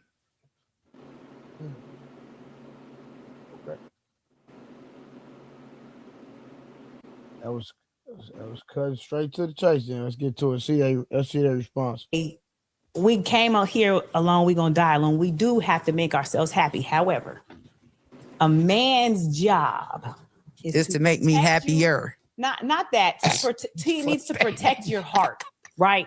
Now, if you can't naturally, if I have to be happy in life. Time to get down to the meat and potatoes. Go ahead. You have to genuinely be happy with your life and your. You can't be dependent on him to do things for you to make you happy. He can't run your life. Did you hear what she said? A man's job is to protect your heart. Well, I think she's talking about that if we're going to be in a relationship, that the man needs to be committed if he commits to monogamy. Wait. See, here go the problem with words that we use, right? In the Bible, the heart, when God speaks of the heart, he speaks of the mind. He's talking about the mind.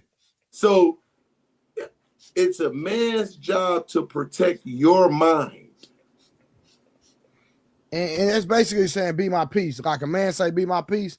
That's the same thing a woman is saying, be her peace. I definitely need this one. I need the women on the chat. No, it's just saying, be my peace. No, I get you. I get you. Be a man of your word. Be a man of your word. If you tell a woman you're gonna do something, do it. It's really that simple. It's really not complicated. No, you did make it simple for us. I be wanting to hear what the women's ideology is for it. You get where I'm coming from, Trey? So I'm not kicking back on you. It's a thought when they say that, because a lot of time they say that and they'll go into play about their emotions, right? Or how they feel towards certain things. And that's when I be wanting them to explain. But go ahead. What you stated. Oh, so go ahead. You can go ahead and brush things out. I don't have to go in depth about it. You good. Yeah, you good. I think it's self-explanatory. Yeah. Because men always say men want women to be their peace, and women want the same thing. So and in a sense, don't lie to me, be a man of your word, and bring security to the relationship.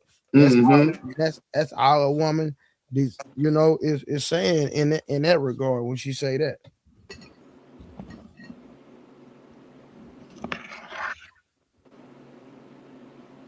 Rush? Yeah, I mean, hey man, like I would assume so. That's what she really wants, but majority of the time, these women, they proclaim they want one thing, but they seek a different type of male archetype. Most women, in this generation, they gravitate towards the playboy. And the playboy, he usually deal with multiple women. So it falls back on the female, man. It's what I mean. She got to hold herself accountable on what type of dude she gonna link up with. Yeah. And a lot of times these women, they gravitate towards dude that's spinning mad plates.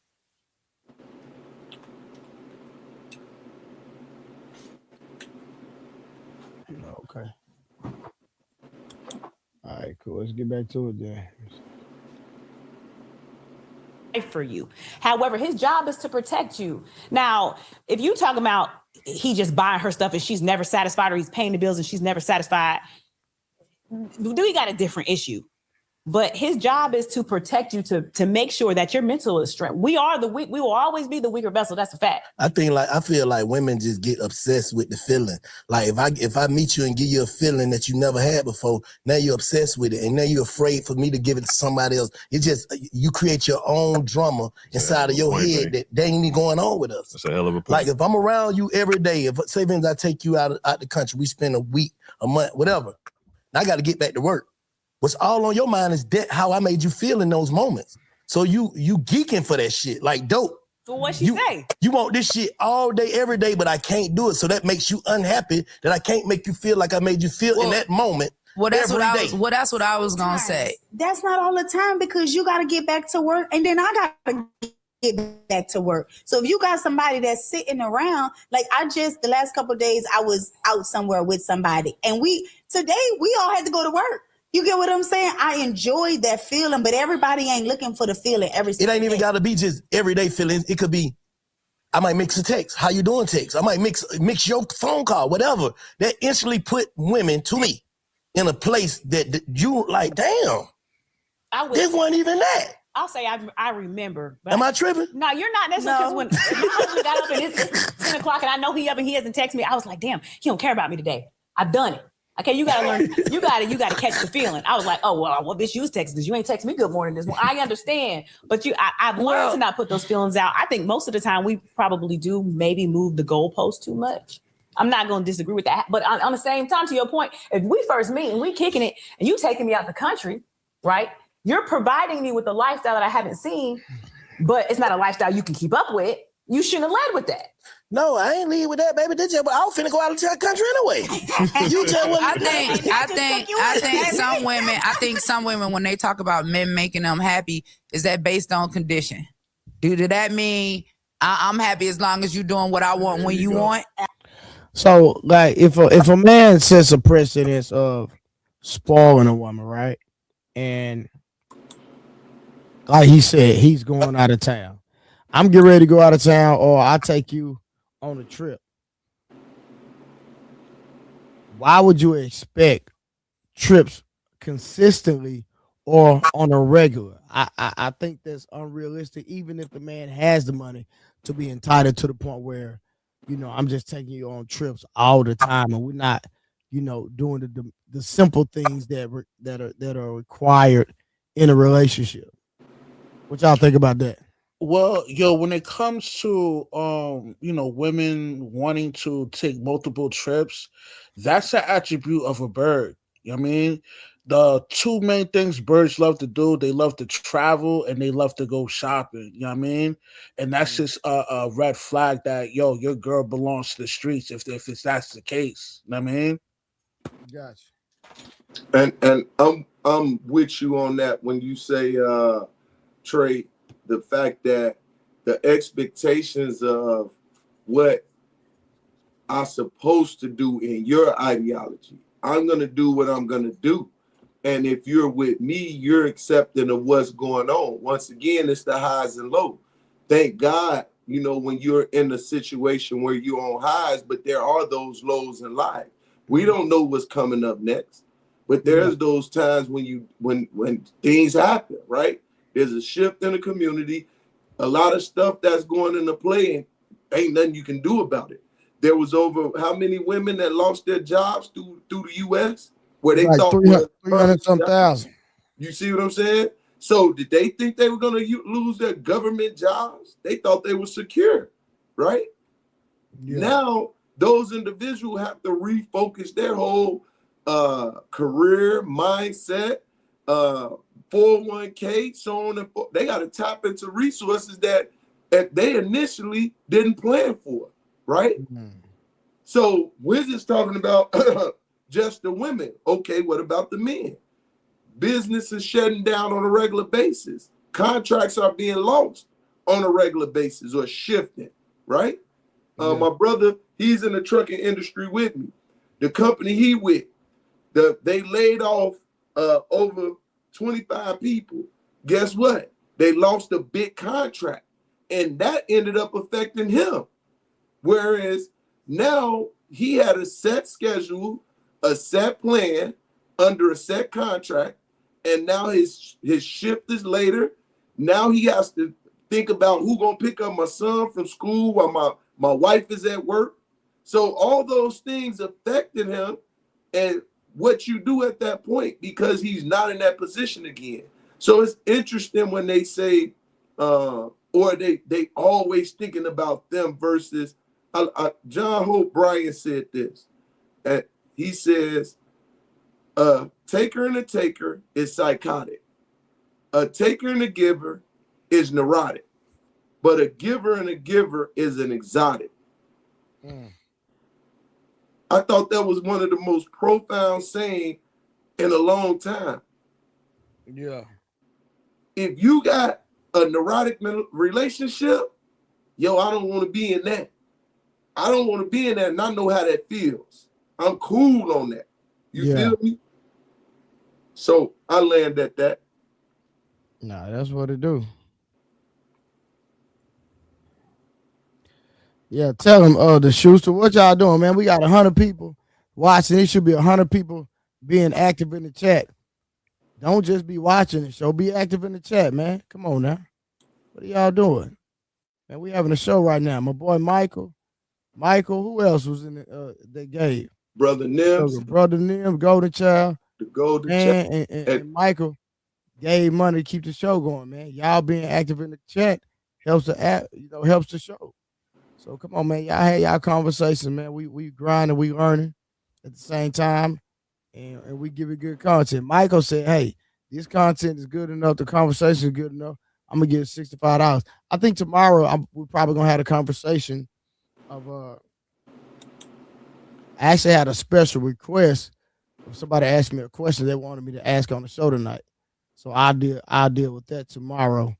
And then I think we're gonna do tomorrow, can and how should a man bring a woman peace? That's a good one. Yeah, tomorrow the subject tomorrow is gonna be can and how should a man bring a woman peace in a relationship? That's a good one right there. And Dan George was the other one that donated. Shout out to my man Dan. Absolutely. Right. Absolutely. But see, me, I could be happy all the time. You might not be able to do it today, just get it done. You understand where I'm coming from? So it's just based on, I think, the understanding and what type of woman you got too, because some are seasoned and some are not. Some done, some know how this go. Some women understand that if you want a man with money, then you can't have a man that sit around at home all day unless he just already set. Some women ain't gonna respect a man that's sitting in her face every day, because I'm gonna instantly lose respect if you ain't got nothing to do with being my business.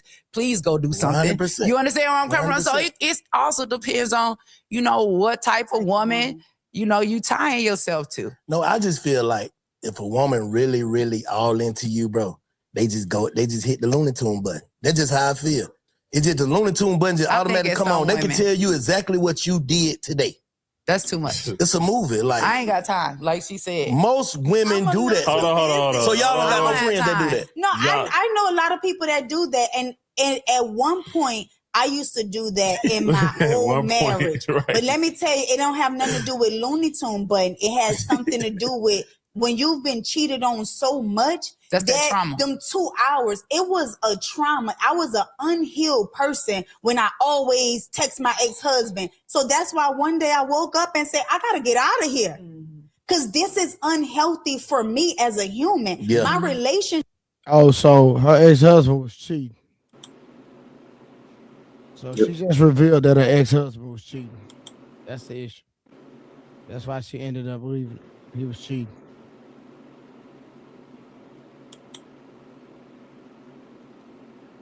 Relationship made me insecure. It didn't start that way. My relationship made the Looney Tune come out, and it wasn't. But right. Okay. After you get out of it, right? But after you get out of it, you then have to hold yourself accountable for why you even allowed such a thing to happen. Okay. And most times it spills over into your next relationship because you don't go heal. I had to heal, process, stop playing the victim, stop saying what somebody did me, and identify what reasoning I had for allowing that to happen. So I had to hold me accountable and fix it. Yeah, so great. moving forward, it won't happen Great. no more. I'm Great. just saying. No, let me ask this though. Hold on. Okay, let's rewind from the beginning. This guy that you're talking about is my friend, right? You might know him. Yeah. Okay. You know one of my ex-husbands. Okay. So when you met that guy, he had all the qualities of the nigga that would take you through the shitty. Hold on, stop. Hold on. Did y'all hear that? Yep. What did you hear? when she met her? No, she said, you know, one of my ex-husbands. Oh, okay. One of my ex-husbands. So that means that you've been divorced more than one time. One of my ex-husbands with an S, that's plural. Facts. Wow. Okay, we gonna leave that one alone. We don't even have to over pursue that. You know what that means. Come on, y'all, put some more color in the chat. Y'all support the stream, man. We still going. So support the stream.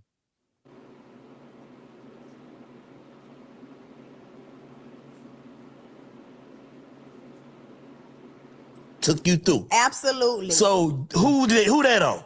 But did you, what we be thinking gonna happen when we get with these niggas? We can change them. But let me tell you, the problem is, and I tell guys, I'm a life coach, so I tell people right now, women, go get your life together. When I met that human, he came in with the trips, the AP watches, the Birkins.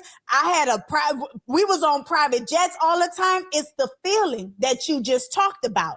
So he walked in. But what did I do? How do I become a fuck nigga? Because let me tell you what happens. Because then y'all end up falling in love. Right? So what he told me, but I'm still me. No, but what the dream? But the lies start to come in. This lifestyle was gonna be about trips. But we still doing this. On no hold on. Only reason why we not doing this because you nagging when we go on the trips now. If you weren't studying what I got going, we're nagging, and I'm going. The only reason I exited stage left. Did you catch that?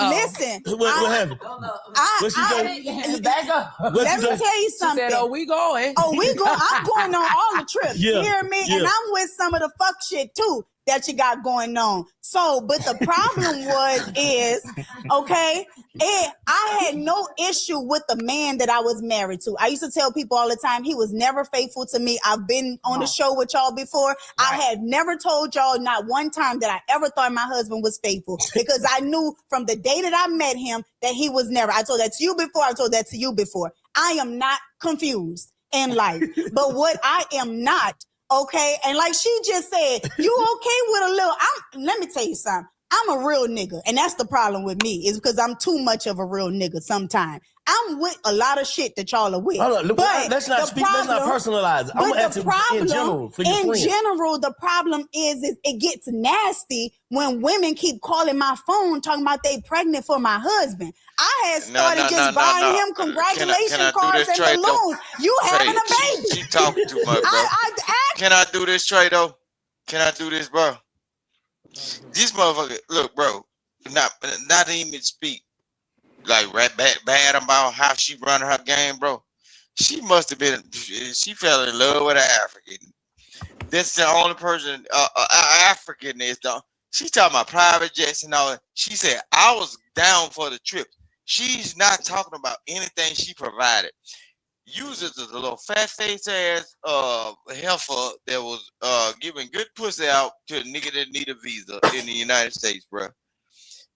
He probably came over here on a work visa. I know niggas like that in real life, bro. They get one of them old fat face ass motherfuckers that got the CNA license and all that shit, and they'll get that bitch a whole lifestyle. Them Caribbean niggas, they do that shit. Like how we got passport bros, niggas trying to go over cross seas and shit. Niggas from Jamaica that's tired of rubbing booty oil down on these motherfuckers, the hoes that's trying to float on bamboo sticks and shit throughout the Caribbean and shit. They come over here and they get a CNA and they be rubbing them hoes down. They become physical trainers and all that shit. They be trying to do their shit though. But some of the motherfuckers that the Prince of the Moon done shit, they got jets and and oil money and shit. This fat ass heifer is not appealing to the. This bitch can walk in a 7-Eleven and even Rooster, what are you talking about? No, this bitch will not be noticed by nobody in a 7-Eleven, bro. But she's talking about all this shit, bro. Y'all be tainted by the goddamn this old savage love that these hoes be giving. Bro, this motherfucker said. But who are you talking about, though? I'm confused. This heifer that was on the screen, man. Okay, what about it? Hey, man, man, look, if you out there in Texas, man, listen to what I'm saying. This bitch would be bottom tier, but she got a chance to ride on a fucking jet, right? Gotcha. With big money shit, like sipping champagne and wine that she don't even like the taste of this shit, cause you know some of that real good shit be dry.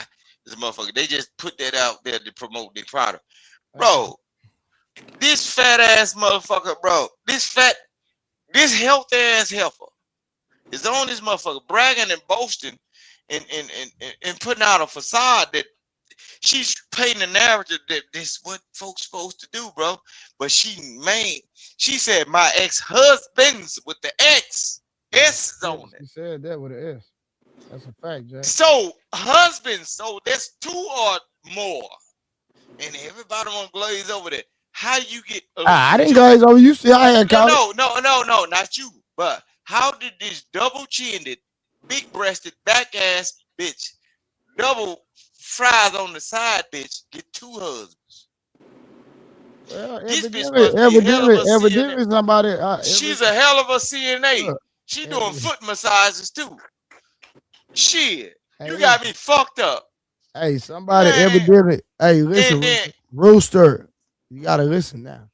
Evidently, somebody liked her because. Let me ask you this: do a man? You say what? Everybody like somebody. I ain't the most beautiful nigga though, but I ain't ugly though. I'm cute as the motherfucker, but I ain't doing no commercials saying come get me. But ain't nobody, even if she did a commercial, ain't nobody saying I got to have that one. That big double chin ass motherfucker got love handles that you can buckle, bro. She can be a nigga. You know that thing they do out there in Texas and shit where they do the running of the bulls and all that shit. Nigga, that bitch couldn't shake a dick off her. The biggest them motherfucking hips is and thighs on her. All right, Russo. Let me get back to the. Go ahead. Yeah, but these motherfuckers talking top flight shit though. You up here just rambling, bro. This bitch talking top flight shit, Smurf. It don't. But Russo, regardless, she got married. Somebody loved her. And you let me say this. She an average chick, bro. I'm not gonna argue that. It's interesting. He brought up a point, and I know it's time to wait. Hold on, Rooster. Let me show you my face. Look, man. Let me take this shit off. Look, I ain't no African. I look like the East African motherfucker. I'm a pretty motherfucker. But I ain't out this motherfucker. Ain't no bitches giving me no flights. I mean, shit. I don't even want to ride a fucking plane. Or no boat, no bus. No, I don't even want to ride a Sea-Doo, nigga. If a bitch come over me, I'm thinking you're trying to get me tripped up to drown me, motherfucker. I'm too fucking beautiful. Let me take my hat off. Look, I don't even have great fucking hair in my head. Let me show you this shit. Right? Why you talking about you beautiful and cute, nigga? Is that the I'm a beautiful motherfucker, man. What this shit, the Trey Cam or something? What you doing, Rooster? Look at the knot on that boy. Look at the knot up there. Nah, Rooster, you know you got that African hair, boy. Stop. Well, and with that knot up there, you got that African knot up what there. Not what? That pyramid on the top of that. No. I got that not. No, I got that not like you. Not. You see what I'm saying? Not like you, nigga. But all the time that with the hat on, you don't see no gray up in my shit. I should be on albums with Ed Sheeran with this shit right here. Look, if you ain't got no, hey Rooster, if you ain't got no gray, that means you're a fool. Nah, No. The Bible say No. What happened? the silver is the What mark happened of is the wise man. no. If I ain't got no grade, that means I've been walking through the world and not letting fools Rooster, control my respectfully. mindset. Rooster, you know, hey, Listen, what I'm Rooster, saying. you know, I'm Rooster, you know, beautiful. I like you. I like you, but you're not beautiful, and your hairline is missing. And got a Man, big you old crazy. pyramid on You the top of crazy that as hell, man. forehead. I ain't had no goddamn highlight. I ain't had my hair shaped up in goddamn 2 months. My shit Hey, popping. it's I'm starting to that nigga. fade to the back, homie. And look, I'm gonna show you something. Look at me. Hey, Look at me Rooster. now. Any man that call himself pretty is ugly. You pretty ugly. Well, you would say that though, but get what? In the chat, what your chat gonna say? What your chat gonna say? What gonna say? All right, okay, hey, ladies, hey, Rooster. I want to shower.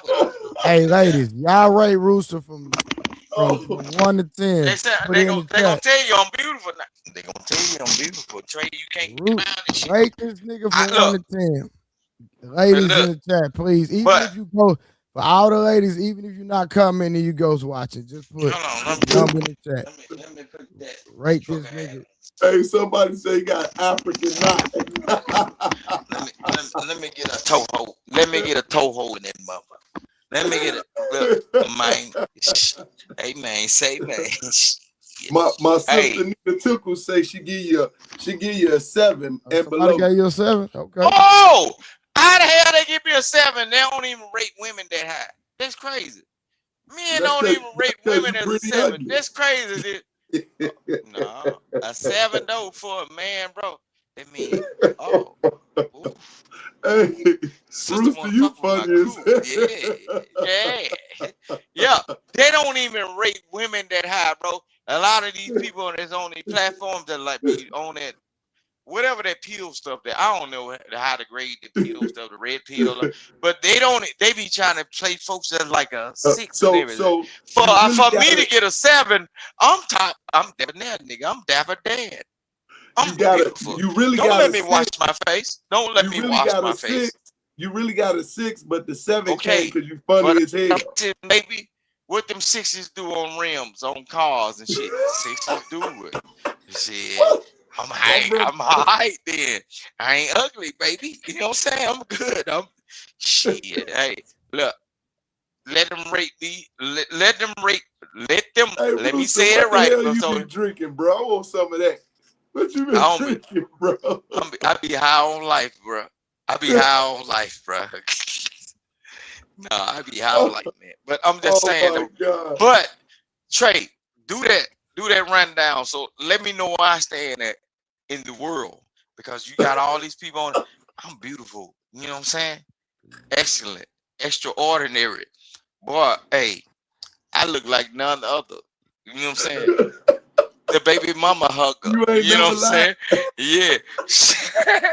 I look like something else. Shit, they love it. You know what I'm saying? These women love this.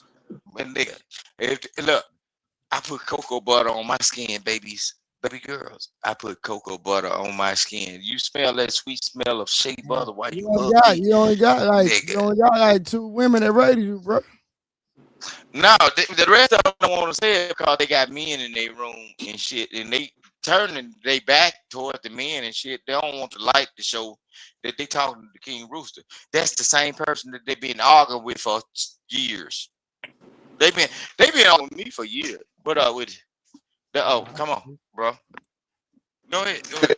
I gotta go in the dark. My bro, you know what I'm saying? I got my bro coming. Bro came in. Hey, yeah. We just dropped from 150 people to 25, all because of you talking about how you look. Pointy head. You lied. No. What happened was if it did that was because people were hate watching it. They really wanna see. Trey, I'm gonna tell you the real deal. They really want to see the list of people that you want to ban. That's what. Nigga, you. I'm gonna start with you, nigga. Okay, it don't matter about you starting with me, nigga. Look, this is what I'm saying. Rooster, man, look, I was born black. I was born black. I was banned out of all white folks establishments and shit. We used to nigga, have to get our food out the hey, Rooster, when I don't- start doing it, y'all ain't gonna know. I'm just gonna do it. And I'm gonna No, start it with, ain't. No, hey, Rooster. Hold on. Hey, Rooster. See, And I I'm gonna don't like start, that shit. No, hold on. Rooster. And I'm gonna I don't start like. with you, nigga. Look, that's all good though. I ain't saying there's no problem. There's no problem with that. But I'm gonna tell you like this, Trey. I don't like that word you said, y'all. See, I don't come with the program. Listen what I'm saying. I came into this shit by myself, man. Rooster, it's not even about no program. I know got you no don't want program. certain shit. I feel you, Curly. I feel Yeah, it ain't no program, man. Hey, man, listen. Curly, I feel you, Hey, baby. listen, Curly, I'm I on feel some, you. hey, King Rooster, I'm on some positive stuff. I'm having conversations. Yeah, no. But all that weirdo stuff, these niggas liking, these young chicks. oh yeah, have I dealt don't with be young, liking that shit either. or have Oh, dealt with look. young. Hold on, listen to what I'm saying. Or have dealt with young chicks in the past. Listen, man, y'all can have that, man. For real. So, No. like So this. Let me stop. tell you. No, Hold on. see, Let me give you some game real quick. Let me say this real quick. When people have cancer, right? Yeah, it spread. It spread, right? Yep. Yeah, I know. So hold on. Infections. So how do they handle cancer? Cut it out or You got to destroy cut it off. Exactly. No, you got to cut it off. You got to cut it off before it hit the root of the next. Hey. So hold on. That's how I'm doing the cutting the cancer out, Roos. Oh well, I ain't the cancer. Look, I don't give a damn about what these folk be doing. Man, I came in there as a true representation of my motherfucking self. I participate in bullshit because I'm a comical and I like to see extraordinary people react to certain things. But man, I don't never want to be no content creator because I noticed Black YouTube has been destroyers of people who could possibly do something to help their ass out of a situation. I've been in these spaces for like 6 years. And then it's like female content creators, they crying all the time about, oh, this the men. It ain't even the men all the time with you female content creators. It's female content creators that also operate up under the fascist mind of men that said that you are not supposed to be selected. So it's back and forward. So I know how this shit goes. No. I agree. You know what I'm saying? But my thing is, bro, listen. You ain't gonna hold me. Hold on. Before you get to talking, nigga, you ain't gonna tell me, nigga, what to do on my channel. You ain't gonna hold me accountable for damn one of these. Look, YouTube don't pay me, nigga. I do what I want to do. YouTube don't pay me, nigga. Trey, I don't got love for you. I do what I want to do, nigga. In my heavy D voice, nigga, I got nothing but love for you. I'm trying to hear you know what I'm nothing. saying? But I told Richard, nigga, you heard what I said, nigga, and I meant it, nigga. I don't know what y'all niggas think. Look. I think a nigga playing or something. Don't worry about it. I'm gonna show you that. I'm from the show me stage, nigga. You gonna see, nigga. Keep hey Trey, you got a block list? You got a block list, bro? Don't worry about what I got. A block list. No, that's what Rooster said. You got a block list. Right? You know what's going on. He know what I'm going. He know what is going on. Oh, okay. No, he should have a block list. I put you on game, P Smurf. P Smurf. I put you on game, I'm bro. telling you, bro. It's all good. I'm listening to Rooster with this bullshit. I'm listening. No, that is not bullshit. Look, P Smurf. Over the period of years I have been on YouTube, when people would have been capable of doing a certain thing to help other black people get on and get this money on, the only thing they have been doing, and I can tell you the truth, they've been listening for certain words you mistakenly mispronounce, and it'll throw off of what you're trying to display and try your point, and they've been looking for certain things or certain real quick. Content. Hold on, real quick. Let me ask you something. I only been doing this since December, right? Yeah, go ahead. I started doing this in December, right? So let me ask you this. You started in the cold, so you gonna end in the cold. Boy, you got it cold. Shit, you got some trouble, bro. You got trouble, bro. Especially dealing with certain people, bro. Listen. Now listen. Let me ask you something. So I started my channel with open panels, right? Yeah. A lot of times you don't need to do that. You don't need to do it. I all the got you. time. Let him I got ask you the question got you. first, Rooster. But what I do, I'm a head. I'm so goddamn my mind be moving like that though. but what I'm saying, I've been building up authenticity. Correct. Yes, yes, Lord, you have. Okay. And you then, got discernment. You know what you're doing, Trey. You know the right thing to do. I can see it in you, bro. You know what you're supposed to be doing, and you know what you don't supposed to be doing. And then I think the cutoff, I'm finna tell you, bro. Some of this shit you gotta let it live and let it die. And Fact. then I see agree. a lot of this shit is recycled people that's trolling people that don't want to see other black people perform or make it. Bro, this shit that been going on in the last couple of days or the past month. I'm not even a content creator and I've been around a lot of people in these spaces. Bro, look at every time you see me comment. The reason why I don't have wrenches on a lot of platforms is because they'll say, "Oh, he belligerent, he's just babbling." But a lot of shit that I'm saying, What's the wrench? they don't want it to be said, bro. Be a moderator. That blue shit, okay. that blue shit, that Yeah, cause sprinkles. They don't want. Let me down. Hold on, Shit. let me see if I got a wrench. Yeah, cause I heard. No, you don't have one. That wrench shit don't mean to Don't me give because me I'm no a true wrench. representative. Look, Smurf, that wrench don't mean shit to me. The wrench, just having a wrench. The only thing I can I understand just is the forgot to wrench. give you one piece, man. No, don't. The Bro, wrench I is don't to give a let damn you about know. none of that. No, hold on, True. Smurf. The wrench only lets you know who was doing dirty shit in the background. I had to expose that folks was getting blocked on a certain platform. I ain't gonna say his name. And I say, hey man, I'm not seeing certain names that I came up with. They was getting blocked in the background just because somebody was getting allowed a wrench on content creators platform and they was blocking them folk. And they couldn't find out who was doing the blocking. Or they at least lied and say, I can't see who was blocking folk. They was blocking folks' money. They did it to JP, bro. Trey, they did it to JP. JP was just goddamn gullible and give him because he's so fucking pussy hungry. This my boy. I fuck with JP, but he wanted the attention of the women, and the women were getting in his chat and they were blocking folks that would want to pay for his kids or shit or whatever the fuck.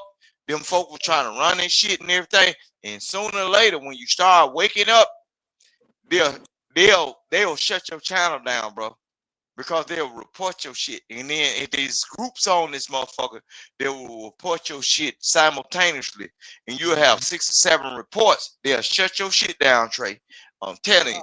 So the cutoff is necessary. I ain't on this motherfucker. YouTube don't pay me shit, bro. Some of this content these motherfuckers be talking about, bro. Over the period of years, I've been. But look, hey, Rooster, that's why I draw the line in the sand, Jack. Well, look, okay, I'm gonna tell you this though. If you drawing the line in the sand, and if it's a separation between me and you, that's fine with me. I can still watch your content. If that don't change nothing, that don't change nothing between me and you, man. Hey, man, it don't change shit. I ain't gonna have no hate, nigga.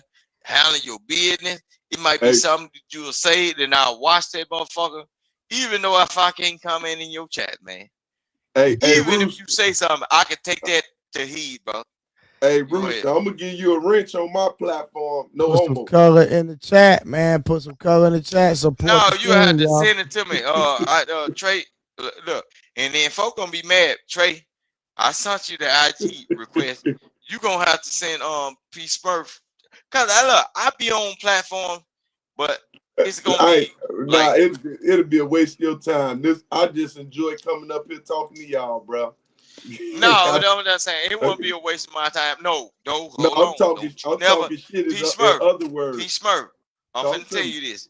Don't you ever think in my life or in your life that anything you just present to me is a waste of my time or yours by presenting to me.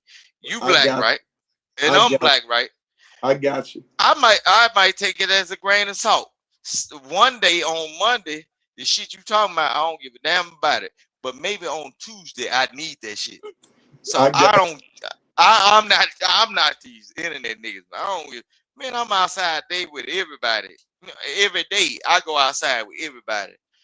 I go outside. I be on the internet because my job allows me to do this shit because man, I've been driving trucks before 2016, right? I'm on a headset every fucking day. Don't you think for now time when you whisper in my motherfucking ear or you say it out loud, I ain't listening. You can't tell me that whatever you saying, well, on Monday, your shit might not be valuable. But on Tuesday, I might need to hear that shit from Pete Smurf. I'm not counseling out nothing. I got babies. I got babies that's 7, 4, and then I got an 18-year-old that he gone and he doing his thing. Get what? Anytime if somebody mumbling or whatever, I'm still listening. I'm listening. That mumble, that groan, or daddy, you moving? No, I'm listening. I'm trying to listen. I'm trying to figure out what's going on around me so I can tell my sons. I know a person like P. Smurf. He said this, and this makes sense. And I'm finna tell it to my son. I know a person like Trey. He said this right here, and this shit sound concrete. This is what you might need to be doing because I don't know every fucking thing.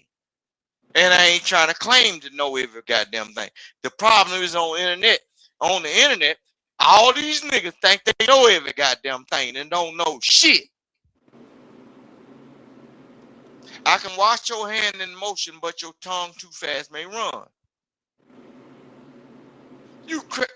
These niggas don't know shit. Hold on, Rooster.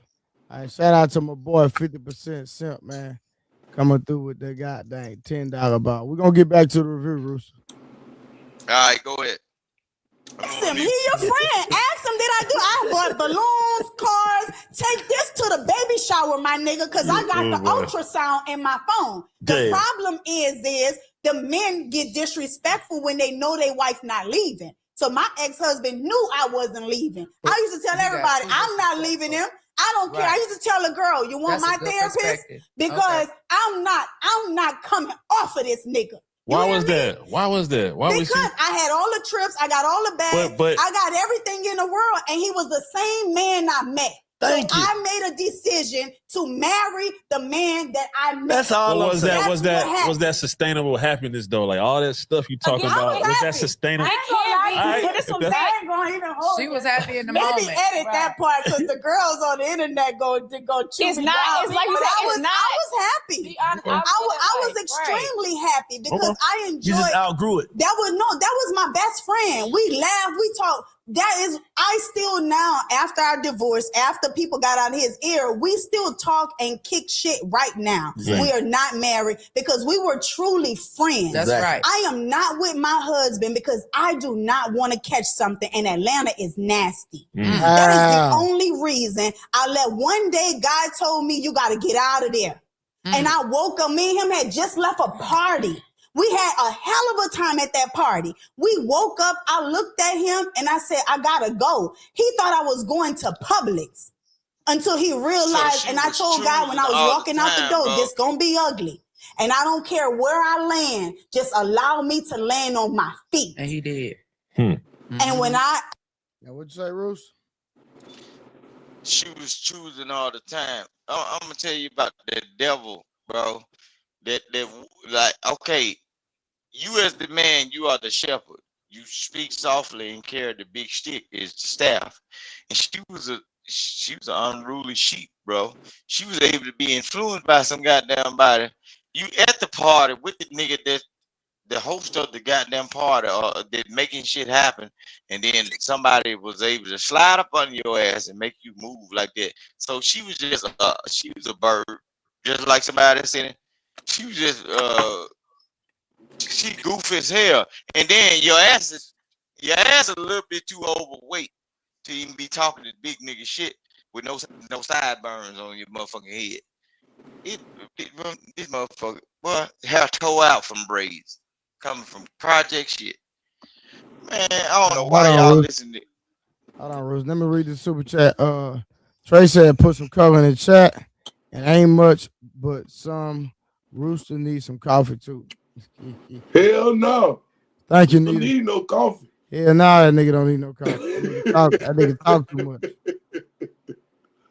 I got a hell of a life right now. You hear me? But in my spirit, I knew if I stayed there, I was going to be on the HIV sign talking about I've been married and now I ain't that girl, my boy. Don't put that on that man. Why she said But HIV Atlanta, sign? I'm just saying in general, like she Oh, just let it said, play up a little bit, Ruth. zero. They let you sleep with them. They let you do Let it play up anything a to bit. them. At a certain point, a man has to have discipline within himself. Correct. I'm not saying you are never gonna be lustful of another woman. I'm not saying you're gonna be perfect. I never asked him to be that. But protect me. But protect me. That's not the cheating. It's the disrespect. It's the disrespect and you nutting in somebody and my vagina hurt and my doctor said, you slept with somebody? I said, no. He said, oh, your husband maybe. And then when you ask him, you know what he told me? If you don't like it here, close the door and don't slam my door behind you. Because somebody else will come in here. I ain't seen so many faithful women in all my life. I'm just keeping it real. That's the next thing I was going to say. I ain't seen so many You know the center. You see he wearing the blue cap. Best homegirl. You see that blue cap? Do you see the cinema shit going on, bro? He's wearing the blue cap, saying that all of these women that he invited to the show, they gonna be on cap. Period. The blue cap is the symbol. You know that it's the brightest thing in the room. Pay attention to the blue cap. It's even though they are wearing all of this shit, the clothes or whatever. Look, pay attention to his blue cap. Who is wearing that hat? He knew that he bought some old bullshit ass chicks up there that had their mindset. That, bro, y'all got to look at how the orchestra is played, bro. These women played right, strumming on the old banjo. They played into the.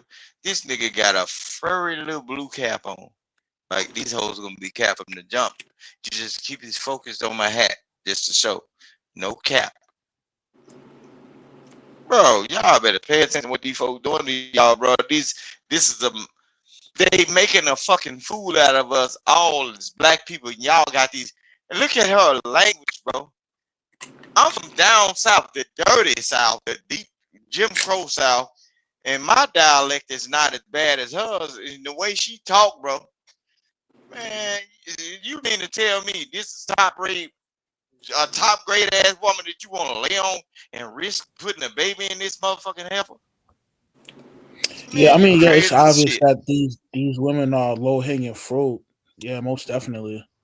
There ain't no low hanging fruit, man. Chop the cherry tree down like George Washington said. And I ain't gonna lie like I ain't do it. Bitch, cut this fucking cherry tree down. This shit right here, bro. This shit right here, bro. Listen to how the bitch talk, bro. Even if you was a downtrodden nigga, you come out projects and everything, you don't even supposed to want no fucking female like that, bro. That's enough. All right. Let me get back to myself. Yeah, okay. Yeah, my bad. No, but her double chinned ass, man, she need a sock in her throat or a dick.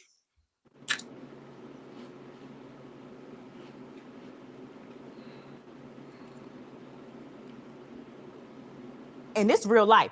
I don't gotta impress my homegirls with the men that I'm sleeping with. Y'all wanna, not y'all, men wanna either brag or boast that they get a little bit messy, wanna take girl in public. If I'm messing around, I can bet you 10 times out of 10.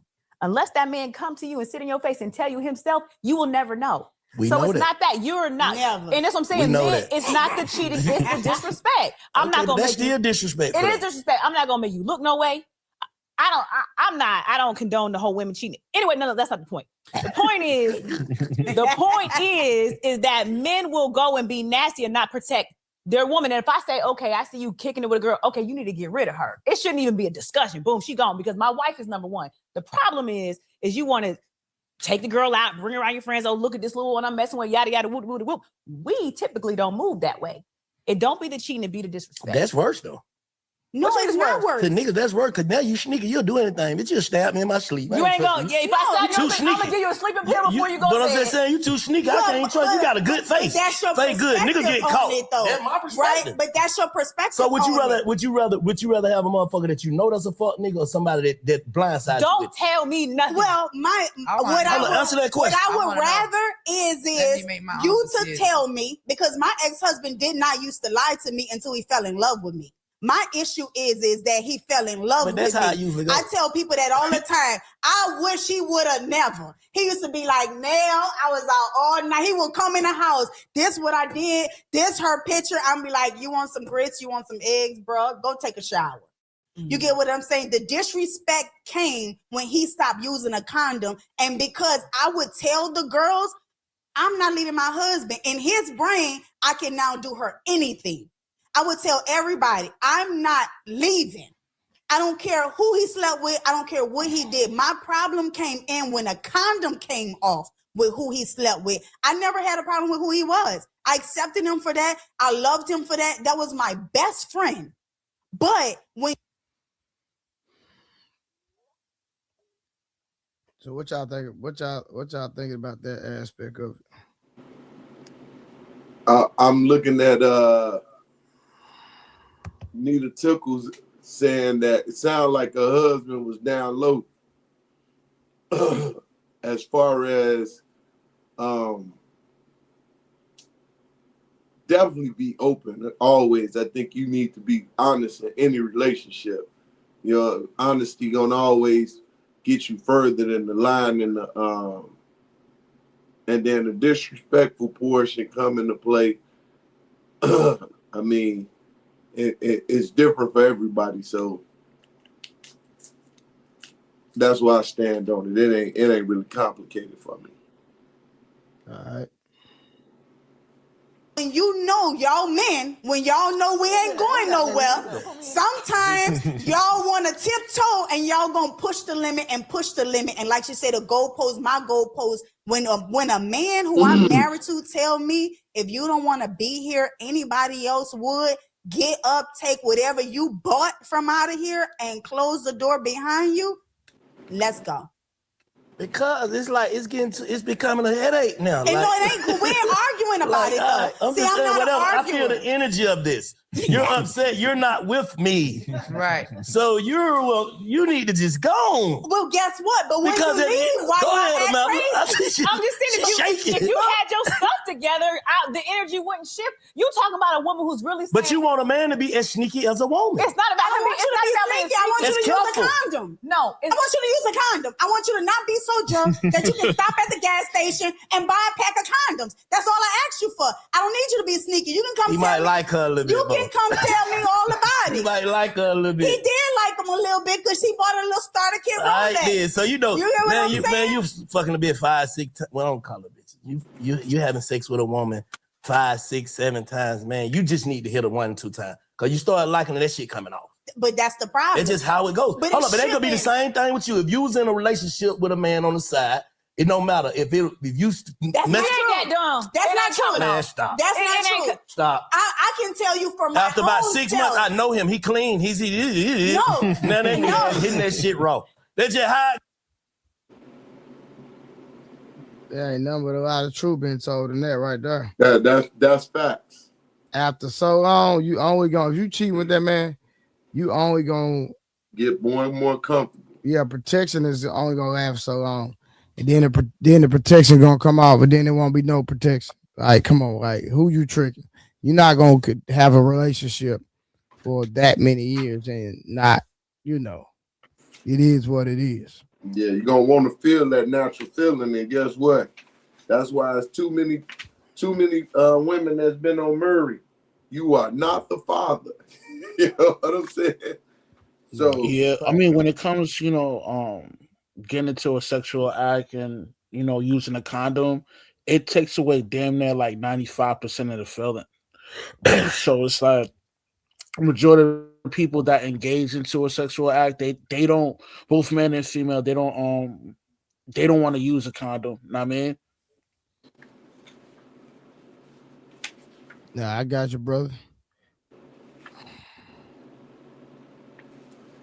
Go, because I like him too. That's not true because I had a relationship with somebody for 7 years. Why you married? While I was All right, married. so you don't even count no more, Chanel. But listen. Oh, whoa. Flag on the goddamn play.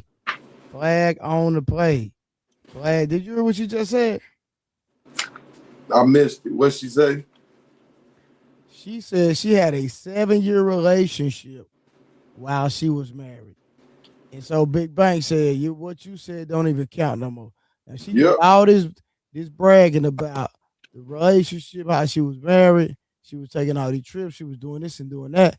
Then she said her husband could cheat. As long as you don't bring a baby back, as long as you don't bring back no disease. Then kind of find out in the marriage, you done cheated for 7 years. You had a whole nother man for 7 years.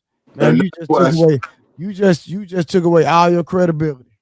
And that's why she was letting him do what he wanted to do. 100%. And she made it seem like it was cool that she was cool with it. Yeah, she was. She talked too much. She let the goddamn rabbit out the hat now. Hey, what I say earlier, if you truly want, let them talk. They gonna tell you what it is. All you gotta do is be patient and listen. Wow.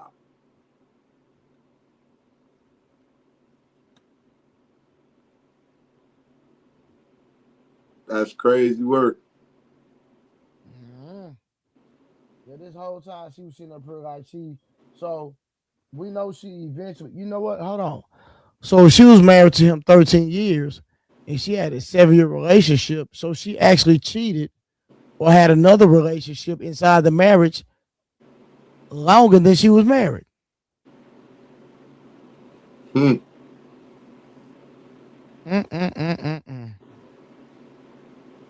We're gonna do a little bit more, y'all know. Let me tell you something. So I've been married multiple times. I'm not a victim. I've been married 4 times. I'm not a victim. I'm done. Did you just hear that? Yep. I gotta do a short. I gotta do a short to this video. This girl said she been married 4 times. P. Smurf, 4 times. Who gets married 4 times, bro? A bird. Huh? She literally just said, I'm not a victim, and I've been married 4 times. Crazy. I call those man eaters. That's what I call a man eater.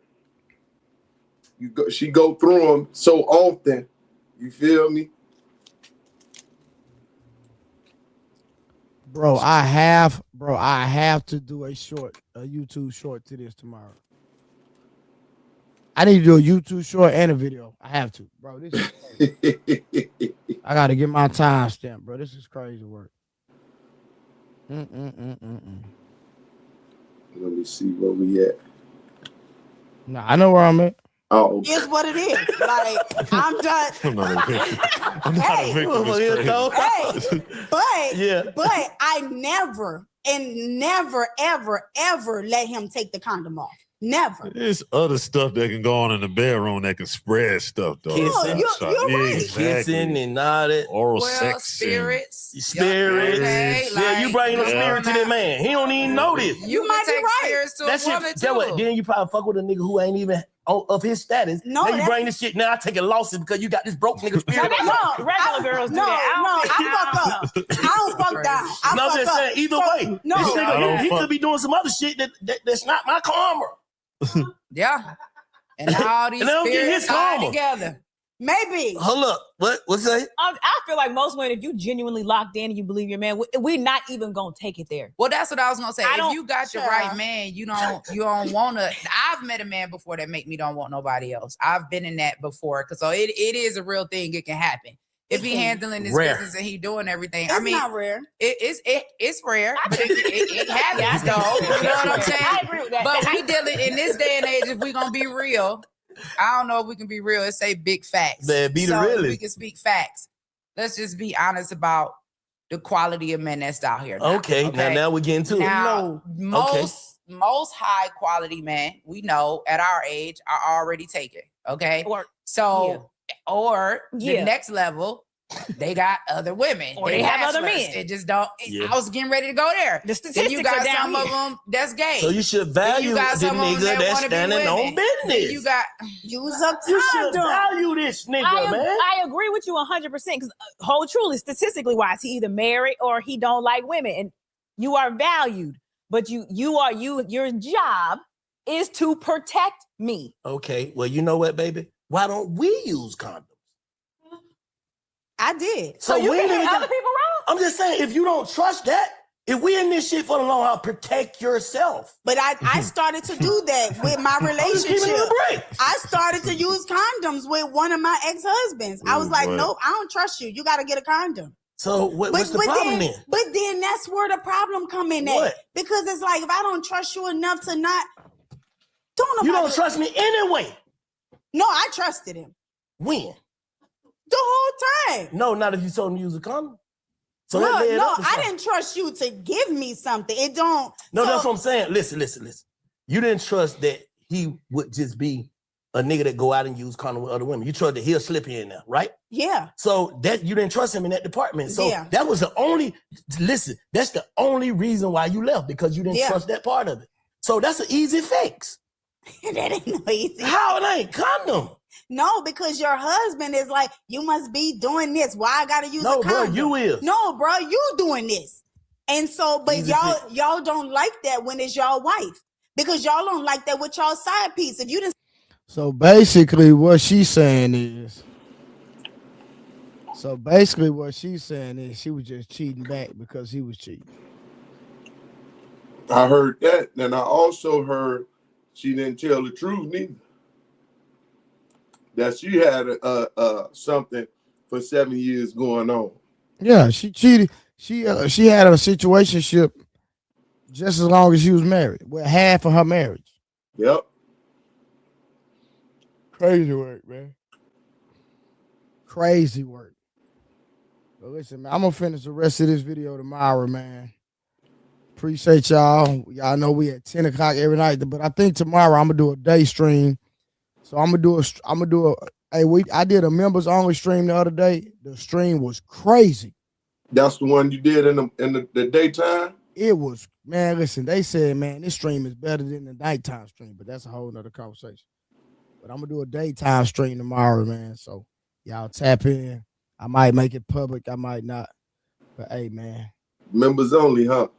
Yes. Get your membership if you want to join the members only. You know what I'm talking about? I'm gonna holler at y'all. Love and respect. Be safe and be well.